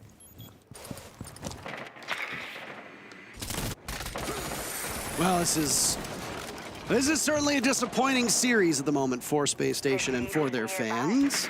But also goes to show you the prowess of M80, who I'd like to remind everybody now as they get the very first pick, Spoit Amaru's in, kills J90, gets out. Huge first pick. Yeah. There could have been a follow-up as well with those logic bombs, but I don't think M80 wants to roll the die. M80 were in 6th place, by the way. They were the bottom team, if you recall. They were the last place team to make it to these qualifiers. Mind you, it was razor thin between 3rd and 6th. But still, and this is the thing about all these roster changes, like every single week, so much can change. Doing it again. He's just in. They've taken control of Dragon. 3 players from M80, all in close proximity to one another. How far offside are SSG? You've got that advantage, so much so that Gomez can sit outside a cafe and just bide his time. Eventually, your focus needs to go towards that thrown bomb site. But you got that first pick, you got a lot of map control, and you did all that without expending much energy, very limited utility, and you did it all in the first minute as well. And the thing, great pace. And they got Hibana, so like impact triggering is not going to be a huge problem. There are 5 impacts left from Space Station, so clearly they're trying to play around it. If they were bringing out the Thermat and the Ace, they could trick every single breach they have. But because it's Kino and Hibana, they will get something opened up on these walls. It'll take a lot of time, however. Because they're not burning through that utility, that means that the clock will be an issue for M80 in this round. Oh, there goes Merc. Oh, no. Oh, no. Forrest still searching for his first kill. He's going to be crucial in whatever execute comes out. X-Kairos go off, Candelas will join as well. No logic bombs as Diaz have used all of those, but Iconic still got 2 Candelas in back pocket to go for the blind. Where do they get applied? That's the real question. 2 of the remaining players from Space Station hunkered down by the throne. Here they go. They walk right in. Forrest, no! Missing his opportunity. Hot and cold, last man standing for Space Station. M80 need a single kill to go to the major. Diffuser going down, and Hot and Cold perishes soon after. The 4th team to qualify for this Copenhagen major, and the first team from NA. It's M80, baby. Yeah, and the thing about these roster changes with the whole league kind of being shuffled around is that the teams that can adapt and learn the quickest, they will just have a slight advantage at making the major. And M80, they're one of those teams because after every single week, significant improvement was made. That's why they're here right now. M80 just 7-0'd Space Station on Space Station's map to secure their spot at the major. That is unbelievable. There are so many things to talk about in this matchup, Nick. An awful lot of things to talk about, one of which is not Foxe, by the way. But he can join Yaga as the reaction image. But good Lord, M80, what happened today to boost them up this much, but also what happened to Space Station? This was the team that everybody was so high on. Yeah. And unfortunately, It doesn't honestly feel like they spawned in today at all. You go to your own map. This is where you bounce back. This is where you make it close.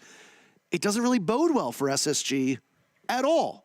But that's it for you and I. You're going to be back with links for the next matchup. I'm all done. I'm actually going home. I'll see you in a couple weeks, though. But we've got some people center stage to talk about the match. We'll throw to them first.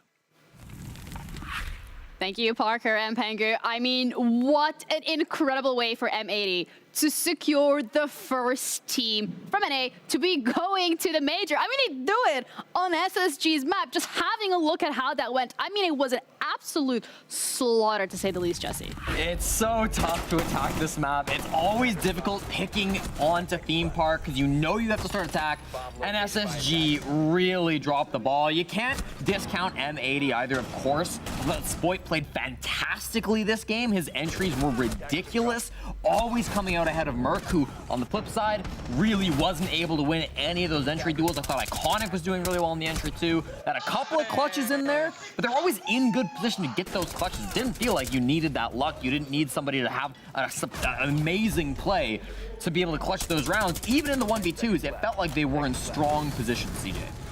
Yeah, this just felt like a... Yeah, I mean, listen, I can absolutely, completely, fully understand how they're feeling right now. Like, they're absolutely over the moon, CJ. Like, This was just, yeah, I mean, they're over the moon, and SSG, unfortunately, Space Station Gaming is unfortunately nowhere near space right now. They're in the dumps. wow. But, Okay.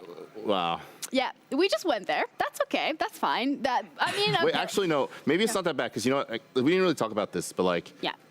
they're still one game away from the major, technically, right? Because they're gonna drop down to a... Yeah, there is. You're good at explaining it. Yeah, there's SSG have one more chance. Next week, rehearsed they'll this. play a best of 3 against the loser of our next game. If they win that best of 3, they go to the major still. So it's Yeah. not all bad. It's not Yeah, all, it's they're not- not in the it's all dumps. bad. Maybe they're like kind of halfway to the stars. They're in the Yeah. stratosphere right Yeah, now, it's but like they're the not in stock space. market, you know, it's like going up and down and up Yeah. and down, and like you don't really know what's gonna go. But I mean, SSG today though, they really did look a lot out of shape, if we're being completely honest here. We expected a lot of things, especially coming onto Theme Park. We've said, listen, you don't pick this map if you don't have a plan.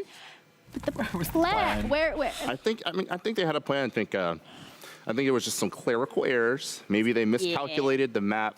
Maybe math it isn't should have been mathing. Theme Park. Maybe they picked literally anything else we see at their Yeah. map, and we're still watching. But instead, that was quick, and it was. Absolutely. The best plan in the world doesn't work if your entry gets shot in the head every Yeah. single round. Yeah, I mean- did they get a single opener like the whole game? I mean, I'm gonna be honest, I don't think. I don't think Not so. one that I noticed.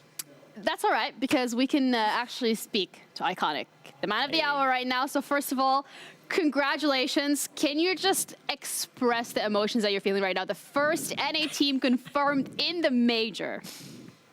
Nice shades, by the way. you know, thank you. I mean, I'm extremely happy. You know, we had a rough first, like, kind of group games, but, you know, everyone on the team remained in it. We were just grinding this week, just working on what we could do to be better coming into this week, and, you know, we put in the work, and it showed.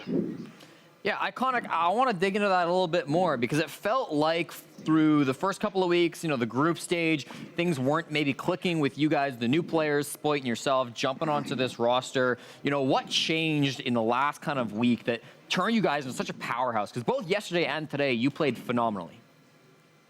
I mean, just the time we had to, you know, kind of mesh, because, you know, Spoit obviously comes from EU, which is a different region, different play style, so just kind of incorporating Matey's old play style with Astralis' play style, with Koi's play style, you know, just kind of getting all on the same page, because we had a lot of ideas. We were doing them separately, so, you know, just kind of becoming more of a team inside the map and just making plays together.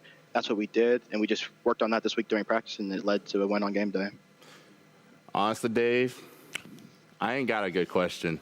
I just got to say, really impressed. I'm really impressed with what I'm seeing. Jesse took my question. I actually wanted to ask about because practice schedule, because I remember like yesterday, Kino talked about how they just worked so hard. It worked so hard. Yeah. Y'all doing 3-a-days or something or what? Like, I mean, we're not doing 3 days, but, you know, just getting here early, putting in some work to what we can, like, improve on, you know, the scrims, and then obviously just, like, the most important thing, which is the team talks, and just kind of being on the same page as players about, like, what plays we want to make and, like, how we actually see the game and how we kind of react to certain things. So, you know, just kind of, like, just getting more comfortable with each other, because, you know, it's the first time teaming together, so, you know, it just takes time. Okay, well, besides booking your tickets tonight to Copenhagen, I'm assuming you're going to be celebrating too? Yeah, for sure. Well, thank you so much for taking the time to do the interview. Before we do close it out, I want to ask you if there's anything that you want to share with the M80 fans out there. I mean, the fuse is lit, guys. So, you know, if you're not an M80 fan, get the jerseys, get the merch. New Essentials merch just dropped. Come check it out. We got the nice jerseys here. So, you know, M80 is a great org, you know. I mean, there's not much to say. You already know what we're about. The fuse is lit. See y'all in Copenhagen. See you in Copenhagen. Thank you so much. Enjoy your celebration. Enjoy the rest of your day. All right, thank you. You have a good one. It's the day, right? I know, like, I got the time zones wrong before. It looked like there was sunlight, so I'm just going to assume it was a day. Yeah. I mean, look, that's just how happy they are. Absolutely incredible, because it's translating to us right now. It's giving us some of that energy as well. So being here on that major, being on land later on for M80, that's going to be a whole nother battle for them to go up against. It feels like they have improved a lot in such a short period of time. But what are we looking forward to? I mean, I'm looking forward to seeing them when they get to that major. You can't not love M80, and for Spoit going back to EU. I mean, last time he was in Europe, on land, I think he became a champion. Yeah, I mean, gonna be on land again, but before that even happens, we still have another game coming your way. There's still LCQ as well, but we do have a little break before we head into our final game of today.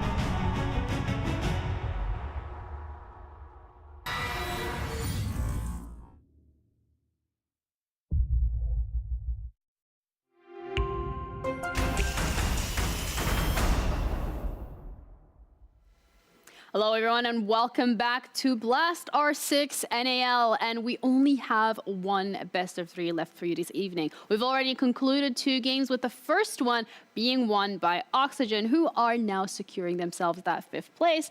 And the second one, I mean, we've just seen it. M80 absolutely, I don't want to say rolled here, Cookies, but I mean, they am did. I legally allowed? Okay. I guess They blew him up. They really lit the fuse and blew him up. I mean, both of these games were 0-2, 0-2. I mean, they were very strong games from Oxygen in the first one. They were very strong games from M80. It just felt like SSG was really off of it today. They were not finding themselves in that position where we've seen them before. And now we have the final game of this evening coming up. DarkZero up against BeastCoast, and we'll be sending the 5th team to the Major, which is also going to be the 2nd NAL team, Jesse. It's spicy. It is, and I'm hoping that the first 4 teams playing today were speed running, because they knew this was going to be the game that went 15 rounds, 15 rounds, 15 rounds, and was going to bring us all night. Guys, I have a flight in like 8 hours, so like just... Well, you could miss it. You could watch Siege.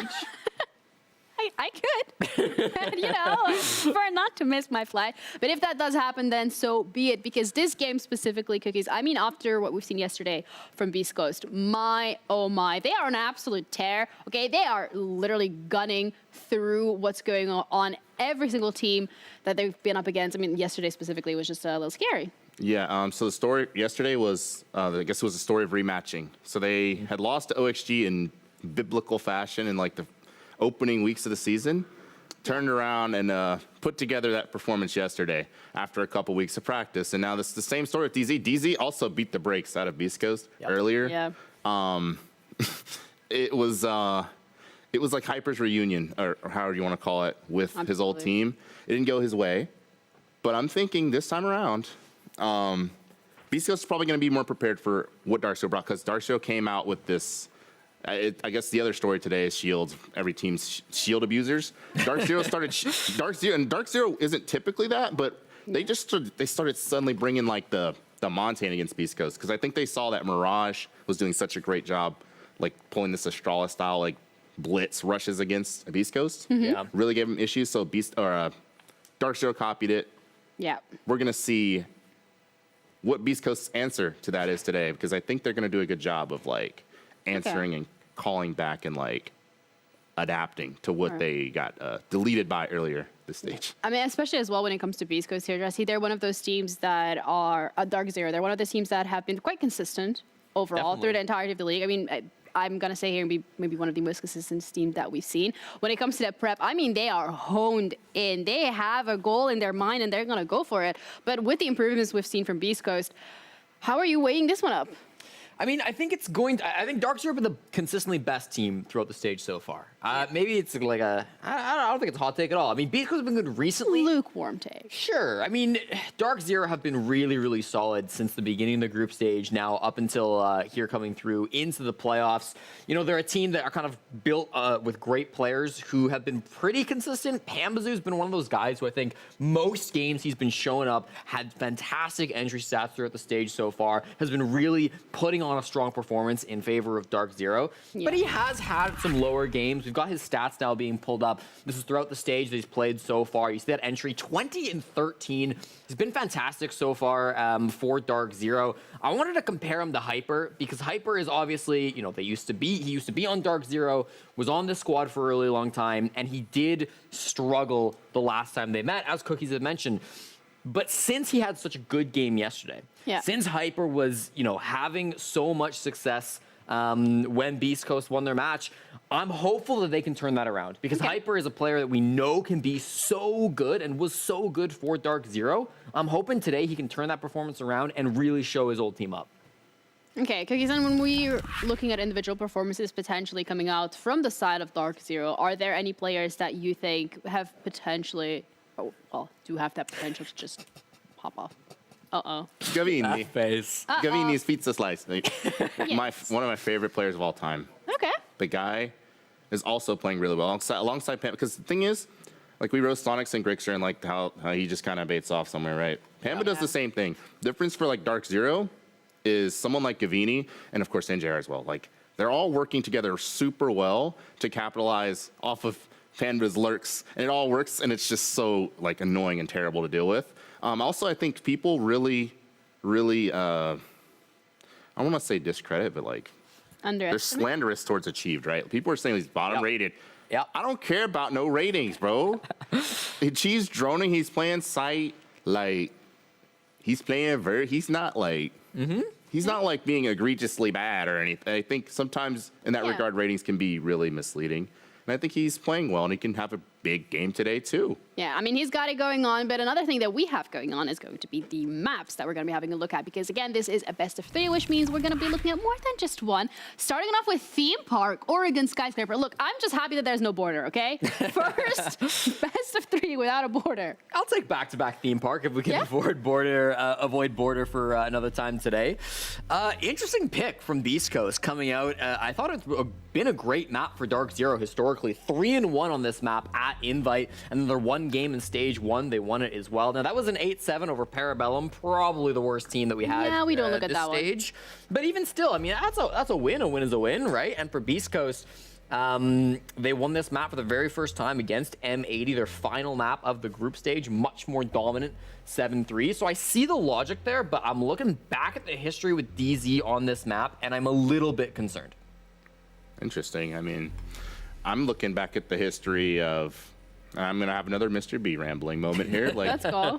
Reality TV was pretty damn solid at Theme Park. And I think if you look at you look at your fancy little spreadsheet here. Yeah. How often do people ban Theme Park against BeastCoast? Pretty often. Okay. Yeah. And I think most people are aware this dude knows how to play Theme Park. Now, I mean, it's a totally different game here in the big leagues, the pro league, but he's got a talented team behind him as well. Even though, the opponents have also gotten better. So I'm thinking BeastCoast has something cooking, but I also thought SSG was cooking, and SSG was just cooking some boiled eggs or something. I mean, boiled eggs can be great, and it felt like... I just thought of something that, like, smells bad when you cook it. Like I hate your the smell. fish dish. My fish dish was fine. I can cook good fish. I've heard different reviews. Honestly, I heard the smell was going down all the way to the Denmark corner and their fish in the hotel. Over Denmark be selling lots of fish. Like when I went to the market, they had lots of. Oh, you went exploring? Did you get lost? I just got annoyed at all the fish I was looking at. But okay. You know who's not been overhyped as my cooking was overhypedly bad? I think Mint is really a person on DarkZero who deserves a ton of credit.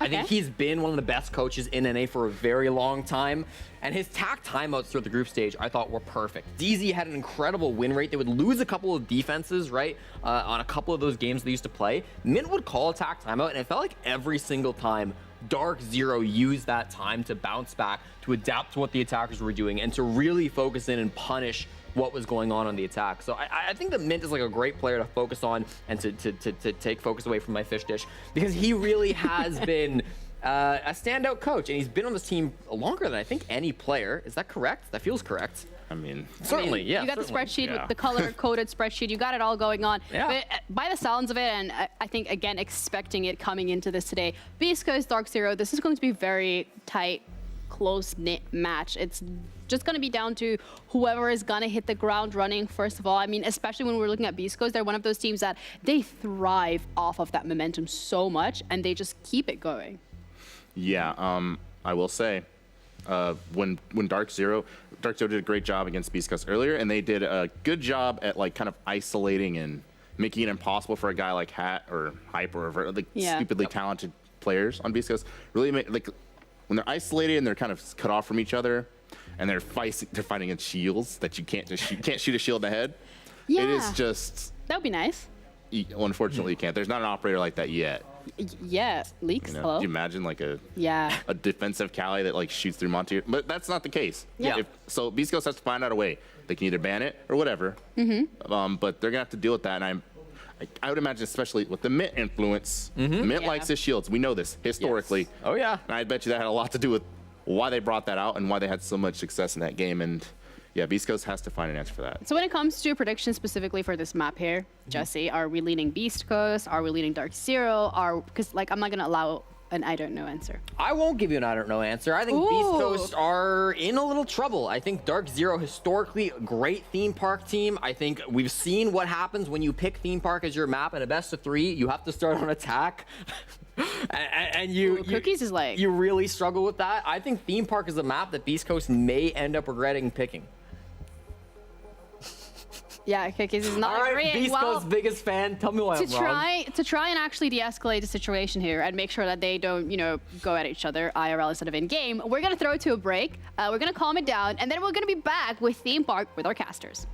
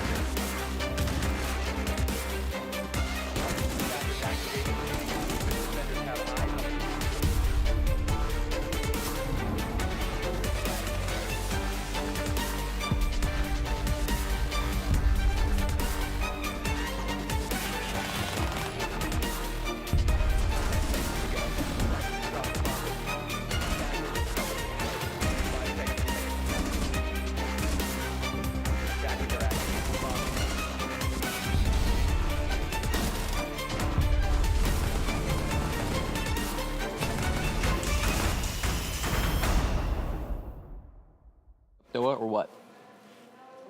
Nick, the second team from North America to qualify for the major. You just casted M80, beating the brakes off of Space Station Gaming in a map that I imagine a lot of us wanted to be closer than it was. Yep, and honestly, I'm very surprised to see BeastCoast being here because with the changes coming in, with the lack of experience in some of these members, you're thinking there is no way they will beat some of the best teams in the league, but yet here they are. And they're not even a team where you're thinking there's no way they will beat DarkZero. They absolutely have a chance.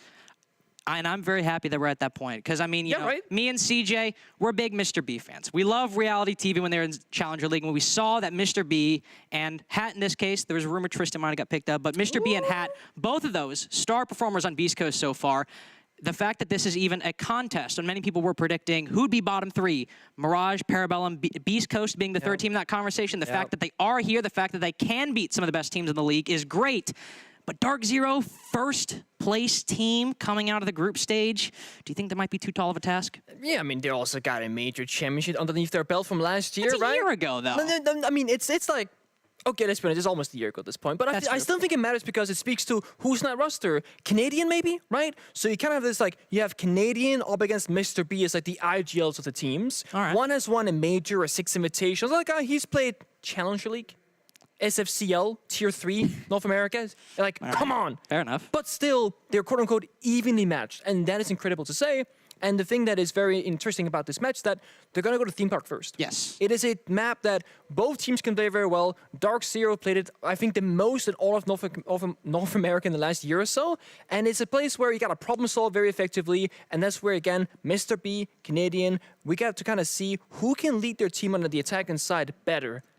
And going back to the last game we saw from DarkZero was on Theme Park. It was against Parabellum, and it was an 8-7 victory against PB. And while by overtime that game meant literally nothing, as DarkZero were actually, I don't know if they were exactly locked in first. They were locked in top 2. Okay. So they had at least made it to this stage of the playoffs, but it was a decision between will they get first or second. But beyond that, they had already secured their spot.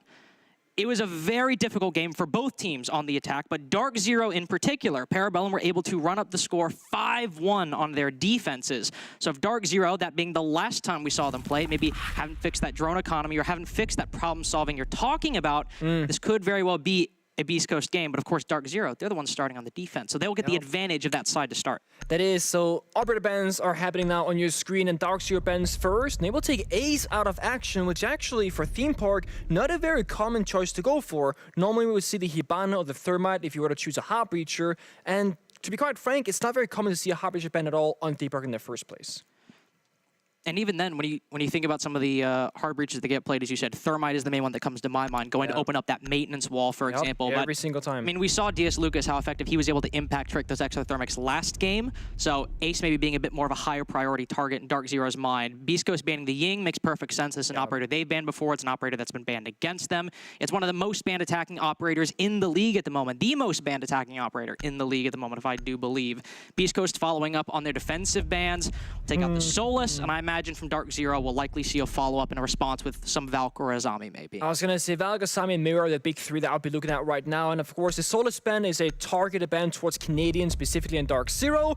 And DC themselves will answer back and say, that Azami, those keep-it barriers, you're not going to have any fun with that. No. We're going to remove that from play. And again, the operator ban phase here, very common, very standard. The only thing that kind of sticks out is going to be the Ace, but I don't think it's going to change things too much for either of these two teams. And this kind of leaves a couple of operators open that we can see, right? Lemonti, for example. We did almost see SSG bring out a blitz for a single round. Forrest kind of lingering on that operator for a little bit, but chose to attack or repick off it last second. And we know that BeastCoast, they're very flexible, right? We see them play Chalet. They will play Monty. They will play Capital. They will play Ying. If you leave something open, odds are they can play it. And right now, they're showing the fuse. They're showing the nuke. They're showing the Tokavi. We got to be careful, because this is still attacker. I know they can change it. But when Mr. B is cooking something, usually he sticks to the recipe. Well, and to your point with that, the shields are a great example, because you mentioned when they leave something up, they'll play it. The Monty and the Blitz is something that BeastCoast, and Mr. B in particular, will usually pick or use multiple times throughout their attacking half. That Monty being the main one out of the 2, but so leaving that up against BeastCoast is something that at some point in this series, especially if things are starting to get tight and they need to get an attacking round on the board, is something that BeastCoast and Mr. B have relied on in the past. But those 40 seconds of the prep phase have elapsed, and Mr. B has stuck the fuse, Nick. Yep. So I was worried he might have jinxed it and that he was switched off it, but we do have it. Some players, they will hover and operate and always change off it, and some people, like Mr. B, when they show something, they mean real business. They did change one operator, however, from Nuke onto the IQ instead, likely because they saw both the Echo, the Yokais, and of course Canadian on the Valkyrie are available. This is DarkZero reacting to the Solus ban, saying, you won't give us that, we'll take something else. That Tokabi phone call almost destroyed the Yokai, but I think because Injara is so quick to the punch, yep, he saves it. That 10-second timer, not enough. Well, it's a very common Yokai spot as well to then move out that drone hole and then try to get an angle on the attackers out of spawn. Here's that IQ, spotting those Yokais in the side and spotting the Echo himself on the opposite side of that wall. Maintenance wall likely going to be a focus for BeastCoast at some point in the round. They're still very scattered. The first of many fuse charges maybe. Never mind, he backs off. Hold up, not just yet. Canadian hears the cluster charge, hit the hatch as well, and will back off and fire some shots as he responds. A minute in so far, and BeastCoast have not secured any solid control and will likely be more difficult to do so, though they do end up trading it out. I'm curious if Canadian actually did toss his C4 on the hatch, but didn't pop it just yet, waiting for that second breach to go down, but Mr. B might have read into that. That's why he removed that breach, or the cluster charge rather, from the hatch itself. Drone network slowly starting to be established from BeastCoast, but the thing is, DC, they're still very much active on this roam. No one's really inside the map from BC as of yet, and half the run is already flown by. All we saw was Hat earlier alone in maintenance, and he's been very easily dispatched with from Panbazoo, and trading that IQ for the Oryx is a trade the defense will make any day of the week. Finally, some other members of BeastCoast have made their way in. We're almost a minute left in the round, and Doc has only made his way to top Dragon, and the Ana is only just now inside a vending machine. The Fuse has now joined them as well, but again, a minute left. No hard breaching done so far. Only a Hibana on the board. No Thermite to speak of. Seems likely the angles that all BeastCoast will have availed to them could be that yellow wall, Nick. I was gonna say, I mean, Mr. B and Doc gotta work together because they got secondary can opener on the Fuse, and the thing is, there's no wall deny from DarkZero. Sure, they got 2 impact grenades on NJR, but these initial holes in the walls will be guaranteed open because look above it, there's no destruction to allow that impact to be thrown out. So yellow wall guaranteed to go through. With 35 seconds left, they might not get more than that. DZ have the angles going for them as well. They're now taking on Hyper, flanking down those Dragon stairs. So if they flood in, it'll just be through this yellow angle with barely any others going their way. Maybe a push through split, some cluster charges from up above. But there goes the Fuse, achieved, able to retake top floor. Excellent shot by Vert. Now able to move in through split and start moving up into yellow. There might be somebody flanking behind. There's not enough angles to watch all of them. One goes away inside of the site. NJR cuts down not just 1, but 2 for DarkZero. Secures round number 1 on the defense's Bastion of Throne. Also keep in mind that while that side hold was phenomenal from DarkZero, achieved on the roam inside a bottom Dragon or that Gong area of the map, he found 2 kills while that hard breach destruction was going through. So DC succeeding both outside the bomb site and on the bomb site itself. And BeastCoast, that a decent plan, a decent approach, but honestly, the time might have been their biggest obstacle. The roam clear, not fast enough, nobody really got into the building, and the Fuse did not really get any value in that round. 2 charges went out on the same yellow wall. It didn't destroy any members, no utility was had either, and it didn't really make it any easier for them to get into that breach once they wait for that execution. And if you're going to see an aggressive presence from DarkZero on Theme Park, if you're going to see them hold positions like Cafe or play aggressively on top Dragon, no matter the site, BeastCoast will need to react to that. They can't drop an opening pick with Hat by himself inside of maintenance like we saw at the beginning of that last round, or even if they do and they get the trade, they need to coordinate and use that mid-round efficiently to then acquire some further control. Lab being the next site up, Nick, though. Normally, we used to see Bunk Daycare be the almost immediate next option for Throne, but Lab has seen a resurgence, especially over Initiation in the past year or so, as the secondary side on Theme Park. And I'm very happy to see it because if you go back to like 2020 in Europe, it was very common for Lab to be played as a second bomb set actually. Something that G2 themselves really started doing is because the Lab bomb set allows you to play almost throughout the entirety of the map, both horizontally and vertically. It's just a bomb set that requires a lot of impact grenades and secondary shotguns because you want rotates everywhere, move around the map. If attackers come, you peel back 1 room, you sacrifice 30 seconds. The clock is a very big thing to play against right now as the attack and lineup, and the fact that there's no Jack on the board, no Lion, no Dokkaebi from BeastCoast means they don't really have any easy tools to grant them entry points besides pure gun skill and of course droning for one another. That's gonna slow things down. You even got Vert droning for himself. I mean, that's gonna slow you down even more. BeastCoast looking to acquire throne control, maybe even before some of that upstairs control. Of course, Vert now, at least in terms of positioning, has some support from Mr. B. Moved in, now opened up that maintenance wall. They want to take down the player playing inside of Throne, who is playing passively in split, could very easily escape, and Canadian will do so. Back off very quickly, so Throne control now secure for the attack. But still, Nick, as you mentioned, they will need to start moving upstairs at some point to either get a kill or acquire some even further control on that top floor. And already almost half the round now gone, and Hyper just now starting to make his way through Initiation and Office. And this is why Theme Park is so hard as an in-game leader for your team, because you gotta work 2 different floors at the same time to make progress quick enough for this. And if you're Mr. B in this case with the attack inside of BeastCoast, you're only gonna be able to have 1 set of eyes in 1 part of the map, but you gotta lead on both sides. So now, bottom floor's been dealt with. You go upstairs, you try and linger on these bombs at windows to apply a little bit of pressure, perhaps. Good intel and drone work from BeastCoast. Oh, that's unlucky. There we go. Second one gets it. Impact flies out, doesn't find the drone, and Hyper is so close to the bomb site wall. They're actually going to ignore the upstairs hold entirely, it looks like. No, it just looks like they'll go for a half clear down below. That nade almost taking down Achieve, but Hyper's found his opening. Made his way into the site with Hat on the opposite window. They can pinch this player in Lab and get the first pick for BeastCoast as we crest a minute left. DarkZero do trade it out, and they end up gaining the advantage as well. Hyper still cutting a clean cut through the site.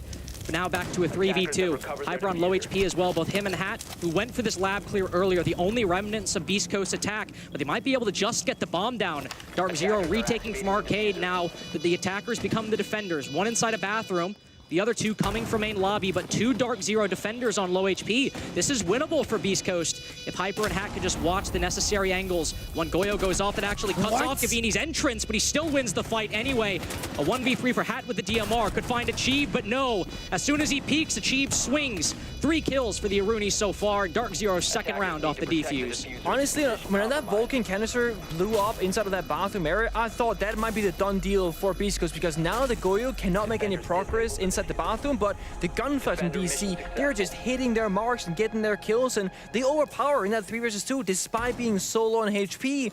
You saw a smile from Kenny in there. He knew that they did a great job to play together in that 3v2 to make sure that they're not going to throw a potential round that they could win.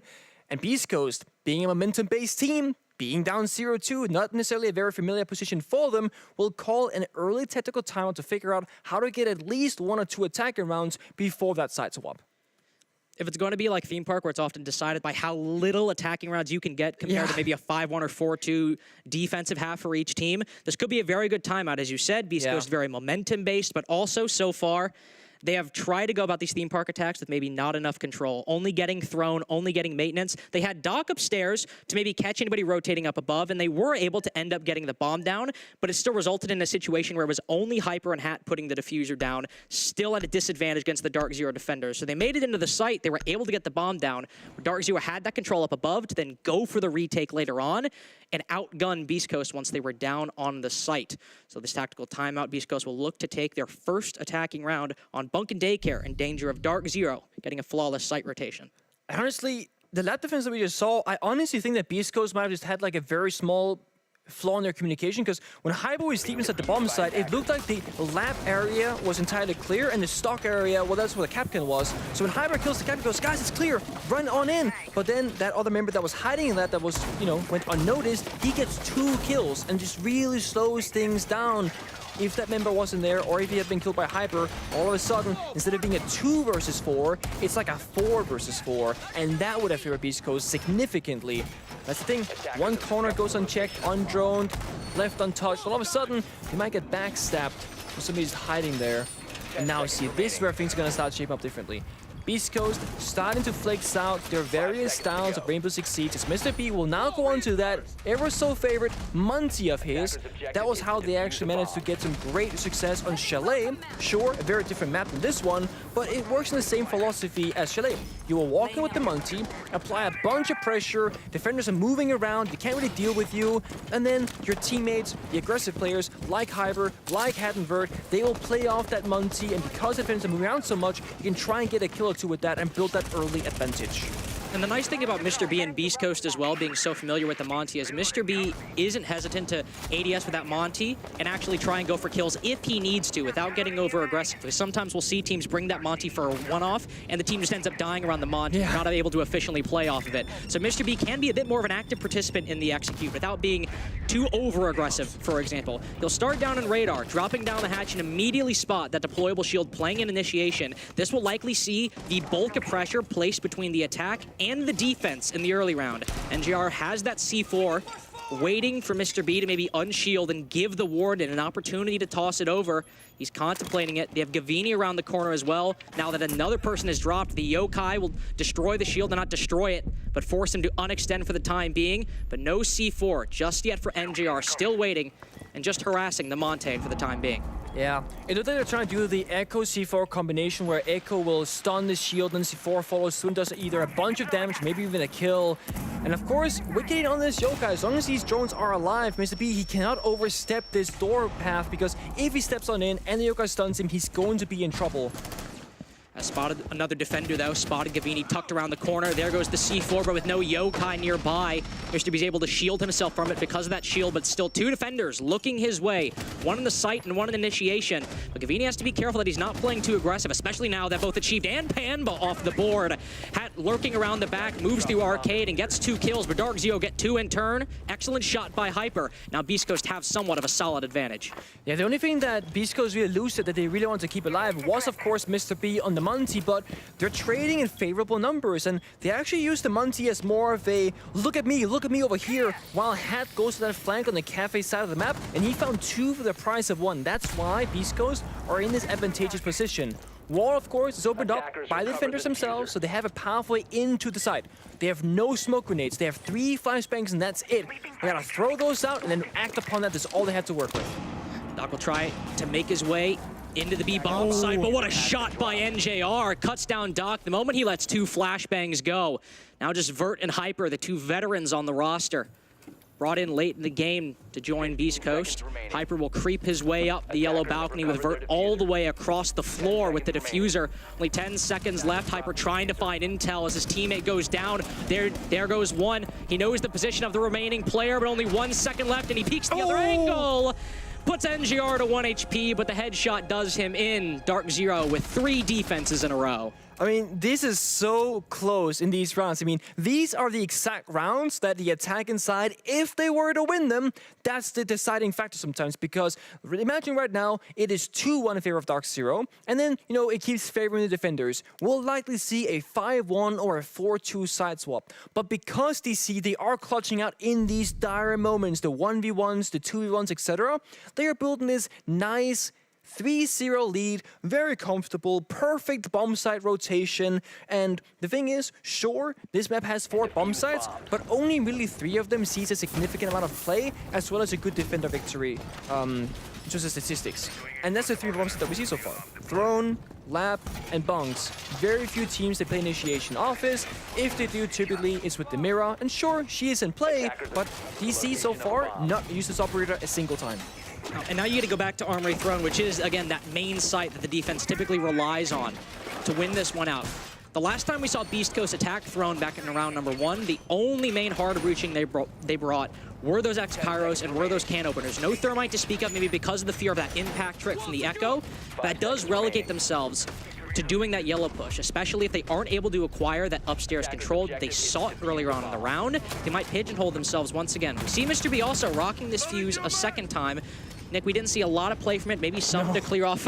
Maybe some to clear off the yellow wall, some to clear off that furnace position. But maybe from him individually, or maybe him from that fuse, just with the reputation the operator carries. Hopefully, we see a little bit more play from him this round. Yeah, the thing about picking what we call like pocket picks, like operators that we don't typically see being played, is that when you do choose to go with them, you have to find a lot of value. Otherwise, one of those, you could have picked 4 other attackers and get like way more out of it.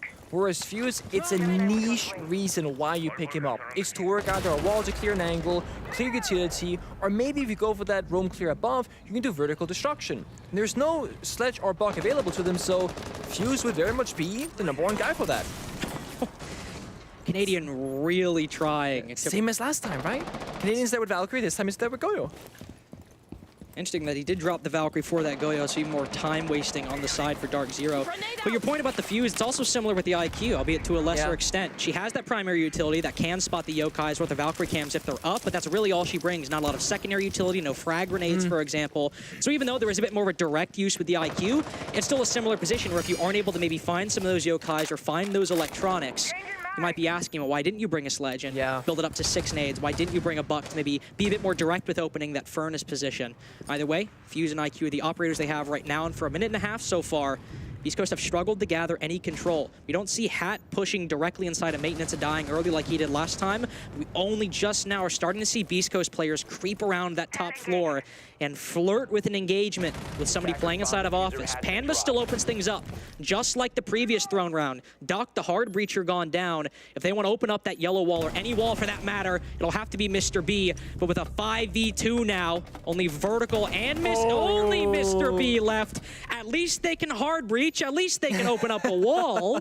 But beyond that, seems like it's a flawless round and a 4-0 lead for DarkZero. Just to kind of put into numbers how bad it is when Hibana dies, like as the first member in that round. From like a pure like statistical standpoint, in that 5 versus 4 when Hibana dies, it's basically over for the attackers. You can't go open up anything really. You have no real map presence. Your pinch is now gone. Doc was on the cash balcony alone. All other 4 members came from the cafe side of the map. So the second Doc dies, they could in theory, Gavin that is, run all the way back to top dragon and fall back to bomb side. He just sticks around. He knows that he's in a good position, gets 3 kills in that same spot, and completely shuts down BeastCoast's approach to the map. And with this 5th round starting, we will see all 4 bomb sites being played by DarkZero as they will go to that initiation of his bomb site and just keep BeastCoast in the dark. Not allowing them to know how they're going to defend the following bomb site, because they might be expecting that lap to be next, right? They might be prepping for it, saying, guys, we know how they defended. It was very close last time. We got the diffuser down. What do you know? It's not that side now. Now you got to refigure out exactly how you're going to approach it with no intel about how DarkZero are going to defend this side. And DarkZero have a 4-0 lead as well. Even if initiation to lab initiation to office doesn't work out, yeah, just go back to lab. Yeah. If it ends up not going well, with that mirror also being up, like you mentioned earlier, we'll see it brought by Achieved once they go to initiation and office. And Mr. B will go to that Monty the 2nd time on the attack so far. Try and gain something for them. Some kind of opening the 1st round on the board. But normally, we at least see maybe some signs of life when they go for these pocket strats, even when they go for these attacks in general. I mean, this is the same team that had a very dominant victory over M80 on Theme Park. We just saw Smoke SSG and BeastCoast. I mean, they haven't looked asleep. They haven't looked completely inactive, but they've been shut down by DarkZero at every single turn. They have. And the fact that DarkZero, they keep going on to these intel operators like the Valkyrie and the Echo, etc., it's putting Hyper in this very frustrating position where he wants to play the IQ to be the good guy, right? Help out his team. But now look, he's kind of looking like a fool because there's not a single operator he can really find that gives you any IQ value. So this niche operator that you bring is more of a safety measure. In case there's a Valkyrie, in case there's a Yokai, then DarkZero goes, well, if IQ's gonna counter us, we'll just not play them. And we'll just make the IQ being a useless and pointless pick. It's now just a gun walking around the map, essentially. Oh, if Hyper could start getting some frags, maybe a gun walking around the map might just be what they need. Vertical almost finds a kill down below, looking up through that split hatch, but only is able to tag Panbazoo for just a little bit. Mr. B pushing this initiation position once again. Here? He could try. Yeah, I mean, I'm honest, like, you actually could try. You gotta shoot this C4 mid-air from your teammates. Had again find something off this. There it is, they try for it. C4 gets ripped. It hits. That's the unfortunate position right there. You go for that diffuser. It's a risky play, but nobody able to watch that C4. In fact, maybe the smoke on the mirror window ends up hurting the attack, not able to see it, or maybe there's just not a lot of coverage. Hat's still trying to go down, but there's that second C4 to drive him off the plant. Achieved gets another kill, closes the gap by just a little bit. The power of this Warden behind the mirror. Flashbang completely nullified. That blank is a shield! There's no way! That's so unfortunate. He's looking for like a pixel. There it is. He's finally found it, but NGR knows someone is playing back inside of Radar, but the moment he vaults over, Doc shuts him down. I suppose Mr. B ends up dying the moment he goes for that plant, but he gets the diffuser inside of the site, and once BeastCoast had a man advantage, thanks in no small part to Hat, they make it work. Yeah, and the thing is, I will say, if DarkZero managed to rotate NGR on the mirror for that second C4 a little bit earlier so that he could pre-rip it and not give that sound cure away, I think DC were actually in a great position to shut down the second plant attempt and maybe even with that, the round. But BeastCoast, they were so efficient, always striking from 2 different angles. And we call it the hammer and the anvil where I'm from back in D2, where you're gonna have one side be a wall, and then you just push from another, and either you will make contact, so the hammer hits the anvil, boom, you get a kill, or it forced the opponents to push out either the hammer to the side or the anvil to the side. And what I mean by this is that in that particular round, you have Mr. B and Monty being the anvil. He is a complete wall. And what's happening behind them, that's the hammer, that's Hat. He gets 1 kill, he gets 2 kills, he frustrates DarkZero, makes them turn their heads, look behind them, and while that happens, Mr. B starts planting. Good value. And they end up wasting those C4s as well. So if they're able to dodge both of them, they can then go and put that bomb on the floor, which we didn't end up seeing a post plant, but still saw BeastCoast get those kills around the diffuser as it was being planted. But now initiation is gone. BeastCoast have won that round. Now they just have to try to win one of the other bomb sites that DarkZero have won up until this point. But again, even if they only end up winning one more round, it's still a 4-2 attacking half on Theme Park. Not the worst thing in the world. Maybe you'd want more, especially because this is your map pick, this is your starting side. But it's something that they can say, okay, if we get this last round on the attack, it's not the end of the world. We have a chance. But also, if you go 4-2 as BeastCoast, then you gotta look back at round number 3 that came down to that 1 versus 1, right? True. It's anyone's round. They could have had a 3-3 half, which at that point becomes a very solid position to be in. And that's those small moments that can slip by but have a massive impact on the outcome of these games. I saw BeastCoast in the previous lab attack majorly focus on acquiring throne control and really only focusing on the horizontal. Some tangential pressure upstairs. See the Flores drone maneuver his way into the site. He made his way through. He got those frost mats. A Rooney gate reactivated, but still, if maybe Hat, for example, wants to vault in through that supply window again, he can make it happen. Once that Aruna gate's down, doesn't have to worry about those frost mats anymore. A bit more concrete upstairs pressure this time. We have Mr. B over outside the cafe door and Doc opening up angles on top yellow. Again, hammer and anvil you mentioned. Yeah. Seems like we might see those two positions being set up right now. And the pace is very quick for BeastCoast. I mean, they don't have full control yet that they know of, but actually DarkZero, with both of those walls upstairs being breached open, they are falling back and they're only really having presence on the first floor of the map now. Of course, that means they're closer to the bomb site in theory, but BeastCoast, they can now start doing that vertical destruction. There is just one really bad news. They don't have a sledge. They don't have a buck. They have 2 soft breaching charges on IQ and Hyper, who's not quite here just yet. So they might actually have to fight this out horizontally, which shouldn't be the case for them, but they just don't have the right operators for this style of execute. And let's say they want to do evade taking some of those gunfights. They only have 1 frag grenade on vertical as well. So if they want to maybe try and get some utility kills, that'd be the main way to do it, or maybe some of the flashbangs that Doc or Mr. B have. But Doc is lurking at the moment.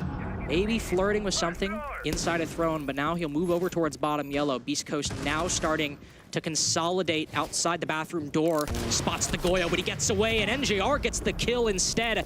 Hat not able to play the trade as NJR quickly ducks for cover behind that corner. If BeastCoast are going to win this off gunfight, somebody has to overperform and get 2 kills, or else DarkZero can play the trade to win this. Made even worse as Hat walks into those EDDs. Hyper finally gets 1, but it's no longer equalized because Hat's on the floor and now put in the grave. Hyper still upstairs will go for the drop in split, but there's still 2 defenders, or at least 1 playing inside a throne. Mr. B gives away his position, hopping into bathroom. There goes vertical, but he's got the Goyo fire in his way. A triple for NJR, a quad for NJR. No ace today, but a victory on time for DarkZero. 5-1 half for their defense. NJR.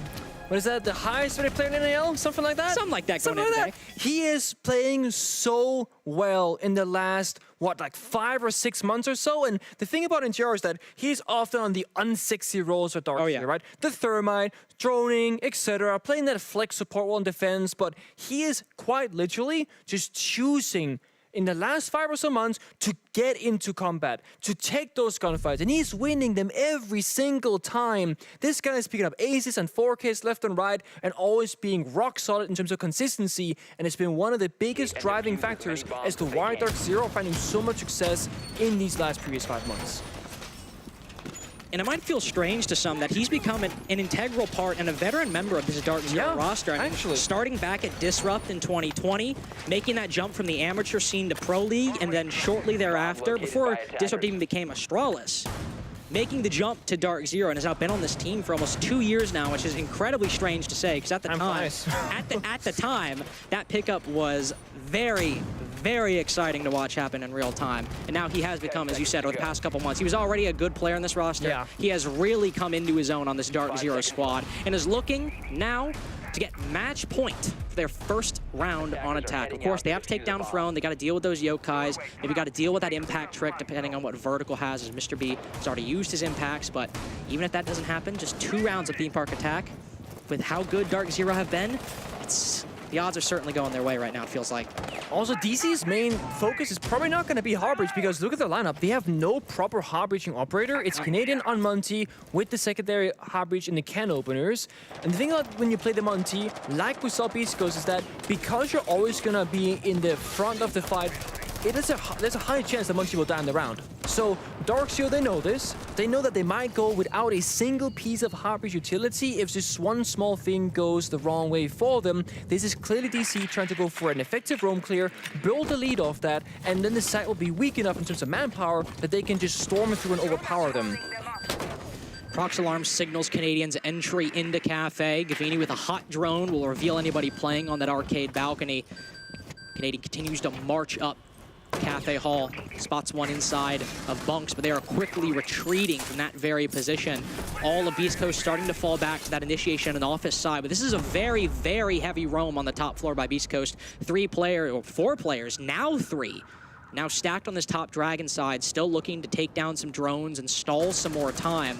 As you said, there's not much hard breaching for DarkZero. Already 1 of 2 can openers used, and that is it. They are not really looking to make some kind of push through maintenance wall in bottom Dragon. In fact, if they can even get a kill or 2 on this clear of the top floor, DarkZero will be mighty happy about the progress they have achieved.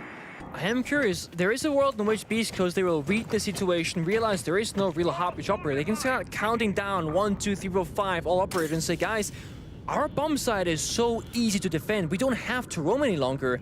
But the thing is, while this is happening, the time is flying by. 60 seconds left. DC are still checking out all the corners upstairs. And then the C4, it finds Pambasu. So the hatch is open. That's one way into the bomb site.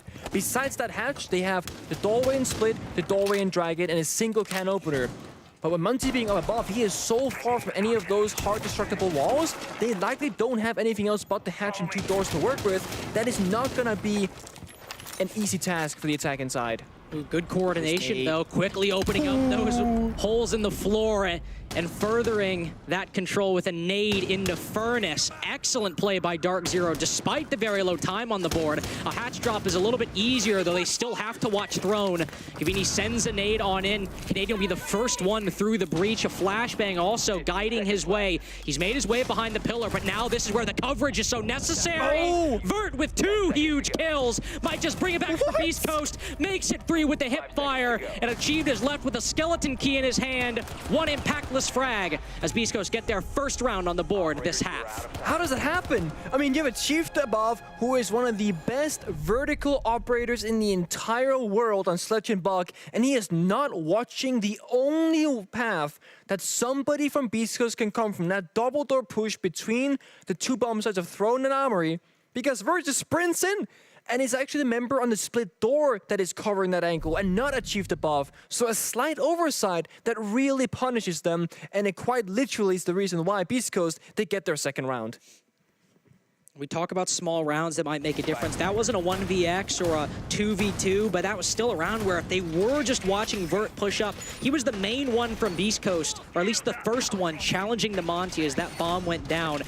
And DarkZero still managed to find a way into the site with no angles on yellow wall, no hard breaching to speak of, just a drop through that hatch, aided by a very quick heads-up play with a grenade and a skeleton key to facilitate that entry. If they're able to get that, that'd be match point 6-1, and BeastCoast would need 5 rounds in a row. But now they've started something that can't be called a comeback just yet, as they've won Armory and Throne on Theme Park. Yeah. You'd see a little bit more, at least impressive play, before we can call it that. You know, every comeback starts with the first round. That's true. And that right there, if a comeback were to happen, would be the very beginning to that thing happening in front of our very eyes.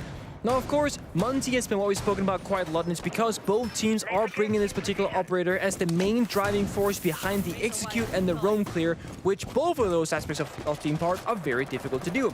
Achieved now on the ammo road to speed things up, Pambasu on the nuke to sneak around the map. DarkZero, they recognize they need more than a single operator as the defining factor, and they just need more utility in general.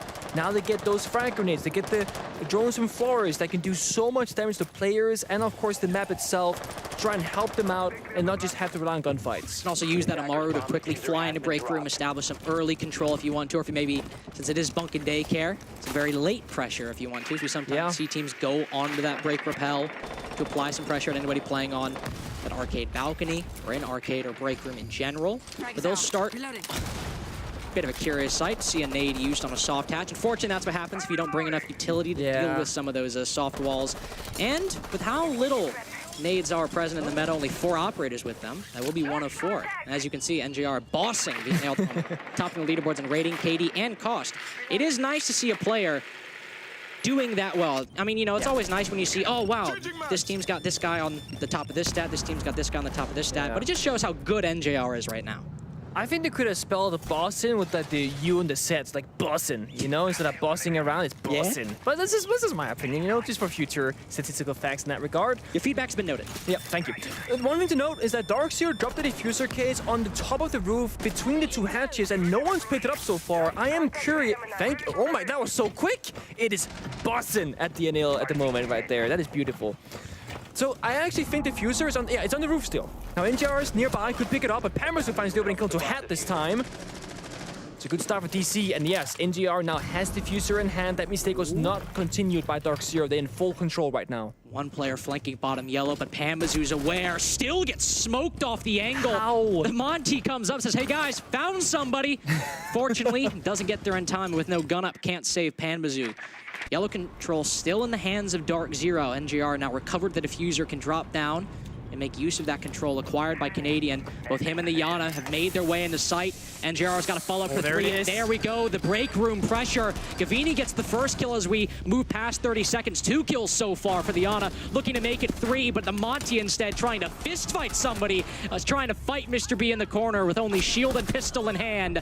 NJR catches Vert lacking, and now DarkZero, after a loss on Throne, moved to match point. Yep. Nice shot, Vert. Yeah, I mean, he is right. That was a beautiful shot. And Vert, as an individual player, it has really been shining on BeastCoast. And I was like, kind of questioning that pickup being, is Vert past his prime? Because he was really struggling in OXG in the later half of his career. And obviously, he was dropped as a result of that. But he has really found himself again on the squad individually and coordinated with his teammates, finding openings, opening kills, and just I feel like he's much more confident in his own skill capabilities when he does the intro job. He will just look for these fights and he wins them every single time like we saw. He had no business killing Pampersu on the yellow stairs, none at all. Pampersu knew he was flanking, and he still lost the gunfight to him. Monty having such a big impact in that round as well. Canadian walks to the map like it's just completely free, and everyone's running around him, and then Gavin finds 2 kills, and that's that. That's the entire round basically. A reminder, Theme Park is BeastCoast's map pick. DC are flexing at the moment with 3 out of 5 players in the top 5 ratings. I mean, yeah. Do you really need to flex when you're in first place? 10 seconds remaining. I mean, you have the right to flex if you're in the first place. It's true, I suppose. Because you could flex being in the last place saying, huh, at least we got a single point.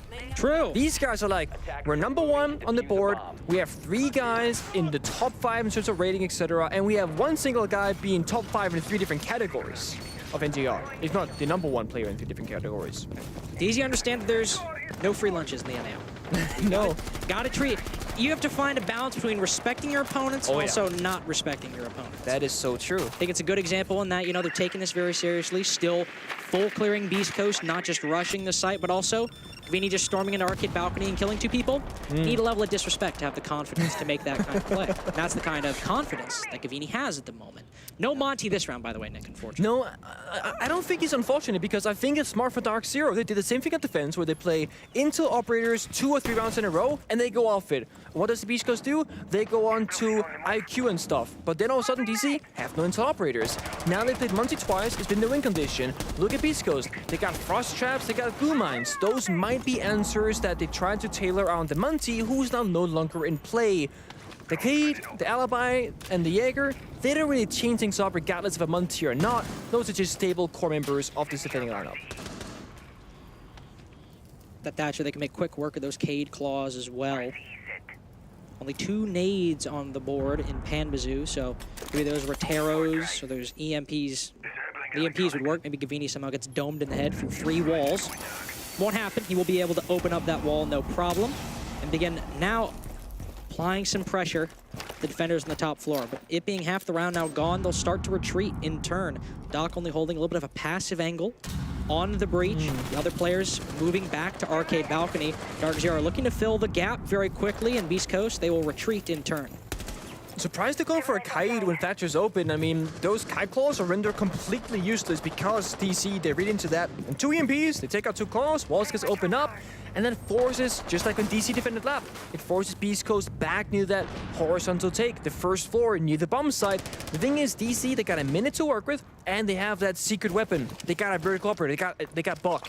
They can destroy this floor, deny crucial positions, and then walk near the bomb site. And there are no Goyo canisters, there are no toxic babes to stall for time or deny entry points from the attackers. So DC in a great position despite the clock being 35 seconds left. And had out of a C4 as well. So BeastCoast looking to win this on gunfights, and much the same way they would try to win these attacks sometimes. And if that's their plan, Vertical might be the one to get it done. 8 and 7 so far. He'll take down Gavini, getting BeastCoast that advantage. Only 20 seconds left. Pamazu cooking an angle, just spots one. Still gets the kill in time, not with the gun, but with that grenade. BeastCoast hold on. Looking to bring it to overtime with a few more rounds. It'll start right here with only 7 seconds left. Canadians vaulted into bathroom. They don't know Hyper's there. Puts Canadian down low and finally finishes off the kill. Looking with another victory on time in the 2v2. BeastCoast get their second defense on the board. DC under pressure. Time is their enemy, and they don't really get in quick enough when it matters the most. If somebody was there to support Canadian on the initial engine bathroom just a little bit quicker, maybe they can attempt to plant now 2 versus 2 or 2 versus 3, depending on the outcome of those gunfights. But it's so close. The rounds that BeastCoast are winning are not decisive victories, and when they keep winning these defensive rounds, they're gonna lock the bomb sites that they've just won. That means that things will only get more and more difficult as time progresses. And all BeastCoast gotta do is slip up a single time. Pambazu has one of those moments, or NGR has one of those moments where they will just completely take over. And that's the first map done and dusted, just like that. Now, second map is Oregon. So we're gonna go from a very big, dynamic, flexible map of theme park, hard to problem solve for both sides, onto Oregon, which is arguably one of the most linear maps in Pro League. Absolutely. It's been there for so many years, to be fair, as a theme park, but it's a very different story. So we can see, like, let's say a 7-3 here for DarkZero, that has no implications on what might happen on Oregon whatsoever. We can see a 7-0 for BeastCoast on DC and Oregon, and then we see Skyscraper. The beauty of best of threes is that we get to see different playstyles being favored on different maps for a variety of reasons. And that is why best of threes are superior to best of ones. It's a fact. I agree. However, while it might maybe a loss in this series could still mean a 7-0 for BeastCoast in the next map. Yeah. This is still a young team. This is a team that can sometimes ride high or fall low based on the momentum. And while I do think so far they have shown that they don't have necessarily the same cliches or trappings as a lot of these younger or newer teams in the NAL do, DarkZero are just such a veteran roster with so much experience that they've been able to even bring in Gavini, who also played with Mr. B just 6 months ago, and make him an integral part of the roster, not only at SI, but then immediately after, where he's had an excellent performance this stage so far. DarkZero are just so much more experienced that loss of a first map, let's say BeastCoast come back and win an OT, it might hurt them, but it still might not be the death now. And just to kind of add on to it, DC, they are very experienced roster, sure, but, you know, Chief and Canadian now in GR, but they're also one of the teams that brew the most young talent, right? In NGR when he first joined, in Pambazu when he first joined, and Gavini now that he joined, they always look at the long term, where they pick up a young player who has a long career ahead of him that they can really shape and form into the ideal player, at least in their team. Gavini has certainly been more than ideal this month and in this map so far. Hasn't put down any of his air jabs yet, but is still looking to maybe take an early engagement. He'll just face check a few angles before now setting up that important flank watch utility. Yana downstairs inside of lab again. Not going for that maintenance wall, focusing on the yellow wall. But this time, they don't have just the hard breach charges. We have that thermite. Odd to say that so far in theme park, we've not seen thermite played very much so far, given how common he is. But it's still not maintenance. It will instead be the barrels wall they decide to open up. This is very much a west side push. Yeah, it is. And because there's no Muncie, the pace a lot slower. They only got half of the top floor. So this is DC saying, we're gonna cut a line in the center of the map and just only worry about the west side, both above and beneath. But only having a single point into the bomb site, into the breach, is not where you really want to be typically. So they got the split door, and they got that barrel wall, but that's it. And the thing is, Canadian doesn't have smoke. They cannot deny the lines of sight. Oh, Mr. B, before the flashes even land, drops the case cold on the floor. Pamba does spot the player behind throne. It's NGR to take him down, though. Making it back to even. He's picked up the diffuser as well, but BeastCoast remain alive. Hat with a beautiful spray. A two-piece on a DarkZero. Achieve trying to apply some release pressure on the bottom of Dragon. Is left all alone for a second time on Armory Throne. There goes Hat, but only on 1 HP. He's got those 2 flashbangs, but he'll need more than secondary utility. You'll need a lot of luck to win this one. So it looks like BeastCoast are not out of this fight just yet.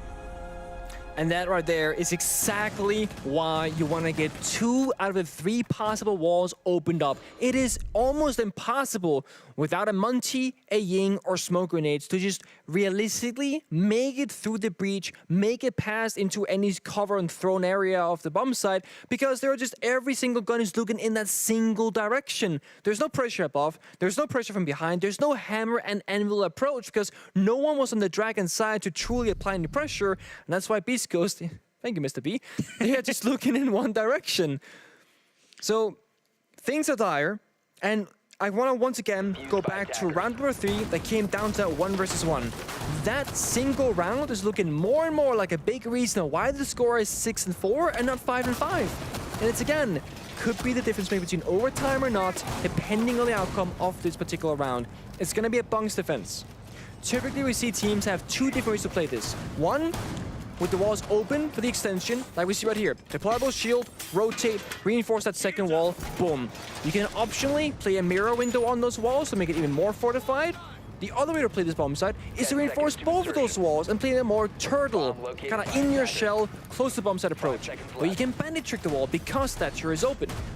Now, it makes sense for BeastCoast to go for the more dynamic approach and extend out around the map. That is a current meta of Rainbow Six Siege. You cannot just sit on site and expect a round victory. But I do think that there is a discussion to be had that sometimes surprising your opponent with quote-unquote a worse strategy on paper can be the better outcome. Make DC have to work for these openings because the hard breaching has been such an important factor in the rounds for both teams. And the walls don't get opened up, the attackers don't win the rounds, but the way BeastCoast have played this bomb site, they've opened up the walls for DC. And look at the lineup. They don't even have hard breach. Imagine they reinforce the walls. They have no way in. Nope. But again, of course, as a defending team, you don't know these things till you start spotting the operators in the active part of the round. Attackers recovered the bomb diffuser. It's a stat for us. The NAL Bunks Daycare is the toughest side to take down as an attacker with 90% defensive win rate, 10 out of 10 wins. Wow. I did not expect that. I did not expect that either. Theme park is full of surprises. Attackers recovered the diffuser. Well, I mean, a defender side Oh yeah, of theme 10 out park. of 11, of course, is 90%, yeah. A defender side of theme park? Never seen. Never seen rare. before. Never seen people win defense in this map. Panba's looking to maybe fast track this attack a little bit. Hyper caught completely lagging. Dog caught down as well. A 5v3 now as Panba's taken match point into his own hands, away from his teams. He's looking to win this one himself. Vertpert down to low HP. 1 kill going BeastCoast way. 3 now for Panbazoo. You talk about new talent, and they don't build them like Panbazoo anymore. He's going for the victory lap right now. He has 1 map, 1 for DarkZero. In a blink of an eye, DarkZero win BeastCoast pick and are 1-0 in the series. You're not supposed to do that. You can't just 1 versus 5 on match point and just walk over a staircase. Doesn't matter who you are. Not much else to say beyond that. We'll throw it to the analyst desk to break down not only that game, but Panbazoo's win.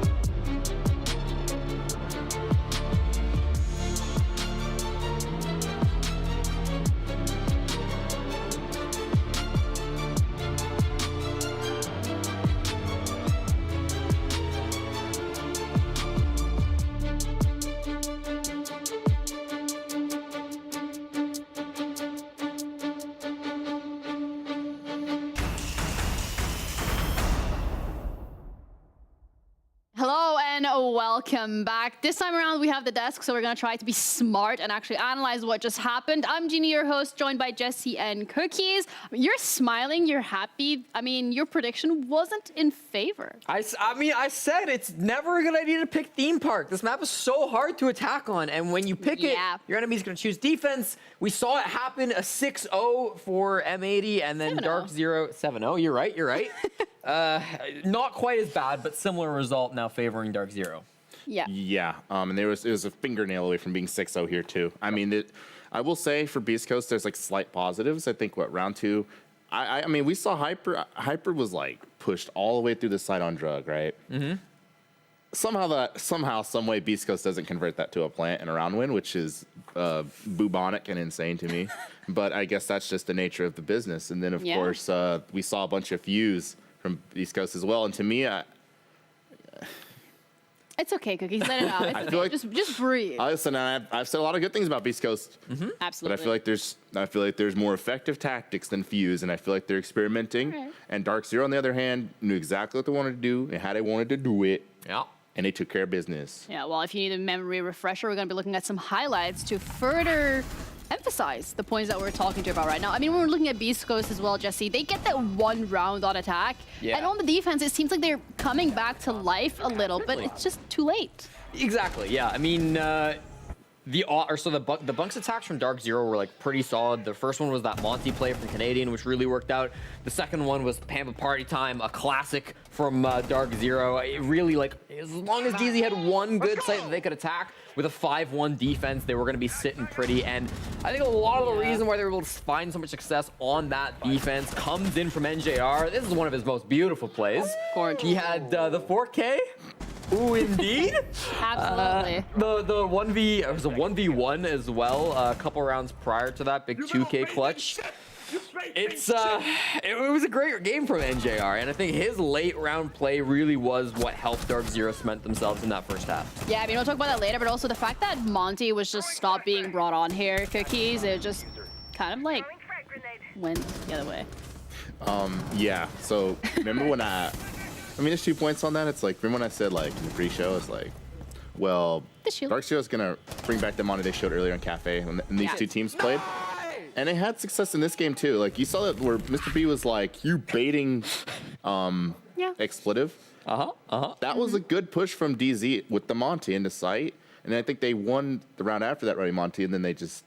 Yeah, they were like, oh, yeah, we're good. I think we should save our Monty strats now and make the game close.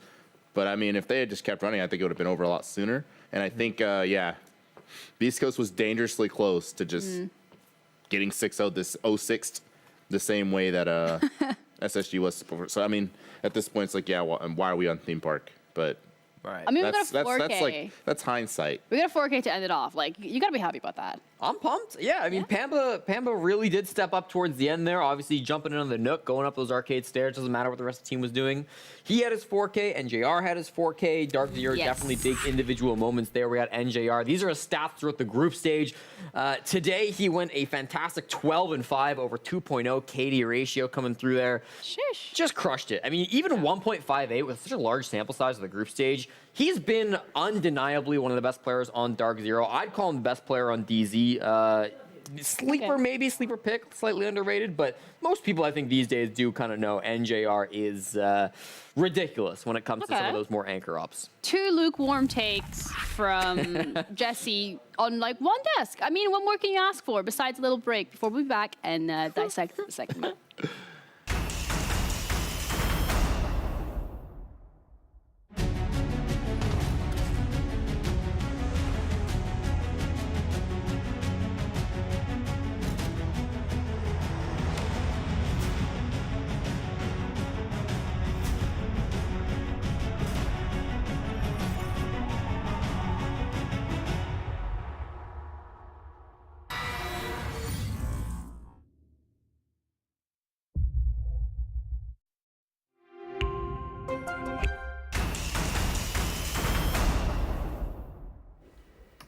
Well, if you're unlike Jesse, we're still here. He thought that we were done. Close the laptop. He was ready. He's like, let's get out of here now. Supposed to be like that. We still have another map coming your way. This time around, Cookies, it's Oregon, and it's DarkZero's pick. So they got a plan, right? I mean, we said that before, but we said it twice. Allegedly, they do. I would hope that they do. They've got like 62 coaches. Damn.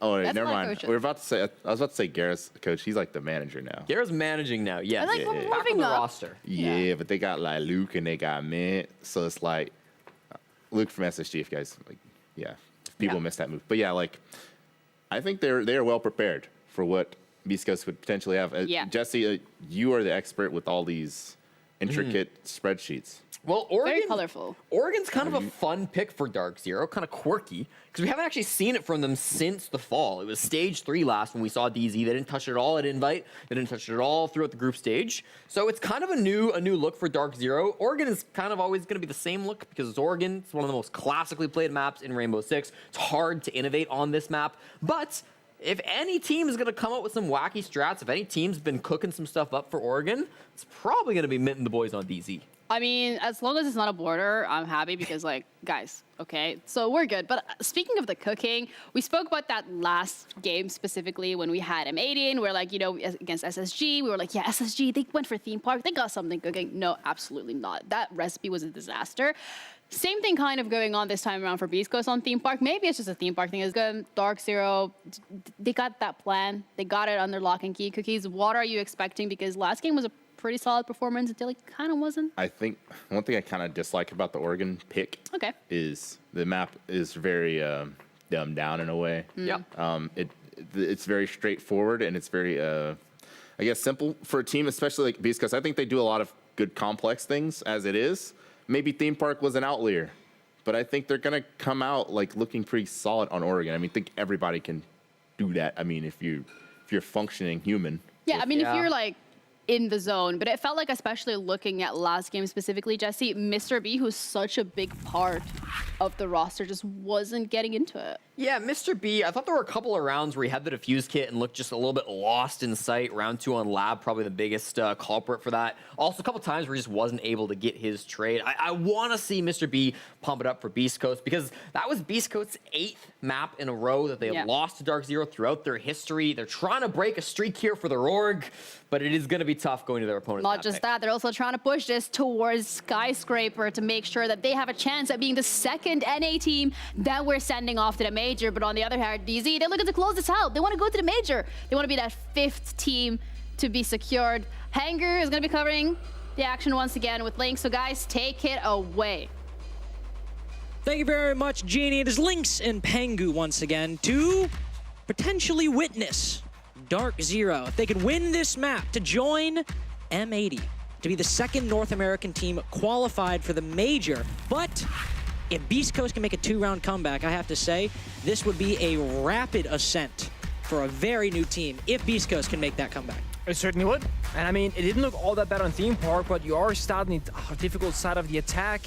Oregon, as Cookie said, he said it was a dumbed down, I would say it's a linear map, a simplified map at that. But yeah, it is a lot more straightforward, and honestly, the Arbiter bands might show that same pattern where you just remove the key operators that will allow you to get opening kills or a small, way into these rounds. Lion is one of those, Nuke is one of those. For defenders, information or Asami being removed again by DarkZero. BeastCoast, they targeted Solus on theme park. They might look to punish Canadian once again and try and take one of his operators away from him. I mean, they've already tried to punish Pambazoo with that Nook ban immediately as you move on to Oregon. After having a show-stopping play by Pambazoo on Nook to round out theme park and get that win for DarkZero. And they'll look to punish Canadian again 2 times now in this series. BeastCoast have opted for the Solus ban. And while they start on the defense, when they go to the attack, or as DarkZero start on the attack, those cutoff drones will be a little bit safer now that you do not have Solus on the board. So while we just kind of get into things, Lynx, I am curious, what is your favorite map to watch in Rainbow Six Siege? It's actually easy. It's Chalet. Okay, why is it Chalet? My favorite map is Chalet because even well, not. I like to think. I'm I sorry. like to think without speaking. I thought you were very passionate about the map. That's why I thought you were gonna jump at it. Well, the reason Chalet is my favorite map is because it has a good combination of everything. Okay. Okay. It's not as linear like Oregon, but it's not as expansive or convoluted as a map like Theme can be. It also combines a good level of just, fragging and exciting play, with it being a little bit of a smaller map and being a little bit more restricted. I feel like it's a map that really combines a lot of the best parts of Rainbow Six without having a lot of the downsides. Okay. Where does Oregon rank from a 1 to 10 scale? Not by Chalet, I'll tell you that much. Okay, I expected that result, to be fair. Now, Oregon is a map that people either love it or hate it because it is a more simplified version of the game, some would argue. Basement bomb site plays out in for almost every single team in professional play, 90% overlap in terms of operators, where utility goes, where you're playing on the map, etc. We can see right now, BeastCoast, they're opting for the mirror strat. Put them downstairs, a soft roam on the external staircases leading to the bomb side. And DC, and there's Pembusu and the rest of DC rather, making a quick work on the entry here, because with pre-placed drones in certain positions in that first drone phase of the game, you can just tell there are no roamers. It's clear, but actually, it's not. Wow, not only is there a roamer, there's a very much present Malusi on that first floor, who's taken down both the primary and secondary entries on DarkZero. Hat just manages to escape the purview of Achieved outside the green door. And BeastCoast, DarkZero clearly had cutoff drones. We saw one in that common spot by the drone hole in Showers Hall. And despite that, despite the diligent droning, BeastCoast come away with 2 kills. Yep. And this is, again, we gotta look at this round and be like, is this round just over from this? It's possible, actually, because now DC gotta redrone every single inch of the map. They have the Monty, which means they're effectively fighting with only 2 guns on the board, because Monty on this basement attack is most likely gonna be extended 24/7 because there are so many angles you can be shot from. So DarkZero, they have a difficult round in front of them, and BeastCoast's discipline is going to be tested, because this is going to be a slow and quote-unquote boring round for the defenders. And when that starts happening, we might see some of the younger players like Hat and Dog start swinging out, get a little bit impatient, and expose themselves to a possible death to DarkZero, and that is how they can find a way back into this, despite being down 3 versus 5. And it will have to be that way, especially with the loss of those frag grenades on Gavini. And DarkZero's other main source being the Nook in a lot of these games being banned out, and Gavini off the board. It will have to likely be these gunfights, maybe aided by some of the smoke grenades from Achieved to block off some lines of sight. NJR is certainly not afraid at the moment, with Canadian behind him, now in front of him. Spotted vertical. They know he's here. Not a lot Vert can do to counter this Monty at the moment, but he might be able to dome NJR just a little ways away. Toxic Babes going out. A 3rd kill now for BeastCoast. NJR inside of Freezer, now dead, cold on the floor. Achieved alone bottom laundry. Will throw out a smoke with both him and Canadian. Now worse for wear, and separated by quite a distance on 2 separate points of entry on basement. A mirror window looking at Achieved, and Canadian, not even with a gun up, watches Achieved die and is helpless to stop it. He'll finally take out his pistol, but it's a flawless for BeastCoast to start out. An exciting early round combined with a disciplined late gives them their first. And here's the thing, Theme Park is a very different map to that of Oregon. It's basement defense. We don't gotta start celebrating yet. It's a basement defense, sure, but just in terms of because it's a simple map, it takes so much less to find success in these rounds. I feel like playing the Monty in Oregon as well, sure, for basement, it kind of makes sense. There are so many angles to worry about. It's hard to get into the building, into the bomb site itself, rather. But for the other bomb sites, I'm actually curious to see how Canadian, if he chooses to stick with this operator, how he's going to approach it. Monty's pick rate on Oregon is actually not very high. The most recent successful way of using him we saw was G2 at the 6 Invitationals. They were playing Monty, always going for a freezer take, kind of like DC tried to do, except they only had 3 members alive. But for the upstairs attack of Kids Dorms, not really a familiar operator that we see. Yeah, I'm looking at this site, and I'm thinking of all the ways, at least without a Monty, you think about attacking kids' dorms. One big example we've seen gain in popularity. Well, either way, still, point being, please. I mean, this is still applicable. One way that we've seen gain popularity the past year and a half is that big window white take. Get someone maybe hop in that big window or rush up white stairs very quickly to try to get a plant down from that part of the map and try to do it very quickly before the defense can react. Also holding some angles after the defender has already jumped in. Of course, we don't have a Monty anymore, but we do only have the Hibana as the only source of hard breaching for the attack at the moment. So maybe going for that master bedroom take, then rotating to attic is not something really possible or easy for DarkZero anymore because of that limited hard bridge. Also, very rude. Mr. B shot Doc through the wall at the end of the prep phase, so he took a little bit of damage. Not very nice. He looked so happy at the end of the last round. What happened? Yeah, he got angry. Doc? He wanted more. So these Retero drones are doing so much damage. The portable camera is gone. The portable shield is gone as well. That's 2 for 2 in terms of raw value. And that's gonna basically peel off the entire trophy setup from BeastCoast. It was Hyper playing there. He's now peeled back off into a more stable and safe position. While Heck is aggressive inside a big tower in tier 3. But the thing is, no one is within striking distance from DarkZero. They're all playing very far back inside of Armory, inside of Master Bedroom. And this wall inside of Master Closet is going to get open up really quickly as there is no wall deny from the defending side. No be impact tricking either. Retero drone getting that very powerful shield. Trophy will be a little bit easier to contest now for the attack. Now you don't have a forward position held by the defense, which they could pre-fire you, get an angle on you from that spot. Both attic walls also reinforced, so no immediate pathway for a frag grenade for Gavini. He could still throw one, maybe land it on concrete, counter any BeastCoast defender if they get aggressive. But on the flip side, BeastCoast now can't really contest that trophy spot anymore, so firmly in the hands of the attack, as DarkZero are still very limited over by Master Bedroom.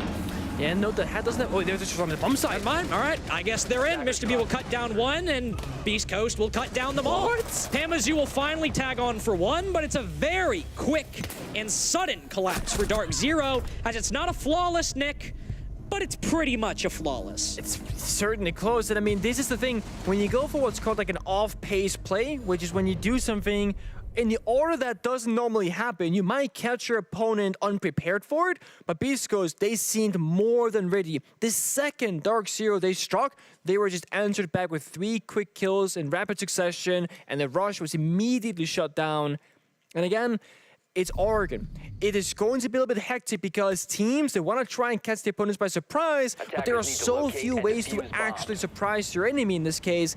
And I'm surprised to see that we haven't seen a Ying yet. As I say that, Kenny will go on to the operator, because that is the most common attacker to play on all bombs of Oregon.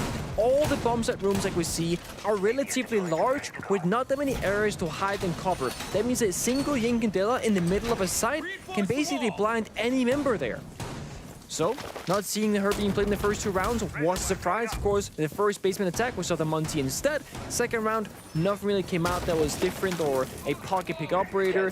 BeastCoast, they're feeling very good so far on DarkZero's map.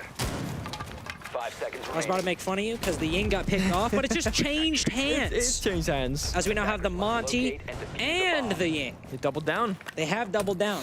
Is it really a pocket pick now if it's 40% of your attacking lineup? Well, so the way that the pocket pick kind of came to be was that it used to be a once-in-a-while operator. Yeah. But now pocket pick is more used to the sense that it's like the niche operators that you can bring out for specific attacks, but as you said, like, it's such a common operator now that is it really a pocket pick? I mean, sometimes you'll see teams hold that Ying back for maybe like a round 12, yeah, or a round where they need to get something quick on the board to try and tip things in their favor. But as you also mentioned, Oregon's not really a map where you can afford to do that on the attack. And it's a map that we've seen Ying become a lot more commonplace, as you mentioned, because every round is a round where you need to catch the defense off guard in some way, shape, or form. And every round is a round. Exactly. Every round is a round. Every round is a round. Quite literally.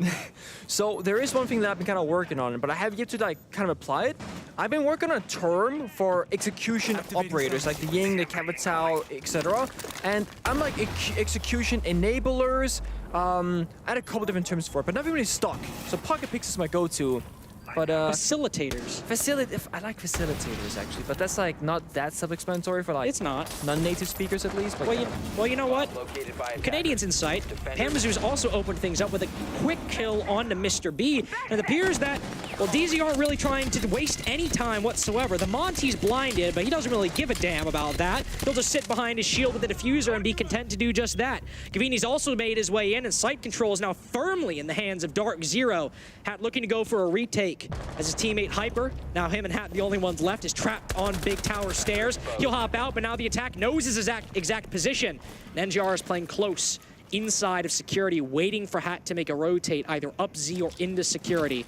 Bomb now going down. Hyper might be the first main player to contest this very position, but all he'll do is open the hatch, let the bomb go down. 4v2 post plant. Gavini and Canadian on low HP, but now Hat in the grave. Hyper has a vertical angle. NJR playing in security, but they know his position now that he's just opened it up with the super shorty. A very, very difficult clutch if Hyper were to make it work. The first step would be NJR, and he'll stumble at the starting line as DarkZero get their first attack. Yeah, the issue with NJR being your first obstacle is that it's probably going to be your last obstacle at that, because NJR, he always wins those. One thing about Orkan that is very common is that the pattern for kind of like how the rounds go is that defenders are basically guaranteed, or expected at least, to win that basement launcher defense. Then Kid Storms, big toss-up, really a 50-50 coin flip. Then you go tertiary. Tertiary is typically where attackers will start finding success, leading to those kind of like 4-2 score lines, more often than not, or a 3-3.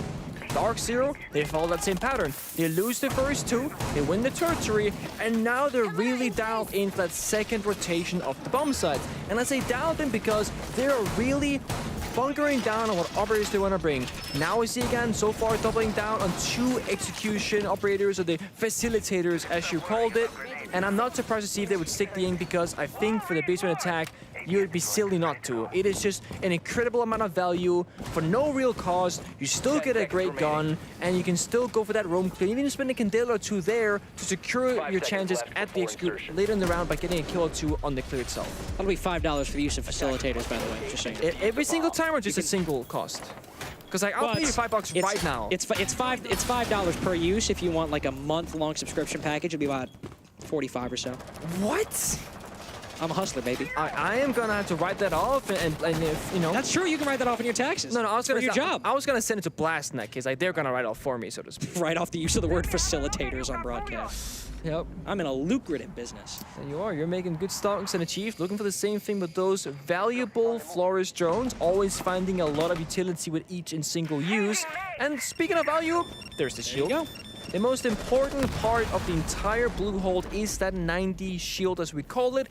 Now, there is one very easy counter to Flores that very few players actually do. What is it? You can just pick up the shield. That's true. It's faster animation-wise to pick up the shield even a half a second after the Flores drone goes red than to run away. Now, you can pick up the shield, run away, it blows up, put it back down.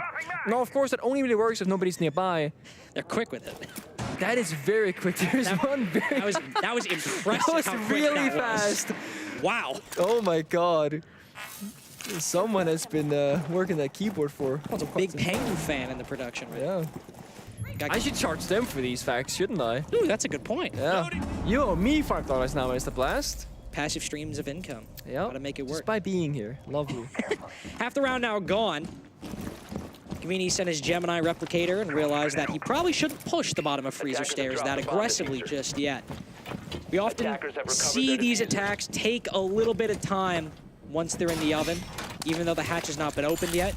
Still will often take a long time before this bit of map control, these angles are actually converted into something useful by the attack.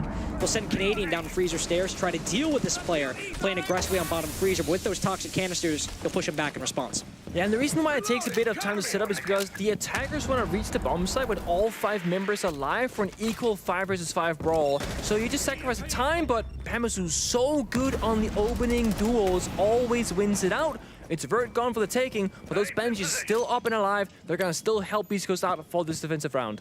These Candelas will have to do a lot of work to evade the remaining utility that BeastCoast have placed around Pillar, around the bomb site.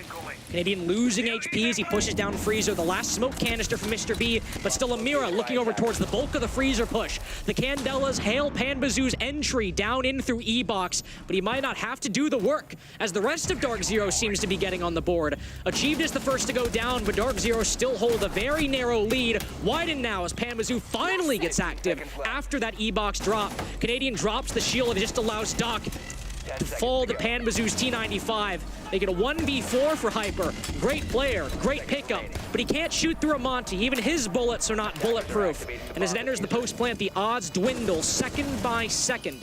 No C4 to throw over that soft wall. A player in freezer and 3 players in the bomb site itself, and 1 more Candela to add insult to injury. DarkZero looking in a prime position to win the primary bomb site for BeastCoast, unless Hyper can clutch this 1v2, but it will remain unless, as it will not happen.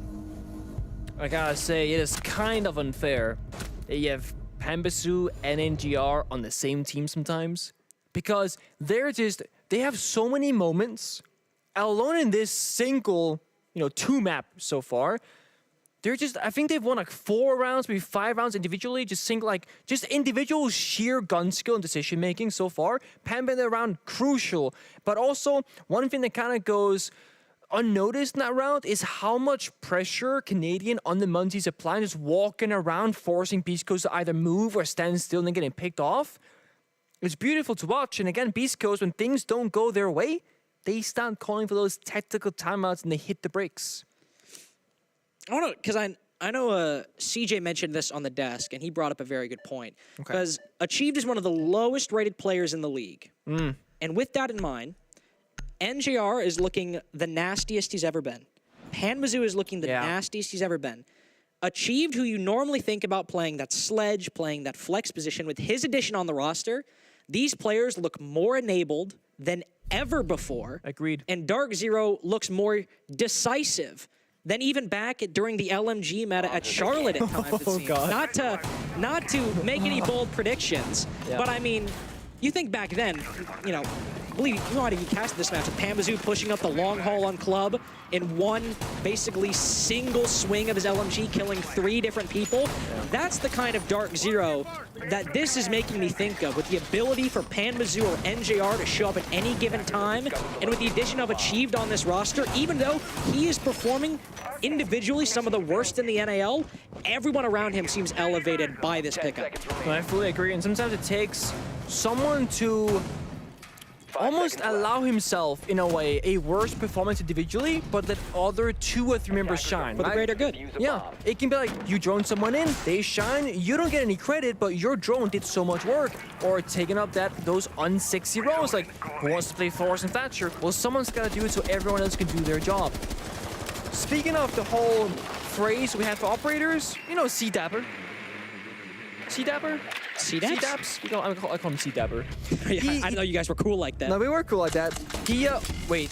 What's going on? All right, what we doing? Was that just Pemba tossing a Candela and then getting swarmed by Mr. B? Yes, that is exactly what happened, actually. And then, whoever's sitting behind the barrel, she's just he's waiting patiently. Oh, that sucks. Remember when I said Achieved enables Pamazoo? He might have baited him right there, didn't he? Might have baited him a little bit. That's unfortunate. All good, it happens. This is just number 1, 3v5 for DarkZero. And Troy has to get the offensive now. What the hell's going on here? He's dead. Nick, this has been a weird one. And this guy? Oh, okay, not what I thought was gonna happen. Beautiful shot. Wow. Gavin. That was a stinker right there. NGR. Ooh. Nick. Is it happening? Is it happening? It's a minute. Attackers recovered the diffuser. There's so much time left. It's a minute 45. Both players have at least 1 drone. NJR has 2. Gavini has a replicator and nades. Is it possible? Is the replicator, is that the gadget of Ayana? Gemini replicator. Okay. Yana clone. I've never heard somebody say Gemini replicator ever in my life. No. You're cool like that. Cool like that. I like this. The vertical EMP to disable the ADS, and then the nade follows through. That is like creative Siege at its finest. No way. All right. 2v2? Let's hold our horses. It might have been a 2v5 turned 2v2, but surely BeastCoast aren't going to throw a lead like that. With Mr. Beast starting off with 2 kills in bunker by himself.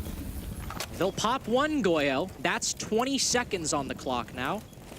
You familiar with that? Don't say no, don't I couldn't help myself. So DarkZero, they only have 1 pathway right now, so Gavin's gonna rotate around for a second one. But that means that now both attackers, Vinjar and Gavin, are isolated. So BeastCoast, they can strike 2v1 if they can find those members. 1 player in... no, Mr. B around the corner. They're both holding Freezer at the moment. That might give NGR an avenue in, or Gavini an avenue in, excuse me. Final smoke canister goes out, but it misses. It chokes off the laundry rotate, but both these players can enter. NGR doesn't shoot. Let's Mr. B rotate in front of him. Duck now tucked around the corner. They can play the trade-off. NJR, he's got to cover. Gavini's putting the bomb on the floor. He's got to fall off now. Both BeastCoast will consolidate. Totem pole. Doc 1 HP, Mr. B just behind him. He peeks, but Gavini can't win the fight. Down goes one. The pistol for the second. Run like hell, Mr. B. He can't escape in time. 2 in a row for Basement on DarkZero. I can't even say the words right. I'm not flabbergasted. Nick, just shut the hell up and tell me how they threw that one. Oh my god, I mean, I don't know if we saw the in-game chat, but DarkZero typing LMFAO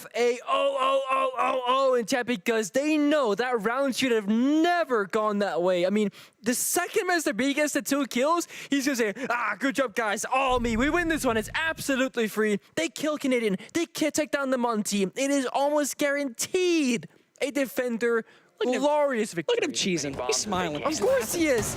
They literally just won a round that was unwinnable. Like, excuse me. And you know how it started? It was that disgusting pre-fire from Gavini on the Armory hallway that really set things off and set the tone for that round to come. Absurd. And that, see, this is why Oregon is loved, because it is so chaotic sometimes. This is the map where these things just happen. You talk about how it's linear. It's almost like because everything is so concentrated. Exactly. It's gonna explode eventually. You gotta break the mold sometimes. Exactly. Go crazy with it. Now, going back in time before things got really funky, C-Dapper. That's where we were, right? C-Dapper. He messaged me once and did so again recently, and was like, he had his own phrase that he wants, I guess, me to use or present it to us as the professionals here. Catalyst operators speed up the chemical reaction being the attack. The catalyzers. Or even Be a sick band name. Well, we're not making a band here, Lynx. We're talking about the execution, the facilitators, the attackers that speed things up for fun. I'm struggling to find a word that doesn't make this sound like a terrible action, like Sylvester Stallone movie. A great Sylvester Stallone movie. Sorry, my bad. I didn't mean to be negative. See, you were born in a time where you do not appreciate the art that was the action movies back then. That's true. Yeah. It's all Marvel movies for me, unfortunately. 45 seconds in. Some early utility burn. Remember I mentioned Pambazu on Finka. No LMG this time, but still giving me flashbacks.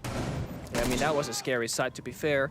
Also, my notes are wrong because after that triple kill they got last round, I put BeastCoast as winning the round, and then they completely lost us. I gotta change that because it's 3 in a row for DC so far. Looking to get a 4-2 first half, starting attack on Oregon on the second map, which was DarkZero's map choice. See you on the other side. Bomb located by attackers. Still rocking with only one hard breacher. Only those X-Kairos and only being used to open up the bedroom wall as well. Very minimal take for DarkZero. Not looking to gain too much control outside of Master Bedroom, outside of Trophy. Just looking to flood in off the back of those Candelas and off the gun skill of their star players like Gavini, NJR, and Pambazu. There's one player in back tower right now, making their way up, but Canadian is more than aware. His hat has broken open the window as he crawls upstairs. The nice thing, though, for DarkZero, Nick, hat doesn't really matter. Watch out. No. I mean, he's pretty much alone. What is the thought here, DC? They're gonna go Yankee optimize in big window, go fast? Maybe. Waiting for it. Very fast transition. There go the Candelas. Here comes the flood. NGR's made his way into attic, but no decisive lead just yet. Achieved on low HP. Shotgun! NGR with the shotgun outduels Mr. B, the shotgun demon himself. Now DarkZero have an advantage, but Achieved is on low HP. It might not matter whatsoever. If he's hitting headshots like that, excellent shot from Hyper to boot just soon after. A 1v2 doesn't matter whatsoever. 4 rounds in a row for DarkZero as they end their attacking half on Oregon in the lead by 2 rounds at 4-2. And this is what I mean when you play a map where most teams do the exact same thing, you have to get really creative to be able to change things up. And I think the round that we just witnessed is a perfect example of a linear map being executed in a pretty linear fashion, but done differently enough to be a surprising factor. It's the Ying Rappel on Kid Storm, smoking off both the attic window and big tower window, going on in, gets traded out. And then it's a shotgun Hibana running into Trophy door, into attic, into kids, and takes out the other shotgun player of Mr. B on smoke in a close quarter combat because it's a Hibana shotgun. and then it's a beautiful trade and a dance back and forth. But DC, they come out significantly ahead in that trade, get full bomb site control and presence, and they don't even need to go for a plant. They just go for the kill in that 2v1 as Hyper went for the reload. With the new reload mechanic being changed, one bullet in the chamber, he couldn't just stop reloading and shoot back. He had a single bullet to his name, and that simply just wasn't enough. Now DC, on the 4-round win streak, they get to go into that comfortable basement laundry bomb site, and BeastCoast, to my surprise, they don't have any fun operators. No Ying, no Monty, no Amaru, no Blitz. It's a bit worrying for BeastCoast, a team that so far has been one of those main teams to, again, run Blitz, run Monty, run Ying when she is unbanned. Maybe I understand maybe the reticence to bring the Ying. If there's a Warden on the board and NJR just happens to be the player wielding those glasses, the Candelas might not mean much in the long run if he guns you anyway. But even then, one of those Candelas might get in a good spot to help you maybe drop down E-Box or flood in through Laundry to try and get some rounds on attack after DarkZero just won 4 in a row. And they're just trying to win this with the standard Rotero drones, nades, X-Kairos, and Hyper still on that IQ. I mean, there's black eye cameras on the board. He should be able to find them, but it's still not a lot of, as you said, exciting utility to really break the mold on Oregon. Also worth noting, NGR opting for a third C4 in Warden instead of a second deployable shield. So it's Panda who puts the shield down on Smoke, but it's Warden to play behind it because of that gadgetry of the glasses. Cannot get flashed or smoked in that position, and it's where you're going to be meeting that piece of utility from the attacking side most likely. Also makes sense to allow Panda to be aggressive on the front, just looking for engagements. So far, BeastCoast doing that same, paying that due diligence of just, we're gonna take it slow. Don't get into fights too early. Get up, open up all those hatches. Start walking down all the staircases of Freezer, Laundry, and Big Tower. And then don't really give DarkZero any ideas to where the actual execute will be coming from, because right now, BeastCoast, they can go anywhere. Go for a back take, they can go for a front take. There's nothing really stopping them from either side, as there's no mirror being played. They just have to worry about those Go-Go canisters and Toxic Babes from the smoke. 3/5 of BeastCoast for about 5 seconds. We're at the bottom of Laundry stairs. They quickly vacate the premises, looking for a different option. Trying to get their first attack on Oregon. Doc has made his way down into bunker, and 2 players stacked around the E-Box hatch, looking to put some pressure onto that bunker door position. Flashbangs going through. They'll send it on in, but there's the Goyo. They all line up for BeastCoast. One single spray gets Mr. B 2 kills. Hat gets a third as well. BeastCoast might just suffer 1 loss, but Pamazoo and Canadian still have this one. Never mind, it's very short-lived. BeastCoast get their first round on attack on Oregon as a very quick E-Box drop. All pretty much goes BeastCoast's way. And again, I think that round showcases exactly why I think you can compare DarkZero and BeastCoast when you match them up 1-to-1. And we spoke about that on the first map of Theme Park, where both teams are known for their strategy, their adaptability on the fly, and having Mr. B on BeastCoast and Canadian on DarkZero, making the calls for the team and doing so greatly. And we see DC had a rush round on Kid Storm's attack, and then following around on the side, so after round number 6, we see BeastCoast again, just 2 members up E-Box hatch off those Ibana pellets, don't even flash or grenade anything, and they just make it work out of nowhere. And it's so hard to adapt to that in the middle of the round because A, it's not supposed to happen, and B, it is absolutely unpredictable because they could drop at any moment for any or no reason at all, and when they did it, well, it was just the right time for it. It's honestly very good to see that level of liveliness from BeastCoast without the presence of operators like Monty or Blitz or Ying, that they're still able to make those plays happen. Absolutely. With just some secondary flashbangs and a lot of confidence. And especially being down 4-2 on Oregon on your defensive half. Sure, it's not your map pick, but you start out on theoretically the more comfortable side. Yeah. They're still able to make those quick heads-up plays that take DarkZero off guard without relying on operators that historically BeastCoast have relied on, like Ying or Monty. Yeah. Very good sign of life. There's it's always this kind of like term that I always live by, which is that you can play to win or you can play to lose.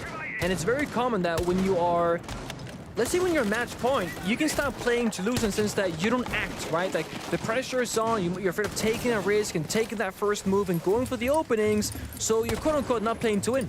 because you're afraid of the fact that you might lose if you try something.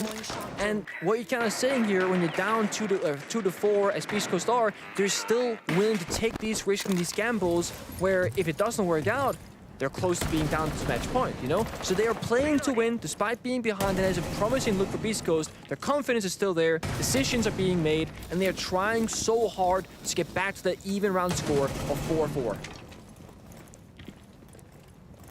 First way they might deal with that might be Gavini behind that shield, but it's very spread out for BeastCoast at the moment.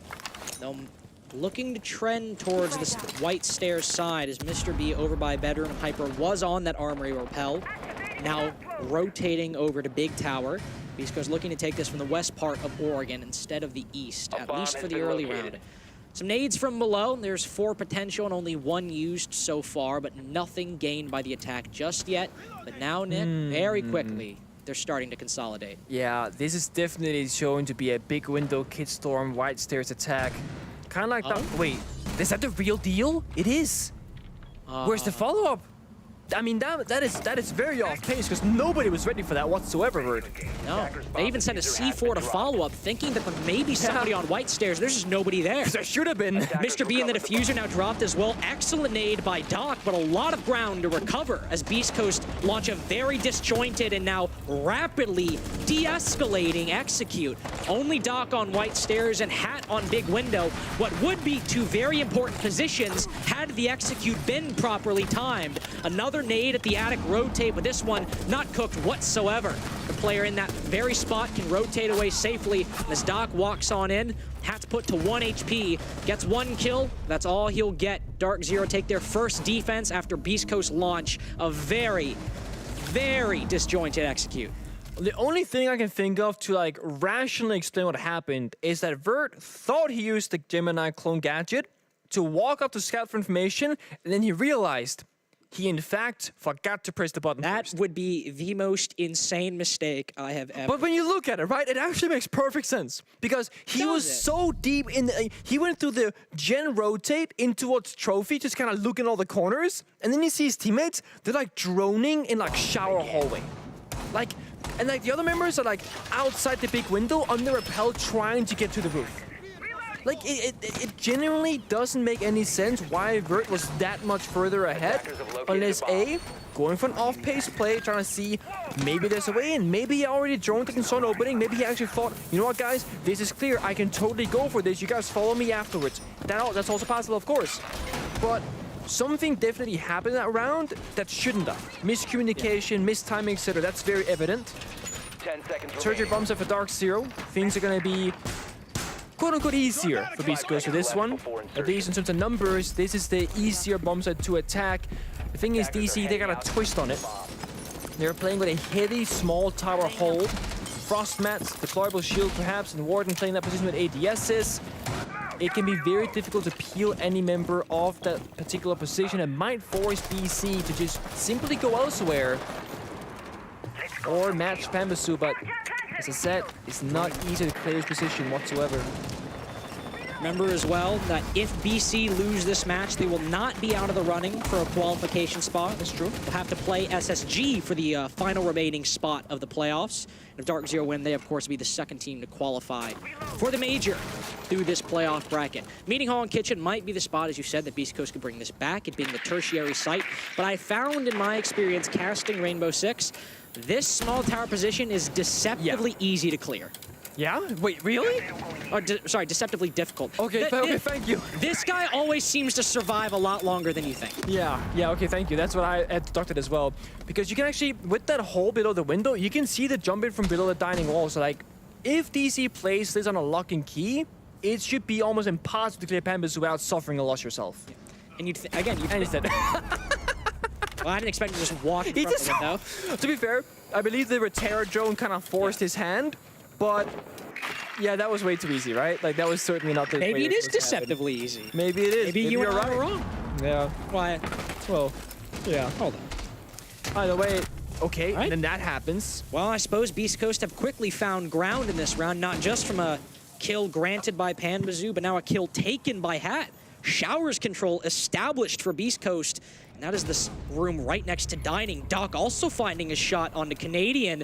This might just be the path forward for BeastCoast if they can then get another win on a side after this. But we've already seen DarkZero clutch a 2v5, and it started off not with NJR, but with Gavini. But NJR still a key part of that. Achieved holding control of security. Him and the Jaeger will push up jointly. There's one player outside on the bottom of White Stairs. He'll take down half of the remaining players, and Mr. B deals with the remainder. First win, at least on one of those off-sites for BeastCoast. That's great, but now they got to try and cut their teeth on a site like Basement. Yeah, that is definitely the kicker that is about to come for them. DarkZero, again, I really didn't think the round was going to go that way, and with that result as well, DC will call their tactical timeout to kind of figure out how do we send this one home before overtime, and also rather take the timeout now than when you tie things up 5-5, because you want to end this on the half that is the defending side for DC and attack for BeastCoast, avoid OT at all costs, but by taking this timeout, you're also giving BeastCoast time to talk to their coaching staff and amongst themselves what their next steps are going to be. It's also good because even though Basement is a site that is very comfortable for the defense, is often preferred by the defense, that was BeastCoast's only attacking win up until this past round. Yeah. And so going back to Basement is not nearly as sure of a thing for DarkZero as it might otherwise be in either other versions of this match, in alternate universes, or even other Oregons that we've seen played in the NAL so far. So they'll take a breather. Talk about their coordination. One thing that definitely that we saw in that Basement attack, we saw 3 different players almost line up for Mr. B in that showers hall as they flooded down E-Box. So maybe being a bit more, even though it is unpredictable sometimes, maybe being a bit more aware and on guard for those very fast blitz executes from BeastCoast. We have a stat. This isn't even a stat. It says stat, but it says, hey, Pink, what would your next step be if you were in BeastCoast's shoes right now? Getting prompt? Is this like an improv show? We're getting prompts from the crowd? We're getting prompts. It's like, they're talking about the wrong thing. Talk about this instead. So, if I'm BeastCoast, and as I say this, it actually is happening on your very screen. If I was BeastCoast, I would start bringing out those cheese operators. Oh. And I was going to say the Blitz, the Munty, the Ying. Not the, oh, it's happening. I said the word. Not I said the Ying. Basement Amaru. So, Basement Amaru is a big tower control typically that assists the Blue Rush. So they might not go for the rush necessarily, but there are 4 members here, so they also might. Blitz can storm on in, Candelas can assist him, take elbow control, either slow down or keep the pace very high, then go from there. Has a shotgun, by the way. So things are gonna get very crazy very quickly, most likely in this round. A hot run down back tower stairs, catches the mirror, scared to death inside of elbow. They line up again, but it's only 1 kill for Mr. B. A very quickly thrown toxic canister chokes off this rush, but it doesn't gain DarkZero nearly the ground they thought it might. NJR still on low HP, and it's even between these two. NJR put even lower. This 3v3 becoming an effective 3v2 if BC can land just 1 shot on the Warden. Had to look to push on in off this Candela. With the shotgun, his options are limited to close quarters engagements. No G8. With this Candela, if he can blind his eyes, he can push on in. Doc now will send his way up elbow. Almost gets a beautiful pre-fire onto the shotgun. But in close quarters, just 1 pump can do it. And you gotta be a little bit too ridiculous right now. We know you're good, but you can't style on him like that. C4 goes out. Canadian knows the freezer player's there, but he circles the head instead of securing the kill with a very, very quick blitz play, pun intended. BeastCoast even it up. And that is exactly what Oregon is loved for. The sheer chaos factor. Oh my God. And again, what you gotta do in these moments is catch your opponents off guard. It is shaken, Mr. B. You're ice cold. He storms in, and you know what? This is the crazy part. He gets elbow control for free. He sees 3 members, and you're thinking to yourself, he's gonna back off with the blitz, right? He ADSs. And I was thinking, he's gonna die, it's over. He actually gets 1 kill before getting checked by Pampers in the smoke through the wall with the shotgun, but still, absolute madness of a round. That is the 3rd round of the last 4 that have been absolutely wild to watch. So we can say Oregon is a dumbed-down map, we can say it's a linear map, whatever. It can also just be an outright brawl and a battle all the way through if both teams are willing to play that style of Rainbow Six Siege. And I'm so happy that both teams are doing it. So it's not just one team trying to be cool, everyone's saying you guys are trying way too hard right now. A day of slow borders and fast Oregons. Very, very odd change of events, but a welcome one, especially in this case. No blitz this time, but Hat going to the Ying. What a very stylish player as we saw last round. Him taking the mantle of these Candelas once again. Should be a good sight, but Dorms was not the best attack that we saw from BeastCoast a couple rounds prior. Vert on a different page from his team, and each individual player on a different page than Vert and each other. If they're going to make good use of these Candelas, BeastCoast will need to be a little bit more methodical. Not necessarily slow, at least a little bit tighter on the communication this round. I was going to say tighter was going to be the word that I was going to be using, because when you play very loose, things can also easily fall apart. Like, let's go back to the last Storm's attack. That seemed like a loose communication round, and things were not synced up together, and it's why DC was so successful in securing that round victory last Storm's defense. But just look at the upper lineup and this mini execute right now. Things are definitely shaping up to be tight for BeastCoast. Clearing the verticality for the mute jam on the wall, getting the flourish runs to introduce a bit of damage. Nade starts flying out as well. The one thing they haven't done as of yet is, of course, Mr. B getting those 6 Kairos, but that is following up shortly after. But as that is happening, a chief from above takes on a hybrid that was downstairs below inside of the classroom. Doesn't get scared with those impacts either. Holds both in his back pocket as only 2x Kairos used on that bedroom wall. Flores drone shot as well. DarkZero not only able to take down Hyper, but destroy some utility. Excellent refrag by Vertical. Those impacts now gone. They can use all of those X Kairos to open the bedroom wall. Candela's going through, but it's a Gemini replicator that's only following in through Trophy right now. Not Vertical. Nope. Do not worry. Not this time. Not this time. Not just yet. He will cook a nade, maybe send it on in soon after. Greatly cooked onto Gavini. Concrete player gone, but with one flanking up main stairs. They're still watching flank as Vertical's pushing into the site. If you wanted tighter communication and tighter flank watch, it's looking like a match point for BeastCoast. If they close out a 2v1, Panba, not enough. Not enough from Panbazoo. He can get one of the quickest aces we've seen in the NAL, but it's still 6-5 BeastCoast. What a position that BeastCoast find themselves in. All of a sudden, they are looking alive on these attacking rounds. And I really respect the fact that they are changing between the chaotic style, the structured style, and honestly, I think DarkZero, they're kind of struggling with how to match the pace because they cannot really read BeastCoast pace any longer. And now it's time to DarkZero to take that back into their control, be the ones to take charge, swing first, stop them in their tracks, or something of that caliber. They could go for any bomb site. They go downstairs again. And surprisingly enough, they don't bring the mirror. I truly thought that was going to be happening, but no. I think, me personally, I think the mirror would have been a good pick here. It almost basically, it doesn't force BeastCoast to do a back take, but it makes doing a front take, going down laundry, much more difficult. Yeah. Even though they've been running these X Kairos a lot, maybe they run a secondary hard breach, save the X Kairos for the mirrors, whatever. If that happens, it's a little bit more difficult, but now BeastCoast have a lot more options open to them. They'll bring the Ying again. Hat 14 and 7 will not be the one wielding these Candelas. It'll be, never mind. Hyper switched off the Nomad, baited me right there. Do not worry, because we might not have the Ying. We have the Monty though. Yep. Operator roulette. Let me see. Okay, so Monty and Nomad speaks to a limited attack where you kind of just take a small portion of the map, you lock down the flank possibilities, and have as many guns in the same direction as possible, which is exactly how you want to attack basement, because that's often how it happens. Defenders, they know where you're coming from. You have 3-4 guns looking your way, so as an attacking crew, you want to match those guns in terms of numbers, looking right back at them. With their flourish runs as well from Doc, if he can remove the shield, I think that gets it. Ooh. Yep.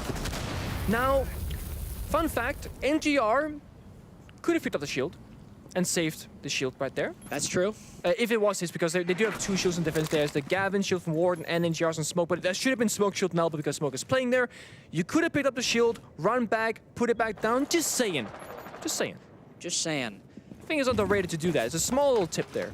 Canadian, he's past enemy lines here. There's a guy above him. There is one down below as well. Canadian. He is in tier 3, right? I think I saw him in the...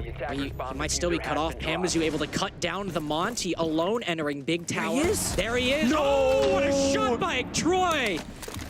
Cuts the head off Doc on T3. Might just stop BeastCoast's chances at a regulation victory. That's looking to make the most of this very quick shift of fortune. Diffuser recovered by the attack But now Vertical, and now with the moment gone, Hat as well. Maybe back off for the time being and reset. Ooh, there's one. Gavini getting aggressive. Another one inside long haul, but he doesn't take the fight with Hat. A smart decision as DarkZero reset. Yeah, and you still got Canadian on the roam, so if you're DarkZero, you don't gotta swing out on side whatsoever. Just play down the clock, make Canadian a factor in the round, late for that flank. Later in the later stage of the round, just play off these deployable shields. Had his 15 kills to his name. Of course, still looking for more. A minute to go on the clock, and DC, they're just waiting for the first move. Still 2 nades from Vertical on a powerful angle by Hat. They know somebody's front, though. Hat killed somebody earlier, and Hyper's launched some shots as well. Vertical now the only one in Freezer, but nobody in Laundry. The Warden normally in that position, not there. Hat will make his way in. One just around the corner, not looking at the rotate. Hat's got the right idea. There's one more in elbow. The long angle might do it, but the smoke escapes for just the time being. They've made their way into Laundry, though. They can cover this plant for Hyper and move into a post-plant situation, especially with Vertical and Freezer. To cut off these remaining angles, but you can't count Canadian out. On 1 HP, he's still fragging with the best of them to get 19 kills. Hat would seal this out in regulation. Canadian so low, so tantalizingly low. Just one bullet, Hat is all he needs for the ace to close it out. He'll walk up the stairs, the right play, bait the time for NJR, but with the shotgun, he stops up behind him and downs him! No! He takes it down, sends DZ to overtime, qualification, and the 2-0 still in DarkZero's hands. What a heartbreaking way for the Clutch to go. The 19 kills, the A's had a young player, not with the most experience, but he played that with so much confidence, knew he could isolate the 1 versus 1. He did just that. It was just down to one more member. But in the midst of the chaos, he makes a decision a little bit too late. He doesn't get past the corner, and he gets shut down the moment he turns his back to his opponent. 6-6, BeastCoast, they're still in it, but now it is a little bit more difficult as they gotta fight even longer to try and take to that third map of Skyscraper. Yeah, he knows right there. He bottled what could have been the second map. But this is now where the mentality comes into play. Timeouts taken by both teams. That's not going to be a factor. Now it's about, can you keep yourself calm when things are not going your way? Because if you are BeastCoast right now, let's turn the clock back 5 or 6 rounds. It was a 4-2 lead for DarkZero. BeastCoast were not supposed to win that game based off those numbers. Then BC, they fought so hard on the attacking side, winning the following 4 rounds out of 5, 3 of those in a row, getting the plant down 2 of those 4-round victories. Then they bring it all the way back, and then the 1 round where things don't go their way, where they don't win that 1 versus 1 clutch, that's the thing that takes them to overtime. It's easy for someone like Hat to say, that is on me, I suck, I couldn't understand the game, etc. But remember, BeastCoast have clutched their way just to get here in the first place. You cannot count yourself out just because that single moment didn't go your way. But this is also the point where DarkZero, they have so much more experience.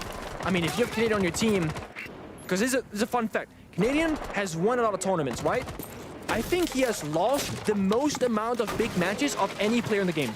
Grand finals, semifinals. If anyone knows how to take a loss, to be down bad, to mentally recover, it is Troy Canadian. Because he comes back with 3 different rosters to win major events, invitationals, with different players every single time. And that's not a situation BeastCoast have been in just Never. yet. This is quite literally, for Mr. B, Hat, and Doc, the biggest match of their career so far. To qualify for a major in Mr. B and Hat's first stage of Pro League, Doc's second. This would be a monumental achievement, especially given Doc previously being on a middling Parabellum roster. This would be a very rapid climb to the upper echelons of the North America League to start out 2023. But we're not there just yet. At least 1 round before we get to match point. BeastCoast just losing on basement will have to recover that mental, and this will be the litmus test. Can they make the recovery? Can they still conduct a clean round? I will say one thing that might benefit BeastCoast, that they are going to be staying on the attacking side, which it can be hard to go 6 rounds in attack and then figure out how to play defense again. It sounds silly, but it's true. So they can stay on this side with momentum. Oh, for a short second there again, I thought it was the real deal. It wasn't. So I think that favors them well. Like, they can keep the same pace, the same philosophies and ideas, but DC, they have read into this as well. They're bringing the mirror. Like you and I mentioned, they didn't do it last time they defended this bomb site. This time they changed that up. That could also be one of those moments where BeastCoast, they have to make an adapt on the fly. They have not yet faced this caliber. Flashbangs going in, only one Candela, but none to follow that one. Vertical put to low HP, but still the first kill. NJR with the shotgun, not the MPX. Doesn't get the second kill, it's still a 4v2. Only Mr. B and Vertical on such low HP. Achieved is ripe for the taking. But both these players on BeastCoast have to risk death if they take an engagement. Achieved has been spotted, but he's got that Goyo behind him. He exposes himself, and now it's even. But the health strongly favors DarkZero by a wide margin, by a country mile. Final C4 goes out, but it doesn't find anything. BeastCoast have an avenue in, but DarkZero can take some shots. BC cannot. Vertical will cover. He'll watch the rotate in the long haul. He's got one. The bomb can go down. There he is! The assistance of the veteran to recover where the new blood has fallen in this round. He covers Mr. B, and BC are back on the point. Yeah, and again, you gotta go back now and say, yes, Hat, we know you didn't clutch out the round, but it's not over just yet. You have another shot and another one after that. This time, it was worth to seal the deal with Mr. B, and there was full trust in the plan, in the cover, in the 2 versus 2. That was technically a 2v1, because remember, has to work that diffuser case. And now BeastCoast, they are back in a round lead for the first time since round number 2 of this match in Oregon, where DC, they stole the shot for round number 3, building that 4-2 score in the first half. We're in overtime, and this again, it's almost do or die. BeastCoast, they can lose this round, and they get their final attacking attempt, but there's also this fatigue we gotta stop talking about. This is a best of 3. This Oregon is going all the way, very likely.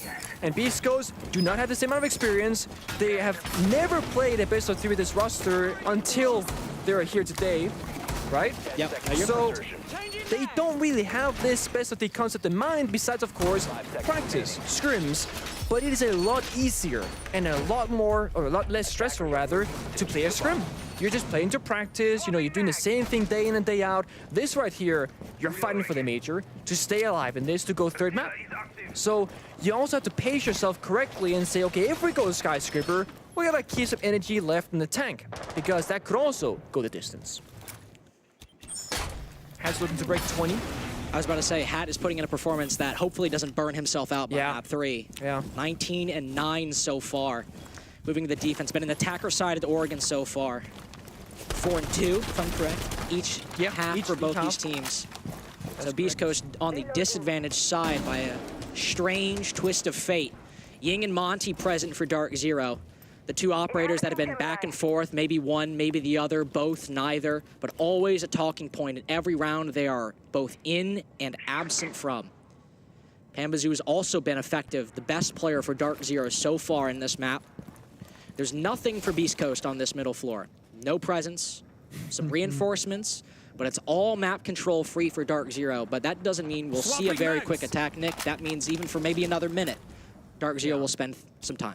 Yeah, and the thing is, this is what's really fun about watching overtime rounds is that typically you see what is happening right now.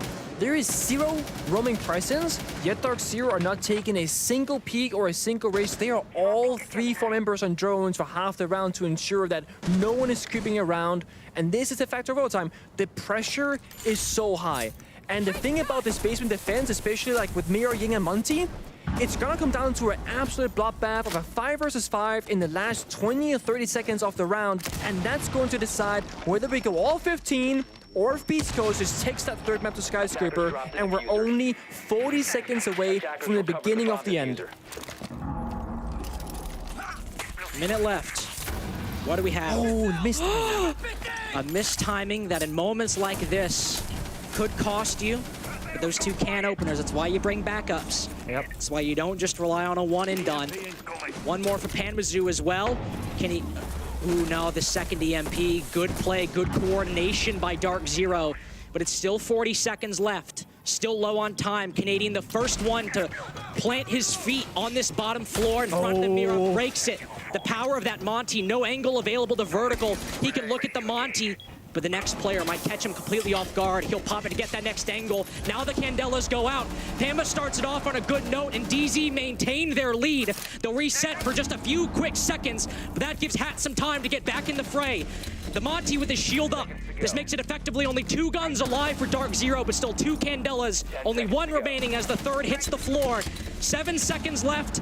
Pamazoo with that Candela, only Gavini with the gun up, but he's still getting those kills. Vertical gone on red, Hyper gone uncountered. Map 3 for BeastCoast. They ride the wave to the decider.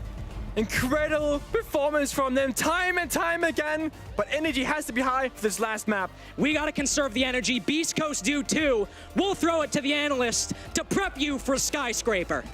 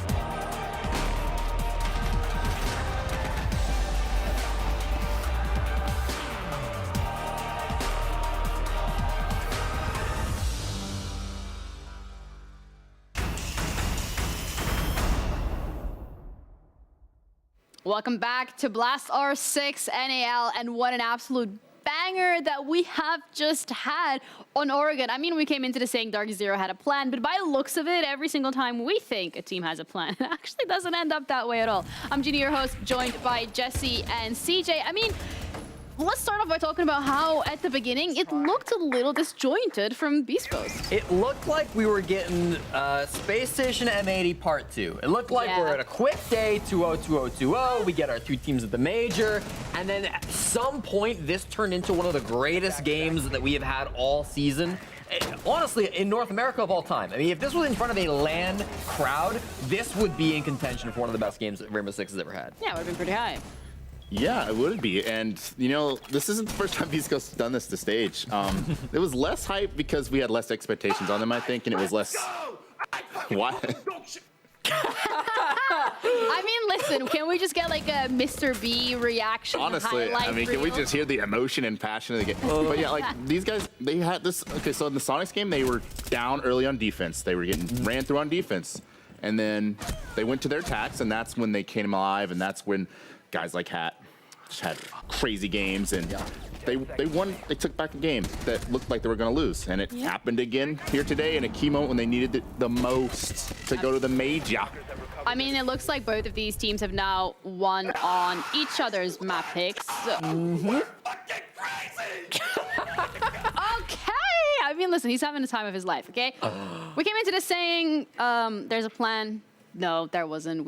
It was just a meme. Both of these teams have won each other's respective maps. So one of the things, though, that I do want to kind of highlight was the disjointment coming in from BeastCoast at the beginning, especially when we had that 1v2 where it looked like they were going to play off of each other.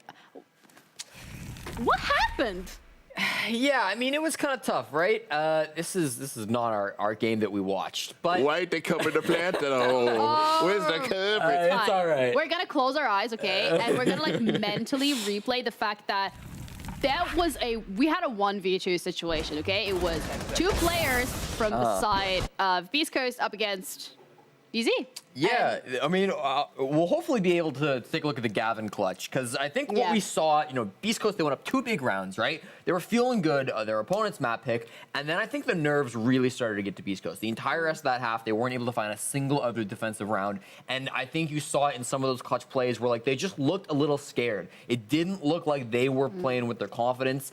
And sometimes, I mean, CJ, sometimes you just need somebody to scream at your team to hype everybody up and to get that confidence back. And I'm so glad we saw BeastCoast actually regain that confidence and give us a great game. For a second there, I thought you were going to start screaming, but we actually do have the replay in slow-mo again, so we're going to be walking through it this time around. I mean, look at it. Beautiful. Yeah. So you've got a crossfire here, right? And both of these players on defense play it so scared. Doc backs up, and then Mr. B with the shotgun runs back to try to hide in the closet, prone with the shotgun. You've got a crossfire there. Both hold it. Swing at the same time. One of you is going to get the kill. Yeah, that's like when you almost need like a teammate to say like peek, like for you. Yes. Like right here, look. Yeah. Peek, Doc, Just peek it. Yeah, and where is Doc? And Where Doc's is like, I mean, maybe there was like a little latency when it came to how quickly those yeah, this is online, so there's a little lag. Yeah, like blame the lag. I mean, it's a brand new team, right? I mean, this shows the inexperience of BeastCoast, and they're going to be nervous in undoubtedly the most high-stress match they've ever played.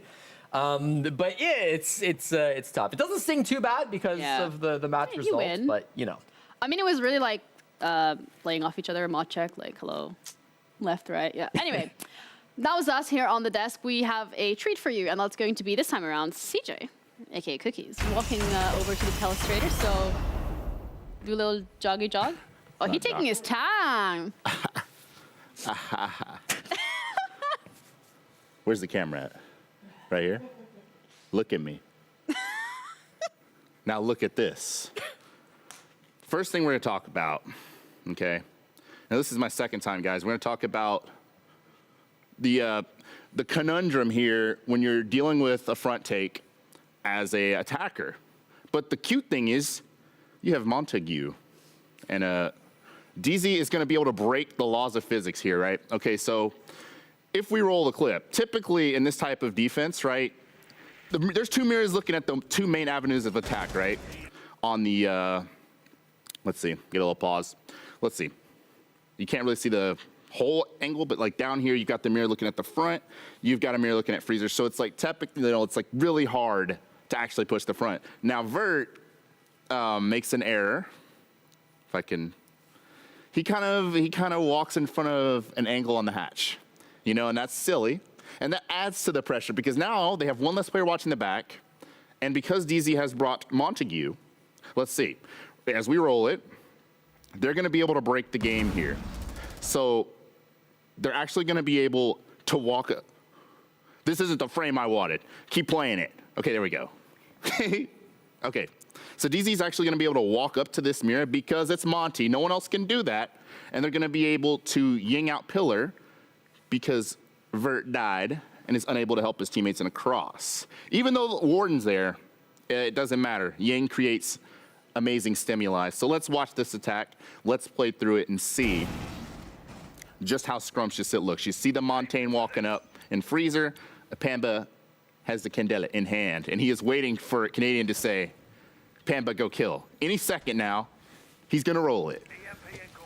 And at the same time, Canadian, of course, is walking up on this. Like, look how ridiculous. No one else can do this. You can't break the game like this with any other character, right? This is an attack that shouldn't work, but it works because BeastCoast did not ban the Monty, if you look at the top right. So let's play it and let's see. Let's watch this devastation. Pamba drops in. The Warden got flashed, but it doesn't matter because it creates a distraction and chaos. And someone's dying somewhere else on the map. I mean, who even knows? Doc is like, oh, what the hell? They're in sight. It's a catastrophe. And meanwhile, of course, yeah, Canadians push through on the front side. Thatcher's dropped in the front side as well. Doc's trying to helplessly swipe away a knife at the Monty. It's like, it's incredibly difficult to deal with. And both teams, honestly, look at this freeze frame here. This is what they're looking at. What are you supposed to do? How do you headshot that? Both teams were abusing shields. It was basically like a riot shield simulator in this Oregon game. But that's how you can clean up your attacks and make Oregon a little more peaceful to attack. This thing keeps falling out of my ear and it's getting on my nerves. But yes, that is the extent of it, ladies and gentlemen. Montaigne.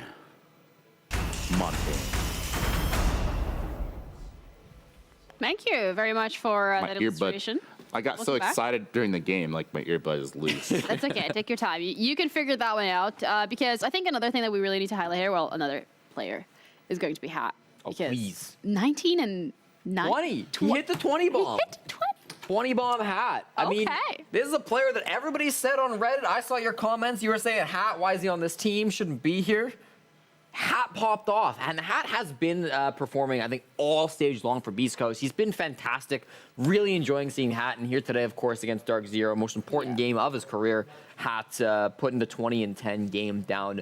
Hopefully, it's not in vain. We'll see for map 3, but you'll have to see it. I was going to say, I mean, technically, this game on Skyscraper is going to be the most important game of his career because Skyscraper, the deciding map between which one of these two teams are actually going to be going to major.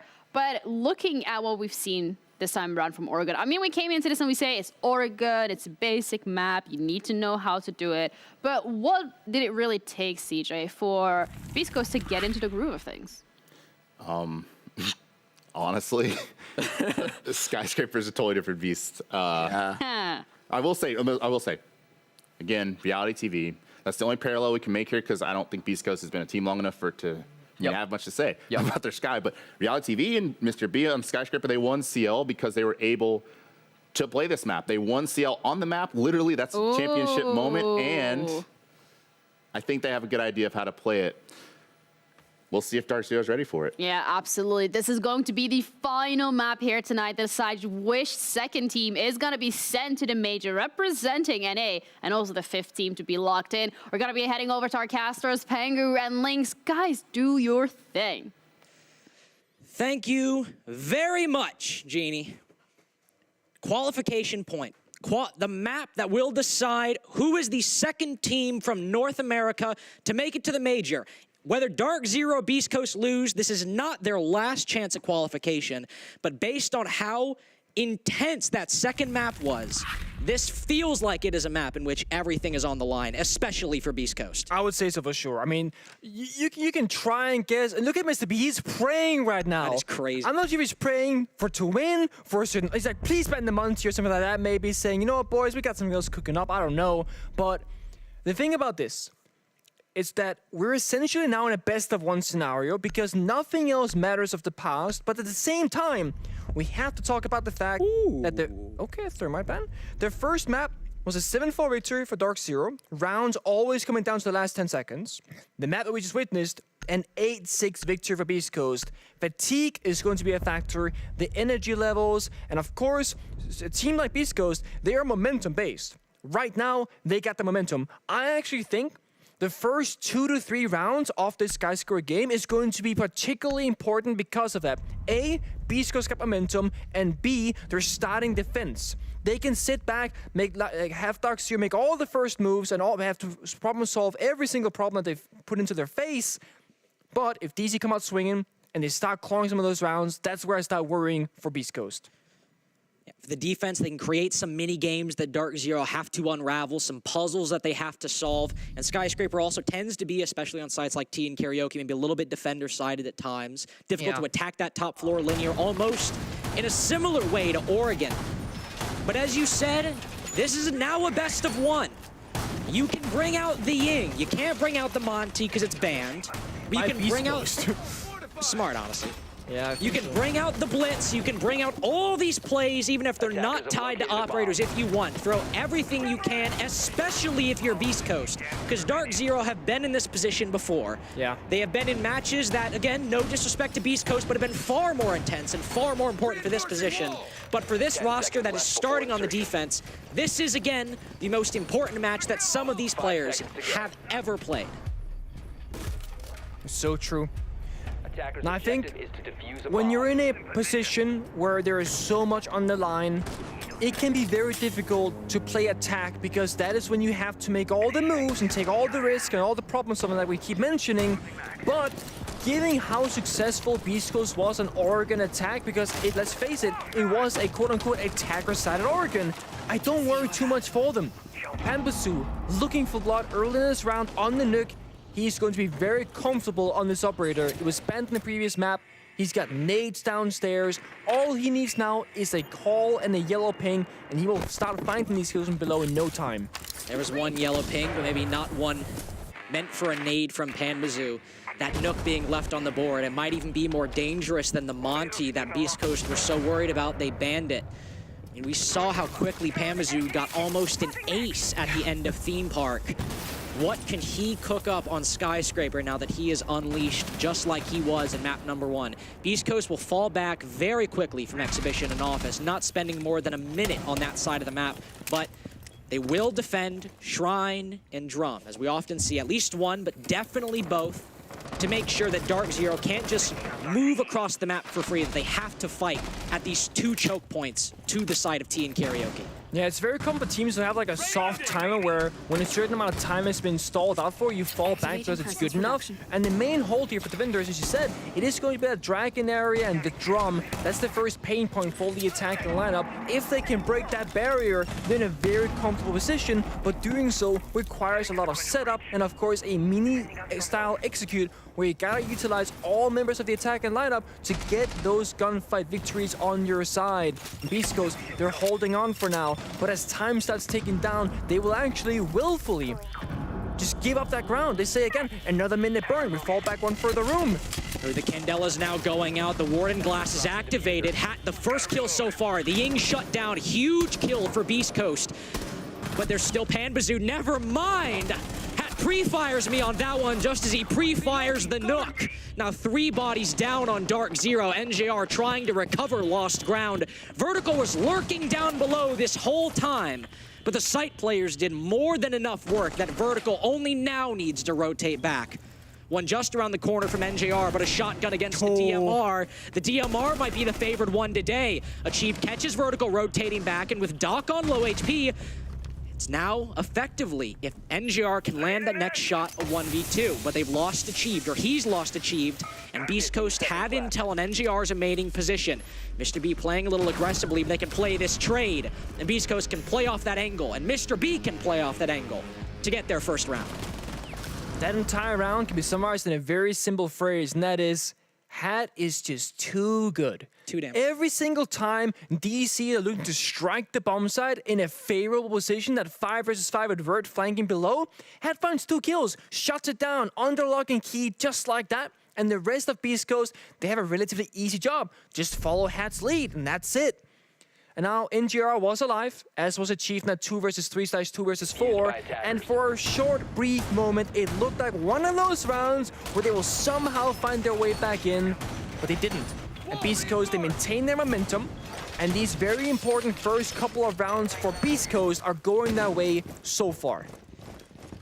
Only 2 kills, but might also be an indicator that Hat has not cooled off as an individual. Again, cresting 20 kills last map.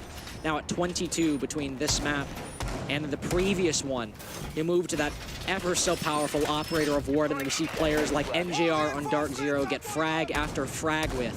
We'll see what Hat is capable of. It's not an exhibition and office defense, as what is sometimes the secondary site. BeastCoast will go down below and go to Barbecue instead, but will still require a hold of that second floor, require some pressure in Geisha, require some pressure in T and Karaoke, but not so much one where, you know, rotate back after 45 seconds. One in which you want to stay for a little bit longer. No, certainly. I mean, I would argue that you want to try and stay and dive those positions, because if you lose top floor control above the bomb side, you effectively also with that lose the bomb side itself. The hatches, you got slits, verticality, soft breathing guards, etc.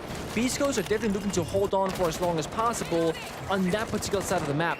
But as you mentioned, they're not just roaming above the site, they're roaming across the map as well. So what we see right here in the office samurai position, these two players, they can fall back when they want to, when they feel like they've burned enough drones and burned enough time. And you see right here, slowly making their approach. They want one more drone first if possible, or that soft timer of a simple minute. And there, see, they go back together as a duo. Then, now they can wait here at Dragon, kill a drone or two more, fall back to this top floor of Karaoke T, and all of a sudden, there's only a minute left in the round when DarkZero gets to that step. This is almost the exact same thing that happened in the previous round. BeastCoast, they have a really good read on how they're approaching the Skyscraper defense. Even got Pamazoo to use a Candela, still got 3 in pocket.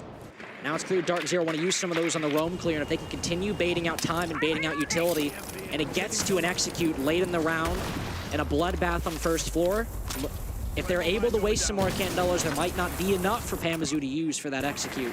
The BeastCoast have fallen very far back, and now there's finally some pressure mounting outside of Geisha. One player inside of Drum who might just take a fight with one of the players inside of Terrace. Nade goes through, 2 drones follow suit. Might have spotted Hat. Pressure mounting on this position. He'll take down 2, but that frag grenade goes in, beautifully cooked. And right on target from Achieve, but a C4 in response makes any advantage gain short-lived. DarkZero might have control of Drum, but top floor is still not theirs. Not yet, looking to get it. Still got some time to work with. Of course, Pamazoo has got to be the next one in line to strike because he's got those Candelas to work with. He's going to toss one out, but is there any follow-up? It's a fake so far. See if they can force the members of BeastCoast to move forcefully into a bad position, but so far, they're just holding their ground. They know they got the strong positions. They don't gotta move just yet. Well, they don't, but that's why Gavini's dropped down. There's a castle barricade in his way. That entrance through delivery no longer possible. They've got intel on one player inside of the site, and the Z-ping rings true. Now, once Gavini breaks this down, he can start moving on in. Candelas explode. No kills just yet. Hyper's still on this top floor. Can retake control of the hatch, and indeed he will. Canadian has to fall off the bomb now, lest he fall to that hatch angle. Gavini's still so powerful on these kills. The vertical control retained by BeastCoast, now minimized because of the complete site control from DarkZero. 2 players to cover Canadian, putting this bomb on the floor. They'll enter the post plant successfully, just as Vertical creeps down black stairs and falls to Pamazoo. A key angle held by Hyper, but now of no longer any importance. He's got to clutch this 1v3. He's got to start making his way down main stairs, but there are too many angles being covered. Too many people watching these positions. He'll give a sound cue the moment his feet hit the floor as well. You'll have to hope for some mistake for DarkZero, especially on this low time, to give him an opening, and none will present itself. Beautiful execute from DarkZero. It was almost like a 3-stepper, because the first step is obviously going to be the roam clear, but then they had this whole second step, the mini execute up above inside of Geisha, and it's a bit of a back and forth. They get the initial kill, C4 below turns it back to a 4 versus 4, then it's Pamazoo party time, throws out the Candelas, but they don't act upon it. It's simply a fake. The second set of Candelas goes out, and that's when DC really starts striking the upper part of the map. But the retake into Geisha happens from Hyper, from BeastCoast, but they don't have any visibility on the side, no information. That means Troy can get down that diffuser, enable that 3 versus 2 post plant, heavily favoring DarkZero, and they tie things up 1-1. And with that, BeastCoast, they will completely change it up. Different bomb sites, pick up the Mirror, pick up the Bandit, pick up the Frost, operators that we haven't really seen them play as of yet. Obviously, just round number 2 on Skyscraper, but Bandit, for example, not really seeing any play on either map number 1 or map number 2. Thatcher switched off from DarkZero as well. No sources to, at least for even a time being, disrupt those Bandit batteries. Only 1 set of frag grenades as well, and Gavini likely will have, I will say, some secondary EMPs. Those Bandit batteries could be in all different sorts of places, so maybe you get the single panel Maybe Doc decides to get a little active in Bandit Trick. Not on the Geisha wall, though. Vertical has opened this up completely, but unfortunately for him, nobody biting on that backside. There is one player, I do believe, but it's Canadian all the way down, droning his team in, so very unlikely that Vert will get a spawn peek from that player. Pembasu tends to favor going downstairs. It makes sense because he typically has frag grenades in his pocket, and that's going to be no different this time. First time around, there was a nuke, now it's Diana instead, and it also just gives DC a little bit of leverage if anybody from BeastCoast starts moving too much on their own. But the thing is, it's just that one member inside of Geisha, Vert, and he's still looking for a run out. This is not happening. Oh, is that based off the call, the sound from below? It's gotta be. Gotta be. Very, very good coordination from DarkZero, and Vertical's aggression punished. That wall remaining open provides a very easy pathway for a frag grenade, and once it lands, there's not much Vertical can do, especially since it was cooked so well. BeastCoast have some laurels to rest on. They have this shield in Dragon, looking over towards T. They have some presence inside of Terrace as well. But DarkZero also have more than half the round, and now Doc put on the floor. That was the player playing inside of Terrace, and via an upside-down rappel, Achieved is not only able to down Doc, but get Mr. B, who moves to contest that very angle. Yeah, this is BeastCoast saying that they understand that because they lose Vert early and then Doc gets injured, they have to go all in. If Mr. B gets the gun to Achieved and they revive, they're still in it, but it doesn't go their way, and now they just have to, again, keep on aggressing forward to have a chance for this round. It's sad as well, because if you keep banging your head against the wall, which you have to take these fights. You can't play sight in that 2v5 with so much time left, but you keep losing those fights, you're only creating your own destruction in this round. But again, Hadit and Hyper as well this map so far. Both been decent players, even only after a couple rounds. DarkZero resetting. There's one kill. Achieved cut down. 3 DarkZero players on the top floor, but Nick, 1 below with nades. That ping's a fake, unless he gets the bandit charge, I guess, if you want that. But there's no heart breach left for DarkZero. Well, technically there's a can opener from Canadian, but he's nowhere near the wall. 30 seconds, I mean, all of a sudden, this round looks winnable for BeastCoast. DC looking for a rotate around first. Limited information for the attack inside, and BC, they can just strike at any moment here and try and isolate those members from DC. BeastCoast have played patient. They might be rewarded for their efforts. Hyper watching how Stairs waiting for Panbazoo to make this very flank. Canadian will use that hard breach charge, but Panbazoo wins a very important fight. Could have been shut down, and now it's Hat in a 1v4. And you'll only get that 1 kill. Great recovery by DarkZero. Not getting too ahead of themselves, resetting, focusing, and finishing out the round without dropping too much along the way. This is definitely one of those games that are like literally just round by round. There is so much respect being paid, especially from DarkZero, not wanting to overcommit, overstep, or take too many risks in these rounds because they recognize BeastCoast, they're no easy opponent. They've proved that already, but the fact that DC are going to show this much respect just further proves the point that they truly deserve to be here. BeastCoast, that is. Skyscraper is one of those maps that can be triggered to attack on. DC already got 2 rounds out of 3. Of course, looking for more. It's a great start for them, especially given the fact that Monty was target banned. It leaves the question to be asked, will we see an OSA instead? That is typically how you will supplement the Monty ban, as it kind of does the same similar kind of job. But so far, it's been Troy being pretty active on the drone duty, playing the Capital, just to bring more utility, the fires, the smokes, the secondary heartbeats gadget.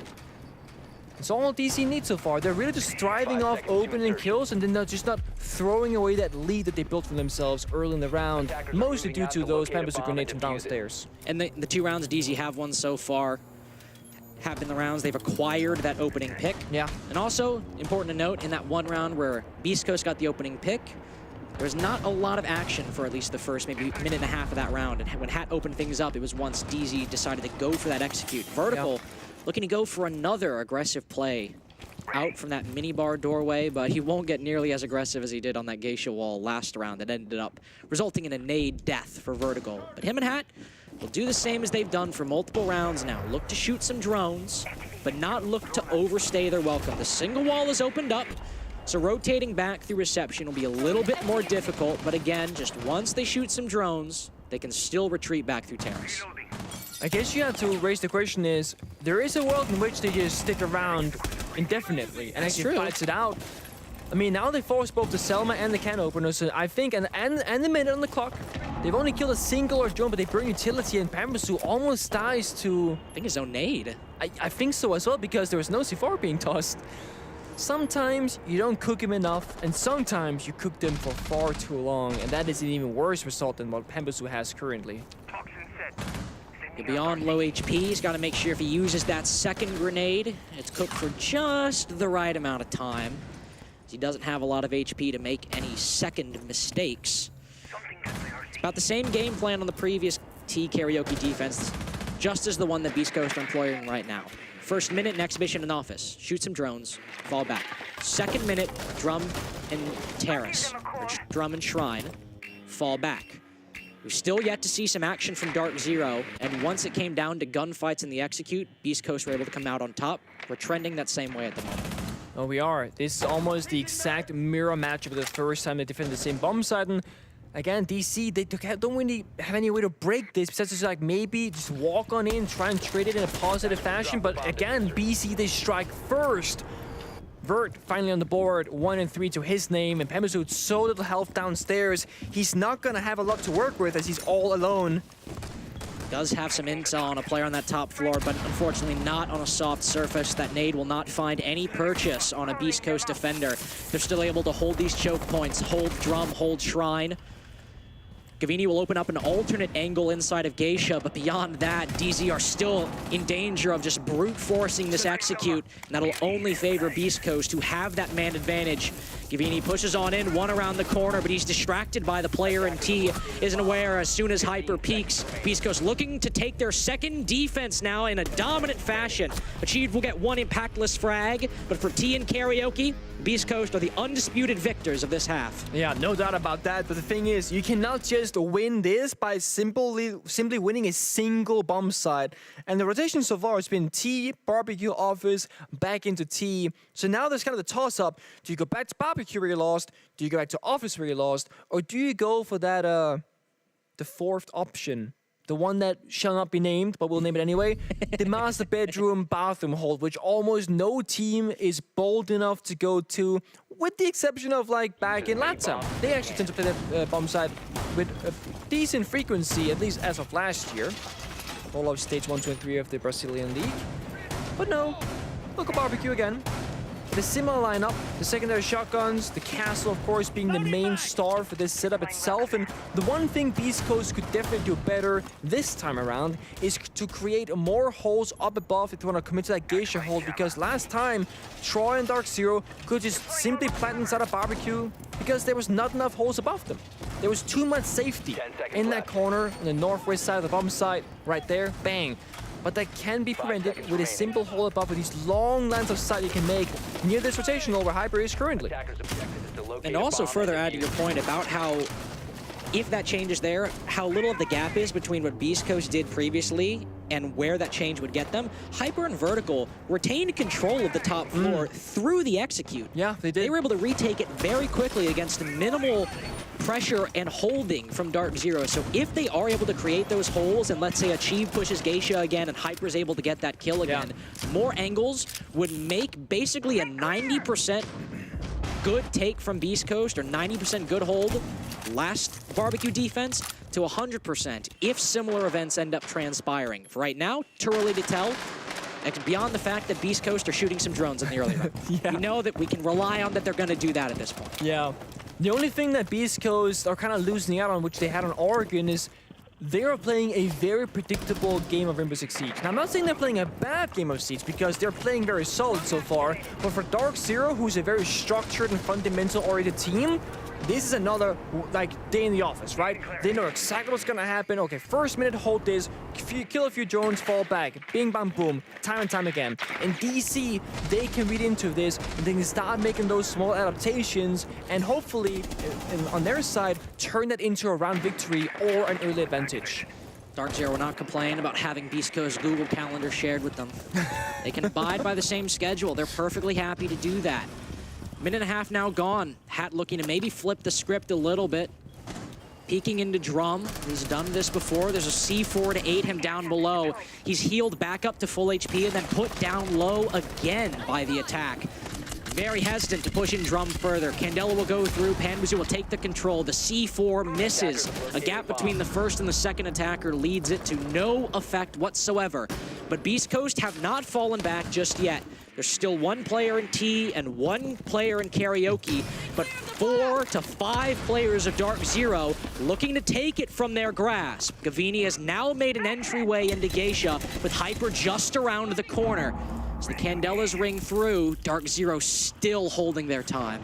I can't believe it. They're so close to a big brawl, but they're yet again so far. And BC, they're just holding on. They want DC to move into their crossfire first.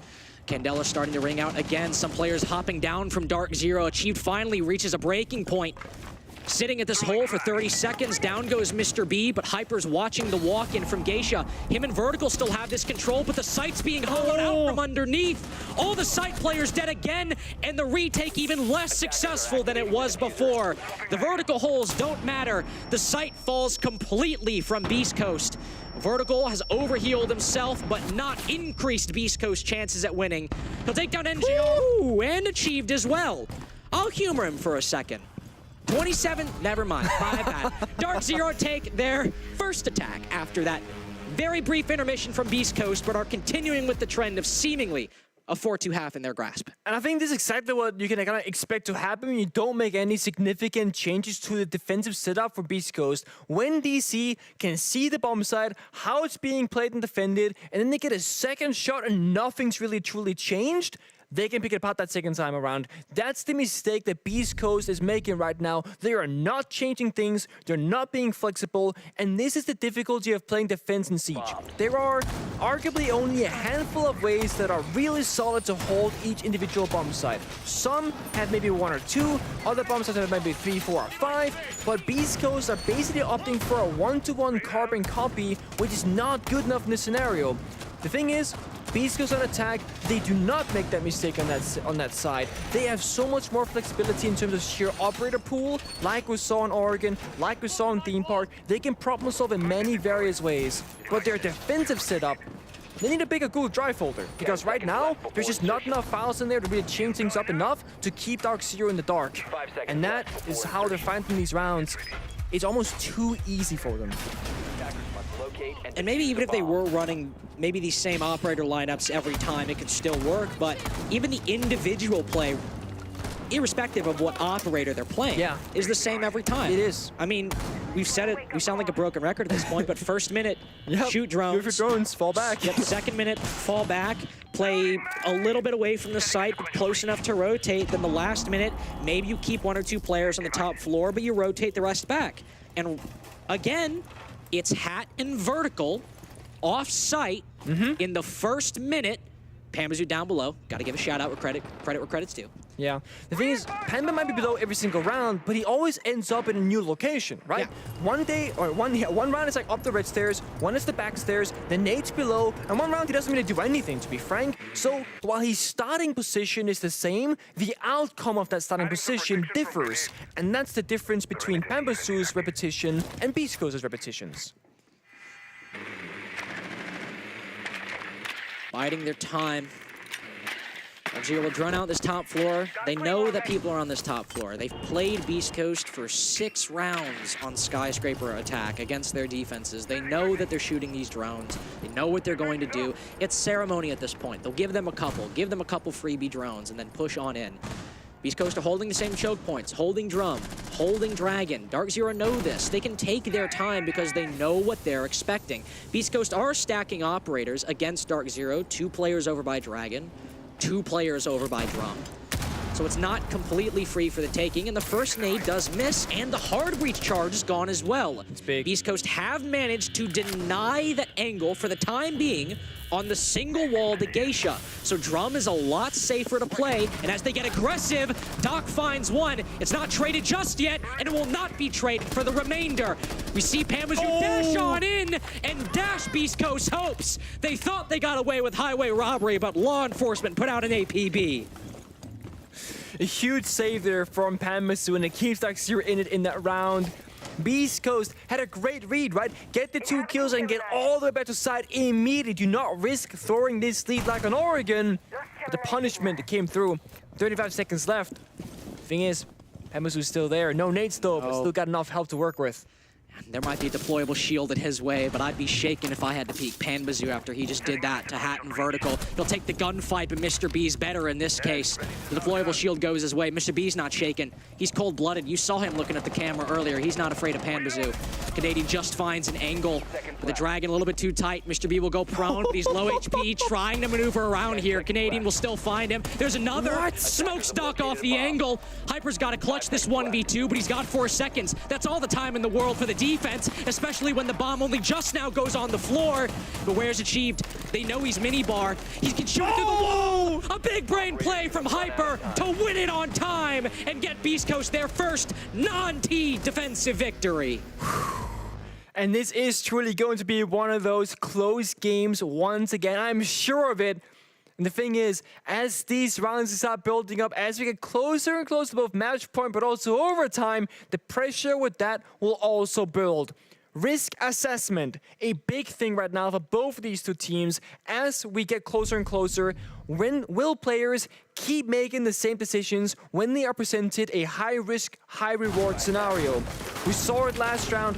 Doc successfully tricks the wall. He can keep tricking that wall, or they can go for a double swing. They say, screw it, we don't need the wall. If we get 2 kills, we'll be good enough for it. And they take that high-risk, high-reward scenario, and it goes punished for an even trade, but that is enough. 2 kills in defense, where you then attack straight back for 2, you're back to a 3 versus 3, you're still in the driver's seat as the defending team because you got that beautiful bomb site not too far away that is very comfortable and fortified with gadgetry. But now things they change. 6 rounds have been played, this is round number 7. They're gonna swap sides, DC now on the defense.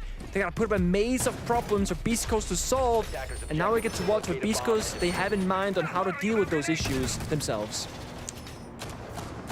Surprised at the lack of Nook that we saw from DarkZero. We saw Panbazoo play it a little bit early on, but Nick afterwards, we didn't see a lot of that. No, then it became the Ana instead.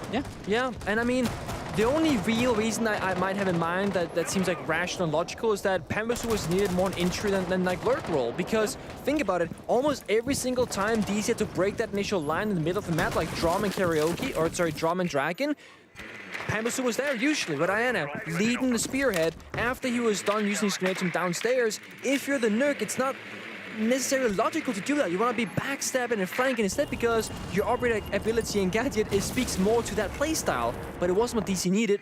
And of course with the Gemini clone as well, it's just more intel. I bring that up because Vertical has taken the mantle of that Yana, who's normally the entry, and Hat, who normally might take the role of that lurker, has gone there as well. At least for round number 7, we'll see if that changes, see if these ops change hands. But I'm fairly confident, at least in terms of the Yana, that will remain fairly consistent for the remainder of this game and fairly consistent with the rest of BeastCoast season. Name a better duo than Canadian and Lurking down below the site. Down inside of Sushi at the moment. 1 player has entered, 2 players have entered. BeastCoast, you have to be diligent. You can't be making mistakes. They've spotted him. They know where he is. They smell blood in the water, and now the hunt is on. They've got the intel. They know. Can this pinch work? 1 player pushing far up. Hyper with a Thatcher shotgun? Hello, what the hell is this man doing? He's now dead, so we won't see anything like that. But that was a little bit of a bewildering sight to see. And the clear from BeastCoast completely faltering. Hat on that lurk. We'll say a Runegate be damned. Take the HP and damage. They still lost a lot of teammates. Yeah, Hyper looked away at the last second when he would have killed Canadian with the shotgun otherwise, so he actually missed out on that opportunity, and instead, it's Panther and Canadian 1 for 1 each. Chief now taking down Doc and Geisha. BeastCoast playing a little separately to each try and find their own way into this round. But it's only hurt them so far, at least in terms of Doc and Geisha. So now Mr. B and Hat, 2 rookies, 2 newest additions to Pro League. They'll try to take this first round on attack. Hat's made his way in. Oh, 2 all come on his screen.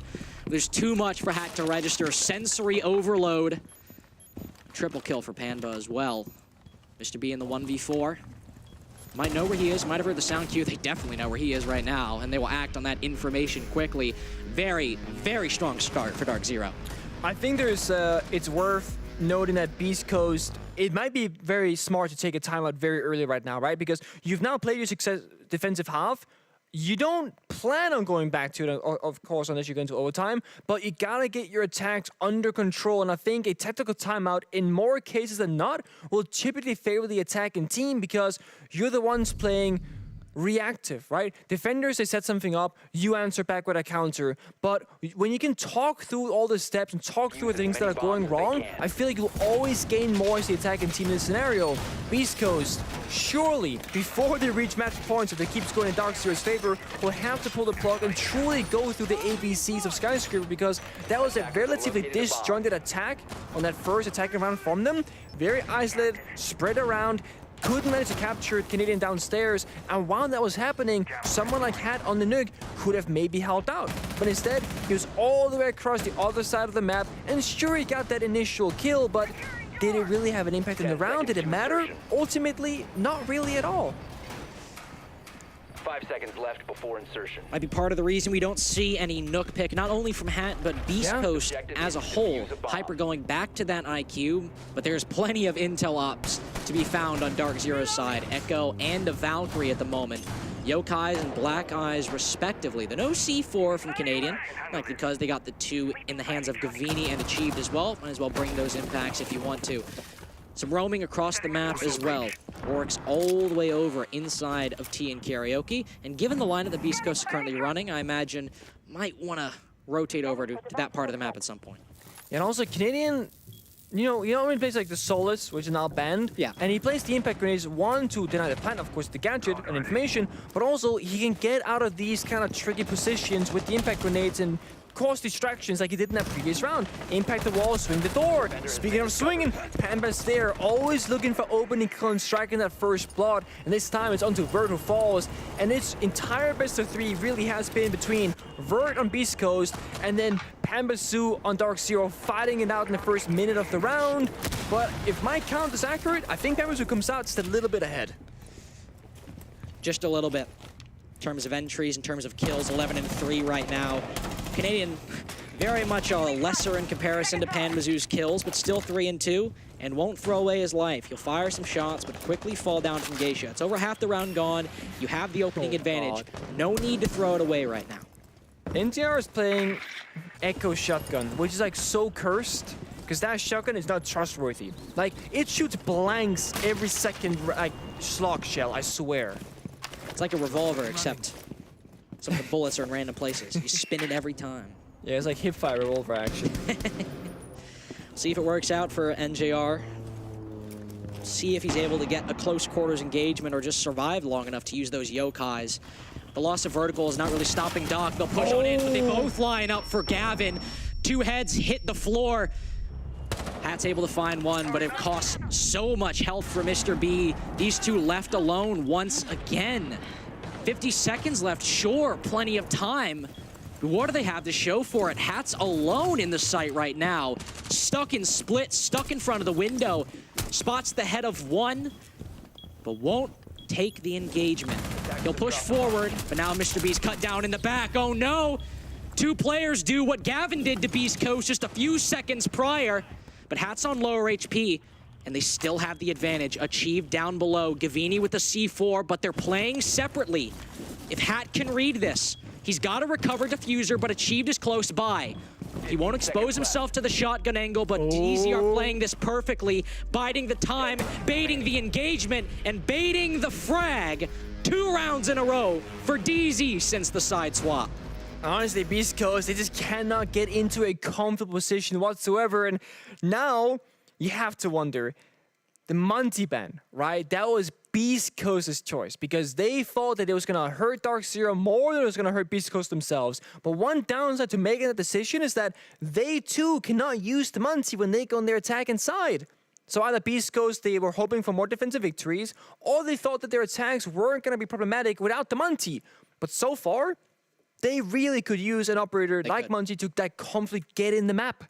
And with that round loss, they will indeed call their tactical timeout, try and figure out how to turn this around and try and get back to an even score, because right now, DC leads by 2 rounds. And there's a reason that when you think of Skyscraper attacks, especially on T and Karaoke, one of the main ways attacking teams will break that gridlock is with that Monty take. Yeah. Through Black Stairs, move into Karaoke. That's not only one of the main takes you think of that site, but one of the main takes you think of on all of Skyscraper is with that Montaigne. Now, of course, maybe there's a bit more situational implementations on other sites, but it is an example that by banning that Monty, there was a ready-made avenue for maybe BeastCoast to give another look on Teen Karaoke, and well, they'll have to give another look once DarkZero go back to that site eventually. But they'll have to rely on other things like the Blitz or the Ying, maybe the Dokkaebi as well. We haven't seen much Ying play from BeastCoast either. We saw Nook in the first round, but then a very traditional take in the second round. Let's see if they use this tactical timeout to maybe return to some of that tricky one-off pocket plays, as you like to put it. Yeah, I was going to say that historically for this stage for BeastCoast, they tend to swap things up pretty drastically after a tactical timeout, and I don't think it's going to be any different.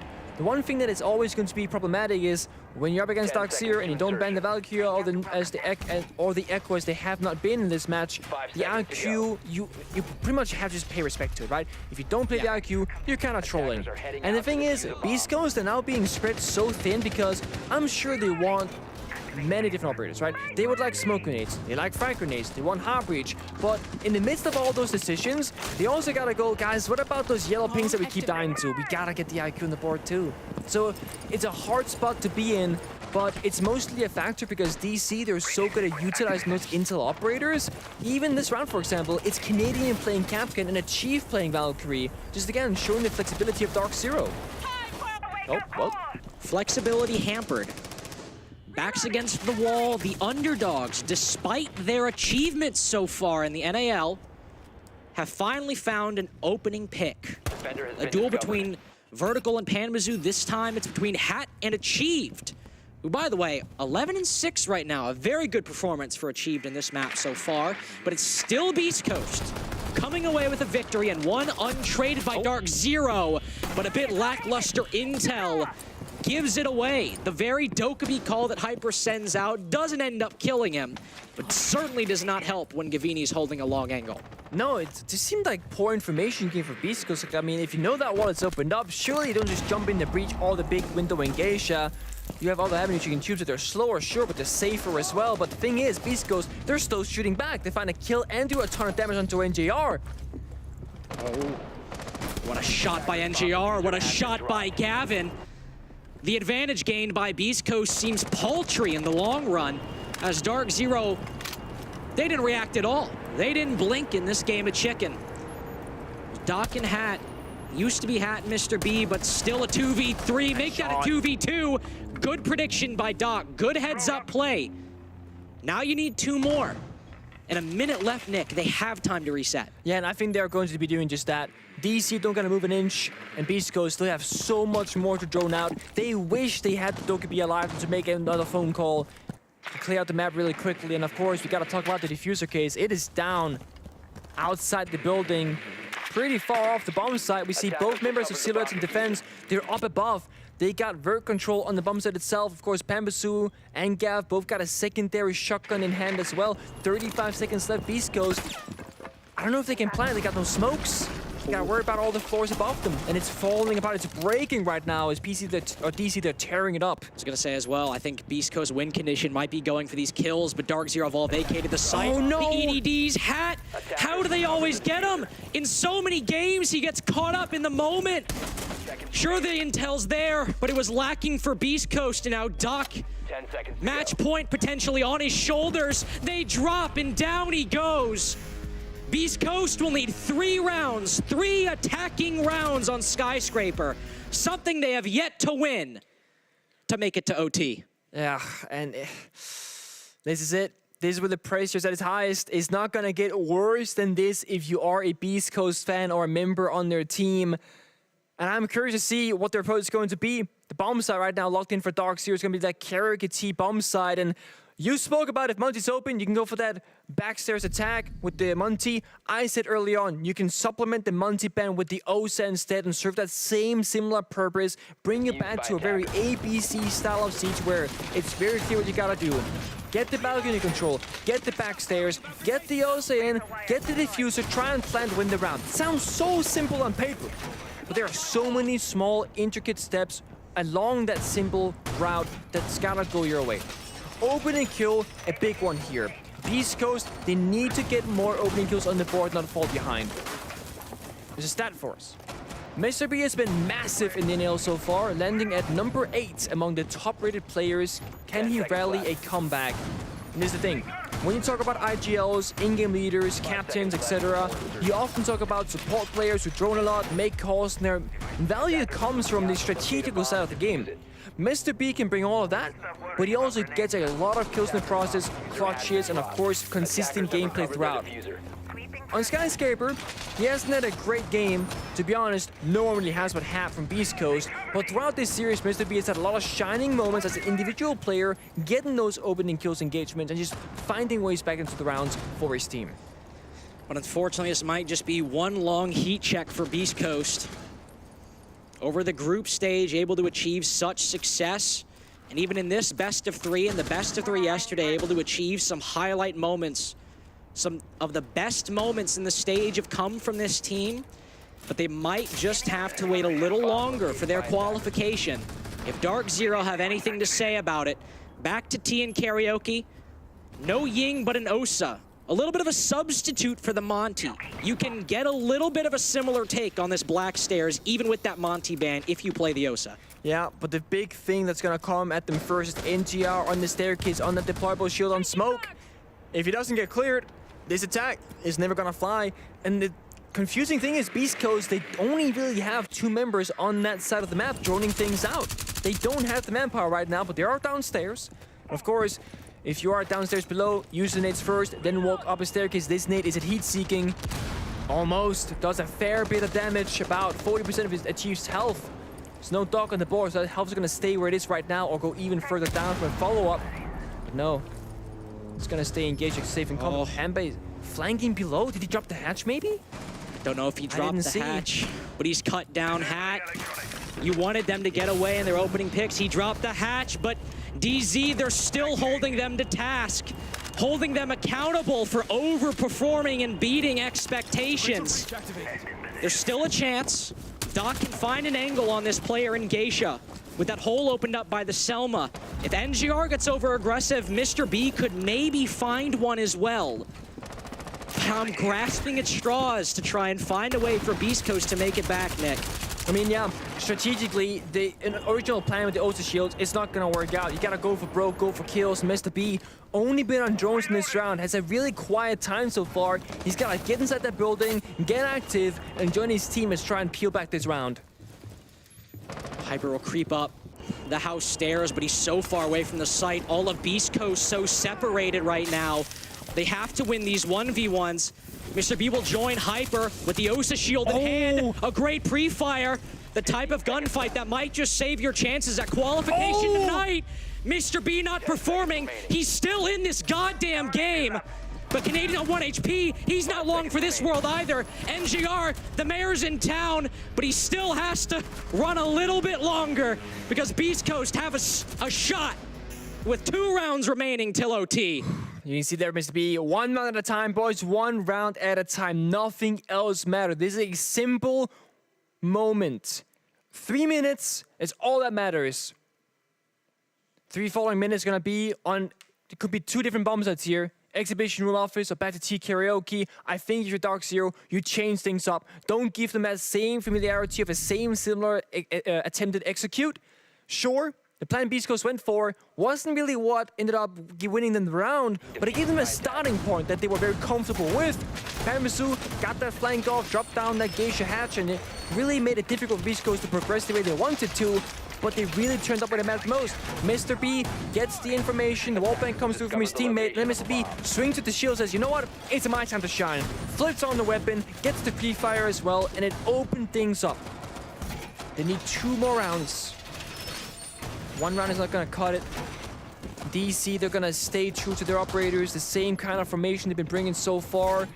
Only thing is, there is no Valkyrie on the board. Let's just go with the Yokais and the mirror windows. 5 seconds A little bit more freedom onto Canadian and Pambasu.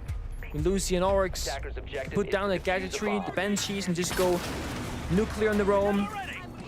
Be a thorn in the side of BeastCoast. Make it problematic for them to move an inch downstairs. Mr. B from Osa onto Ying is gonna try and make the magic happen on the bomb site execute if they can get there. They've been reluctant to use this Ying so far, not wanting to rely on a crutch operator to get these rounds. But after pulling it back from the brink in round 10, I'd bring out the Ying at this point if it means you could get and increase the likelihood you get 2 more attacks. One player down below, Canadian, has been playing this first floor position on so many of these bomb sites, from T Karaoke to Exhibition and Office. BeastCoast know what to expect, at least a little bit at that point. So they'll do the basic work. They'll open up the site walls. They'll open up some of these angles, but now focus on clearing out some of these, well, some of the many DarkZero players roaming around that bottom floor while they keep a retainer holding some angles outside the site. The difficult thing is, though, sure the wall gets opened up, but there's a mirror of facing it, so Tadian didn't gain anything with that. True. Things aren't going to get any easier for BeastCoast, at least not for the next minute or so. I think their best bet, try and look for those isolated kills on the roam. That's going to be Canadian Pambasu, and then just overpower the bomb site. The more, time that's going to progress in this round, the more difficult things get for BeastCoast, because all of a sudden, they're working against the odds and the clock and the position on the map. Oh, Panba, oh no, so close to death. I was worried about anybody with the misfortune to enter an engagement with Panbazoo, but they might have just caught him off guard. He's close to the site, though. He's not caught off on the roam. It's Canadian who's at the forefront, and Canadian with the angle might be able to finish off Hat as well through the drone hole. But for the time being, both Canadian and Panba will hold it down in Dragon. A very tight angle to mitigate the low HP. Intel with the Yokai as well. Vert will back off the angle, and Gavini will secure the kill. But Hat's been pretty much dead for 10 seconds. Only now has it been registered in the game with that C4. BeastCoast have been in the 4v5 for a little bit now, but they have to brute force this. These Candelas have to land, and they have to win these fights. The minibar player falls. It's back to a 4v4. There's still 2 in Dragon, who could throw this completely off the rails for BC. Canadian and Panbazoo are trapped with some light support from NJR and House Stairs, and Vert's caught. Mr. B cut down. Only Hyper and Doc to keep the dream alive tonight. The look behind them, there's still one over by Dragon, but they've got to get these isolated picks. Doc has made his way in. Never mind, he shot the Yokai as well. As long as they can be weary of the retaking players and these Yokais, they might have a chance. But 10 seconds left, only Hyper and Doc. Hyper, the only one who can cover. He can get the bomb down anyway, and Hyper can still get the kill. But he's all that's left. A post-plant sure, and Panbazoo on low health. But it looks like DarkZero, the veterans, are in prime position to join M80 to qualify tonight. He'll wait. Panbazoo on 1 HP. Hyper can get this kill if any others. But that's it. The rookies overheat and the veterans get their due. DarkZero are your second team from North America to qualify for the major. You gotta give praise where it's due. BeastCoast made it so far and really challenged DarkZero all the way. But DC, they are the better team. And despite Hyper knowing his teammates, he didn't know them well enough in that 1v3 to clutch it out for BeastCoast. DC, as you said, the 4th team overall, the 2nd from North America to attend the Copenhagen Major.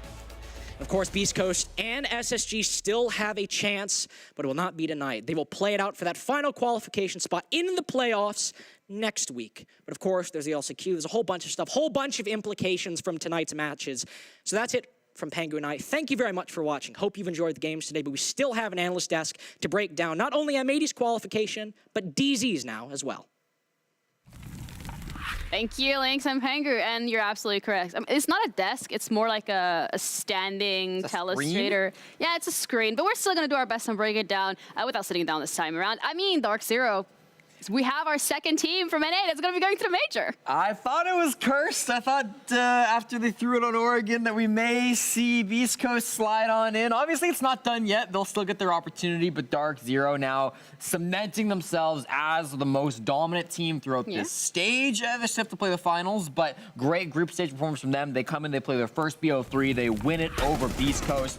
Great game from them. It started pretty back and forth, but by the time DarkZero got to the defensive half, they were able to close it out. Yeah, I really want to highlight Panbazoo. The Panbazoo. This man, just the way he was maneuvering around, it's like he had no nerves, no fear, full confidence. It was beautiful, honestly. Panba was definitely a difference maker in a lot of rounds. Key plays. And Capkin. Capkin was also a key player. It seemed like Cat ran into about 700 of them and kind of slowed him down this game just a little bit. Some big clutches, some default cams left up, and that round number 6, unfortunately, for a couple of them. But hey, listen, ultimately, it didn't seem to matter too much for BeastCoast. We did see DarkZero closing on out. I definitely agree that Pambazoo had a great time here.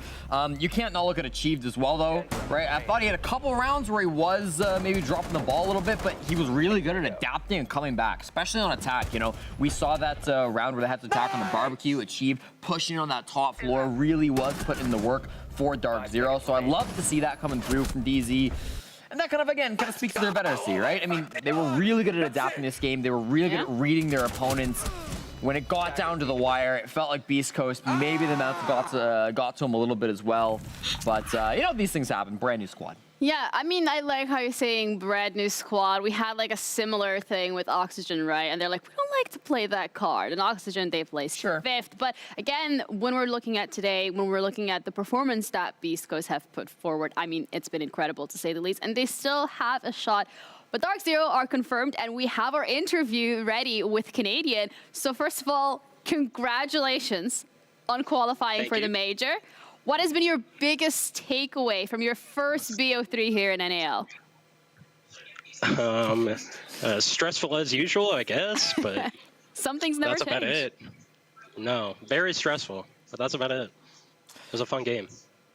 Yeah, Canadian, I mean, you guys have really built this lineup and improved a lot. Obviously, Achieved coming into the lineup here. What do you think the biggest strides that you've made from forming this roster with Achieved on it after Invite to now qualifying for the major? What do you think the biggest thing that you guys have been able to improve on has been? I think it's, I mean, more than anything, our communication. Every time I come on here and people ask me about anything, it's always communication. That's all I ever talk about. But I do think that's the biggest thing, and I think it's the biggest thing we need to work on more. But we've made huge improvements, and like on our bad days, we know like the communication is what holds us back. I think Oregon, like some of the late round communication got panicky, and it actually kind of bit us. So. Yeah, I think that's the biggest thing. I think Matt has actually helped us a lot with that. He's brought in some ideas and really helped us enforce things. But yeah, everyone's, I don't know, the culture of the team just has really changed. I don't think I've ever been on a team this hungry. And I'm serious when I said that. I've played on some very good teams, some very good players. But I think this is the hungriest team I've ever been on, the hardest working team I've ever been on. And it's special. Okay, Troy. Well, firstly, I want to say congratulations. And also, you said you're hungry. The team's hungry. I know she be playing right now. You're trying to stream. Is that part of this hunger factor? I see you actually like playing ranked and whatnot now. And I saw you out there hitting shots and moving like it was 2016. Like, would you say that the hunger factor of the team is like why you're maybe like reinvigorated into like playing and queuing with? I know you're all queuing together. You talk a little bit about that dynamic and how that helped you qualify for a major. I think to a degree. I think ranked, it only does so much in terms of like improvement and helping me out. But you know, I have more fun playing the game. I'm excited to play the game more. I'm still not playing a ton of ranked, but you know, I'm playing it more than I was before. I think part of that too, though, is like you run into less cheaters now, so it's not like just the hunger factor. Like I wanted to play before, but like, what am I gonna do if I run into a bunch of cheaters? Like, yeah.